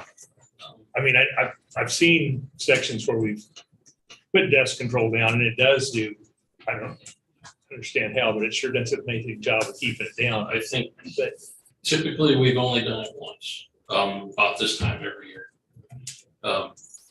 Sometimes it holds, sometimes it doesn't, depends on how dry and how much moisture we get throughout the year. It's, I think it was offered up maybe before me that if they needed more, we can maybe schedule some more out there. A lot of times we can hit it, if it's dry enough, we can hit it with some water to reactivate it. Depending on how much gets eroded away. But yeah, right now that's what we've been doing is once a year. And it's only because of the events that were out there between Prairie Wood and the Winery. The two of it, right, that was fair. And then actually parts of that road is traffic is high enough to include the two now. But they mentioned something about, well, if we needed, we apply the second coat. What does it cost to apply? It's what, at one point. I don't know what the whole road was. It was $1.30, $1.40. It went up 15 cents, I think, a gallon this year. So yeah, I can't tell you how much I'd have to go back and look and see how much that road cost us to put down. Yeah. And like I said, it's obviously a concern with the dust at the moment, and we do plan to, realign, so not complete, obviously, but realign some of it and pave it eventually. But when that project does happen, that's basically going to shut down that road in parts. I mean, it'll have to allow local traffic for people coming in and out, but we have to direct the traffic in and out of both of those places the other direction, I think, while that's. Just with all construction and reconstruction road, it's not going to be. Right. Yeah, we're going to hear phone calls. I mean, it's not going to be pleasant. It's never be easy for anybody to get around until the construction day. Right, say during the construction of it, which will be also, 6 months probably, maybe. It's probably a little longer than that. Way longer. During that time, it's going to be even worse than it is now. But, you have to take that into consideration, and maybe that's a time that maybe events maybe shouldn't happen out in that neighborhood if you've got that vision in mind and know that that's going to work out for everybody's benefit later on down the road. So you have to give and take a little bit on that.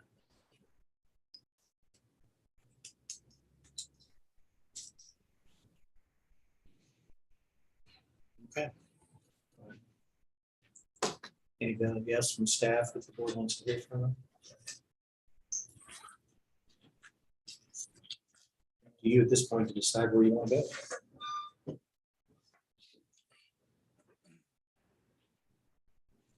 Well, guess any thoughts amongst us too? Well, my thoughts, approving the replat of Unit 3. Yeah, Unit 3. To add the second house, I don't see any problem with that. But you're saying the rest of this, we don't really have any authority. Correct. I believe that's the interpretation. As regards to agritourism, that is to comply with state law and our existing zoning regs. You would not, those things are permitted according to professional opinion of planning staff. Well, I like Greg. I don't have a problem with the having two homes, on it, but it's with all this opposition from the neighbors, it would be very difficult to approve at least the large amphitheater at this point. And safety issues too. And safety and traffic bother me a lot.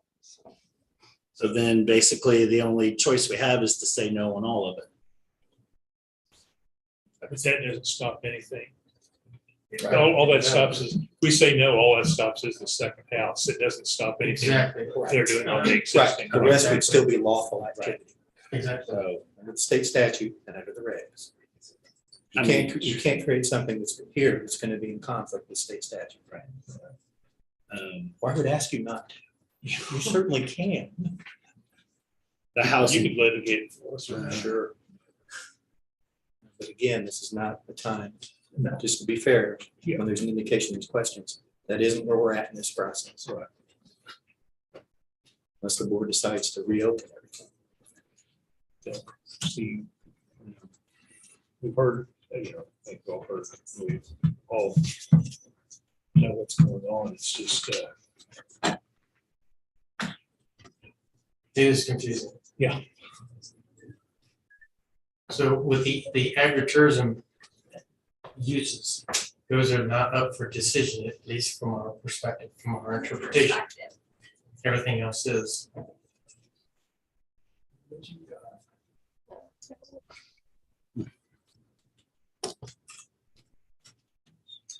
Well, I might add a couple extra thoughts here for moving forward. I mean, I totally understand everybody's concern here, and improvements to that road are something that's been discussed and planned my 3.5 years as a commissioner, and I fully anticipate that occurring with or without any of this, or with or without any of this particular discussion this morning, and I guess now this afternoon. So, and those are needed regardless, along the way. But I've had the chance to look through this. I've had a chance to visit the facility.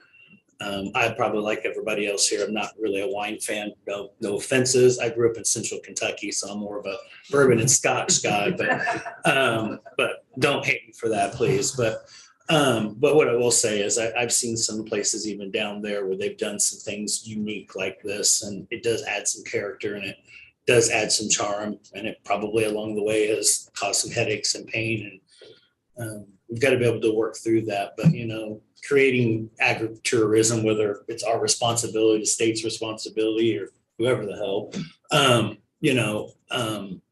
does create some commerce, does bring some people in here, and it actually creates those sales tax dollars we need to continue some of these improvements, whether it's Wildcat Creek or realignment of the scenic drive or whatever. So, you know, from that perspective, I can live with that.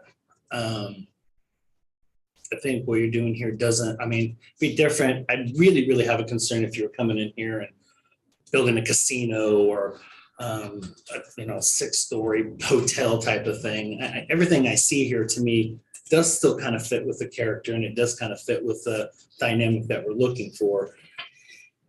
Whether or not that doesn't create some of those challenges that we still have to work through, I don't know. But it seems like to me here that our decision is either we say no, they don't get a house, but this is probably going to happen if they choose to anyway, or we go ahead and approve the resolution for the replat, do the house. And my hope and goal would be that you would work and listen amongst everybody and plot that path in a very professional and structured environment with that vision moving forward. So that would be my hope and goal throughout this process.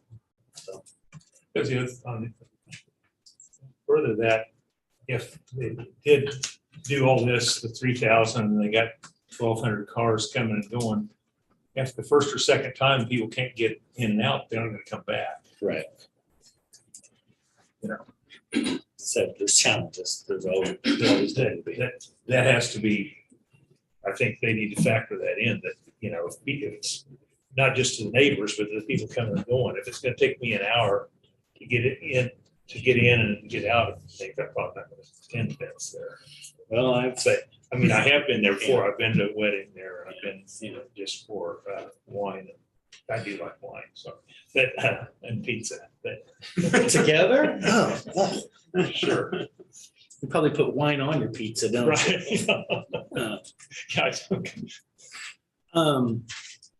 That happens everywhere too. Growing up, I saw a lot of concerts at Sandstone Amphitheater. Yeah. Amphitheater, formerly known as Sandstone, I guess I should say. And you have one way in and one way out of that particular facility too. And, you judge that accordingly. Maybe you leave a little early before an encore. That's a large scale facility too. And they've got basically 2 lanes, one in, one out, coming out of there too. And you take that into consideration when you value that type of entertainment, because it happens in smaller venues and it happens in larger venues. And football games here, same thing. Can't fight that particular part of it off and on sometimes. So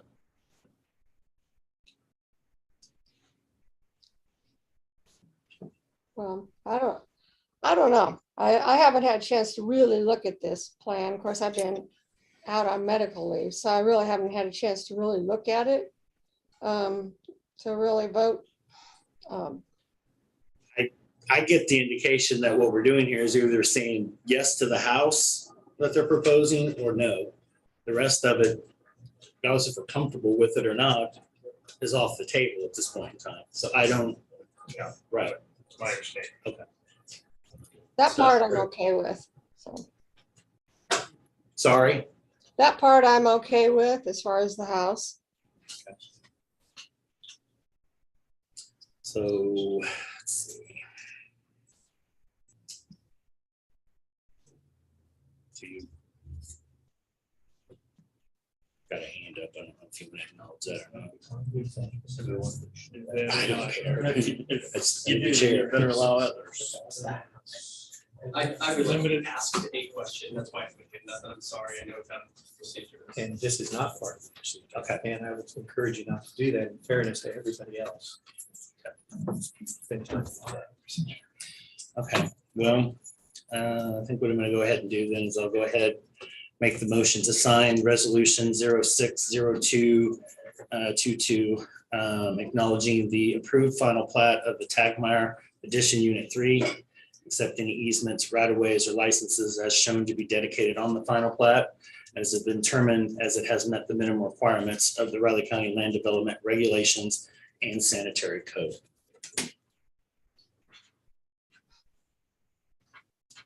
I would second that. Been moved and seconded to approve the resolution approving the final plan of Tagmeyer Unit 3. All in favor? Aye. Aye.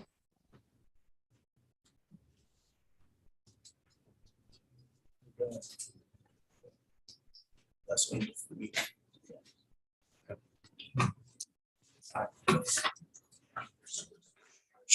Both sign, please. You can bet. Shame. I was on the Agritourism board that the committee put together, the county put together.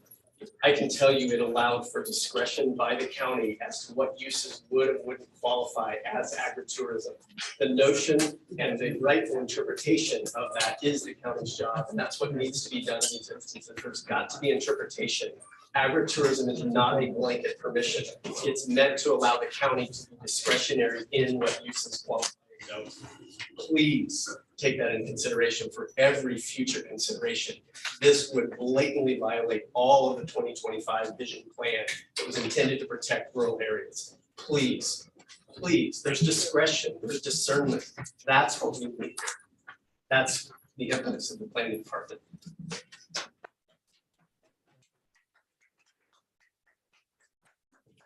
And remember, your vote counts.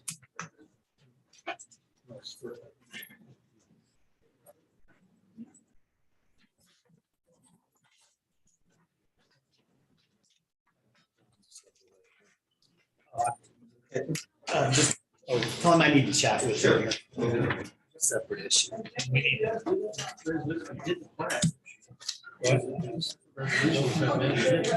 It's that resolution in there. There's two. There are two. The other one's for the plan. Yes. Okay, for the plan to be amended and add all the other things.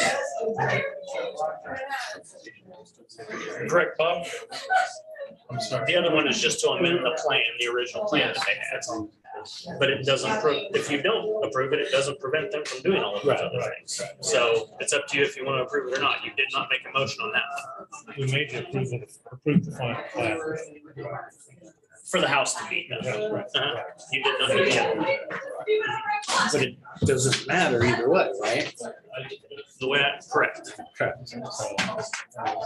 All it does is it doesn't amend the plan on record. So I got no action on it. Yeah. Or I'm not taking any action. Get over there and talk to them right now and find out if this is what you understand. So there's two resolutions. One was approved, one was not approved. One was approved for the plat. Right. One was to amend the development plan. Right. Those things that were subject to the board's decision. So we do need to pass that. So that's what needs to be approved. Okay. That both resolutions that are there. I believe so. Because this, and here it says this or this. Yeah. But we got, Say your resolutions, not mine. said this one or this one, is what we get. That's what I was under the interpretation there too, in I packet. Oh, the second one says deny it. See, there's the plat. Right. This is amending the actual development plan. That needs to be. But it's part of the same resolution, right? No. There's No, plat no. separate. Okay, question, Bob. Without this one, they can still do the house, correct? No. No? No. Okay, you weren't clear in that. No. Yes, I was. I'm saying that. You weren't clear enough for us. Evidently, they didn't understand that. I cannot hear what's going on down there, you guys. There's things going on. I cannot hear what you're talking about. We're sitting here too, Harry. Hey, guys. Clear the room, Unless you want to listen to the rest of the meeting, because the meeting's still going on. Okay, so again, yeah, there's several uses that are subject or being changed on the final development plan, okay? Some things are being taken off, modified, or added. There's a list of the stuff that is agritourism stuff that's not subject to decision. There's other stuff that is.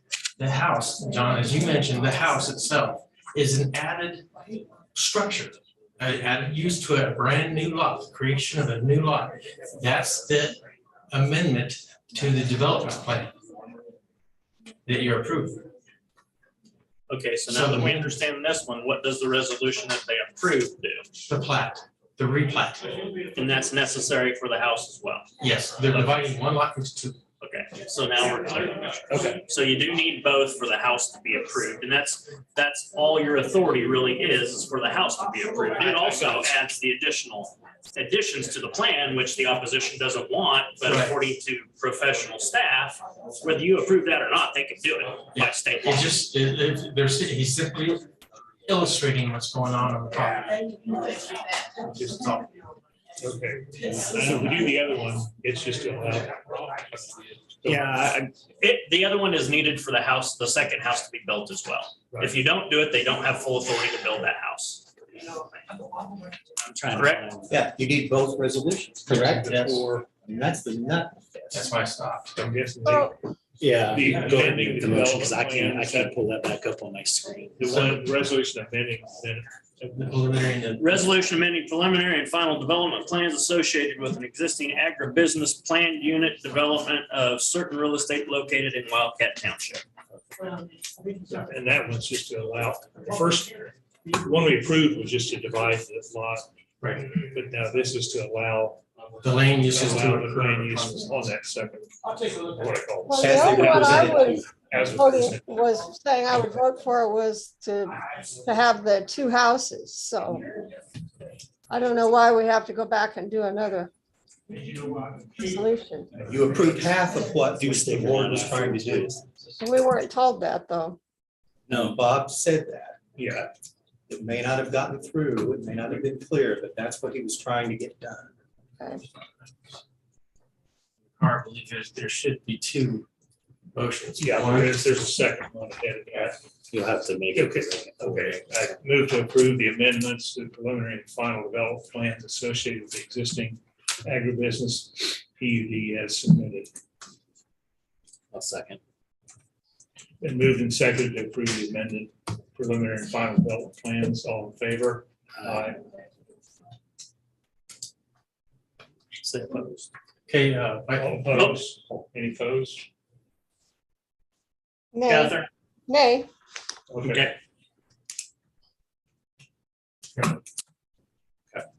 That accomplishes what you clearly intended. Two sign, please.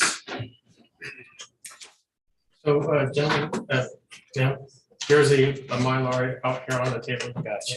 We'll need your signatures on, but there will be a Mylar for the final development plan. And I believe Craig advised me Monday, have a Mylar ready. Okay. John did tell. John Elements. Okay.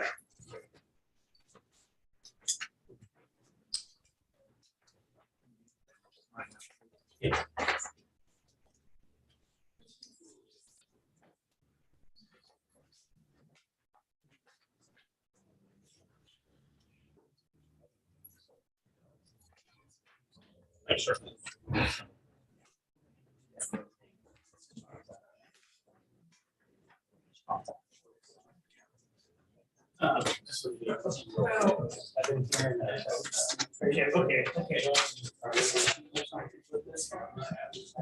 Had somebody said that it's not.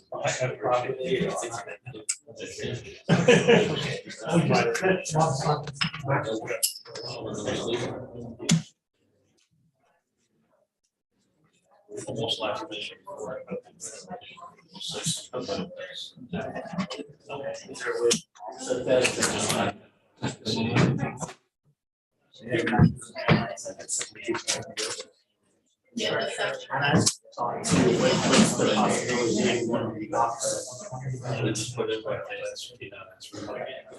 I offer.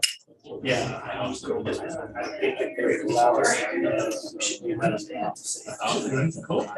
That was one better. Make sure they know.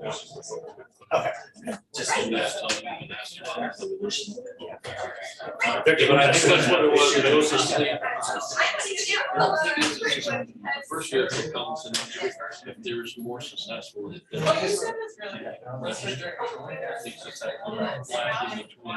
Yeah. Thank you. Oh.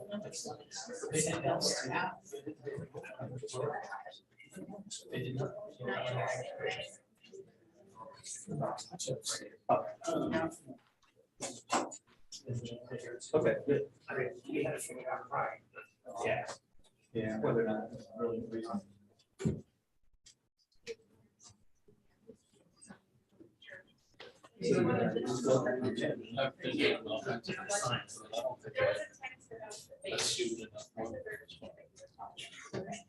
One at the time.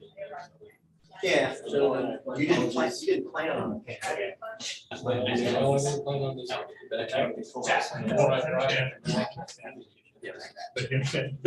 Oh, I do. I was on that agricultural task force and I had something to offer the company there. Because that's what it came down to.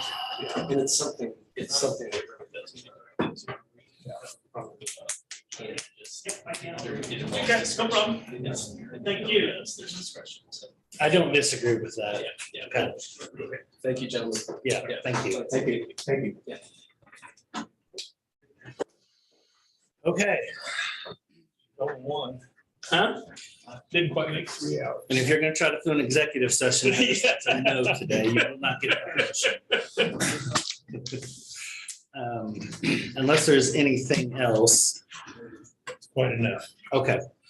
I guess I'll go ahead and make a motion that we adjourn the June 2nd, 2022 meeting of the Riley County Commission. And I'll second. And move and second to adjourn the meeting. All in favor? Aye. She's gone. Yeah, do you guys need? We're not gonna tell her, just let her come back and assume we're coming back. Do you want me to wait until she comes back? You vote to go out, Catherine? She's not even there. Well, I can see that, but I thought maybe she's in earshot. Yeah, I don't think she would have left without her being in Germany if she wasn't coming back. Yeah, I think she just assumed. Would you mind just kind of? we can hang out a little bit? Oh, she's back. Okay. I'm here, I had to take a little break. We adjourned. We made a motion to adjourn and seconded. All in favor?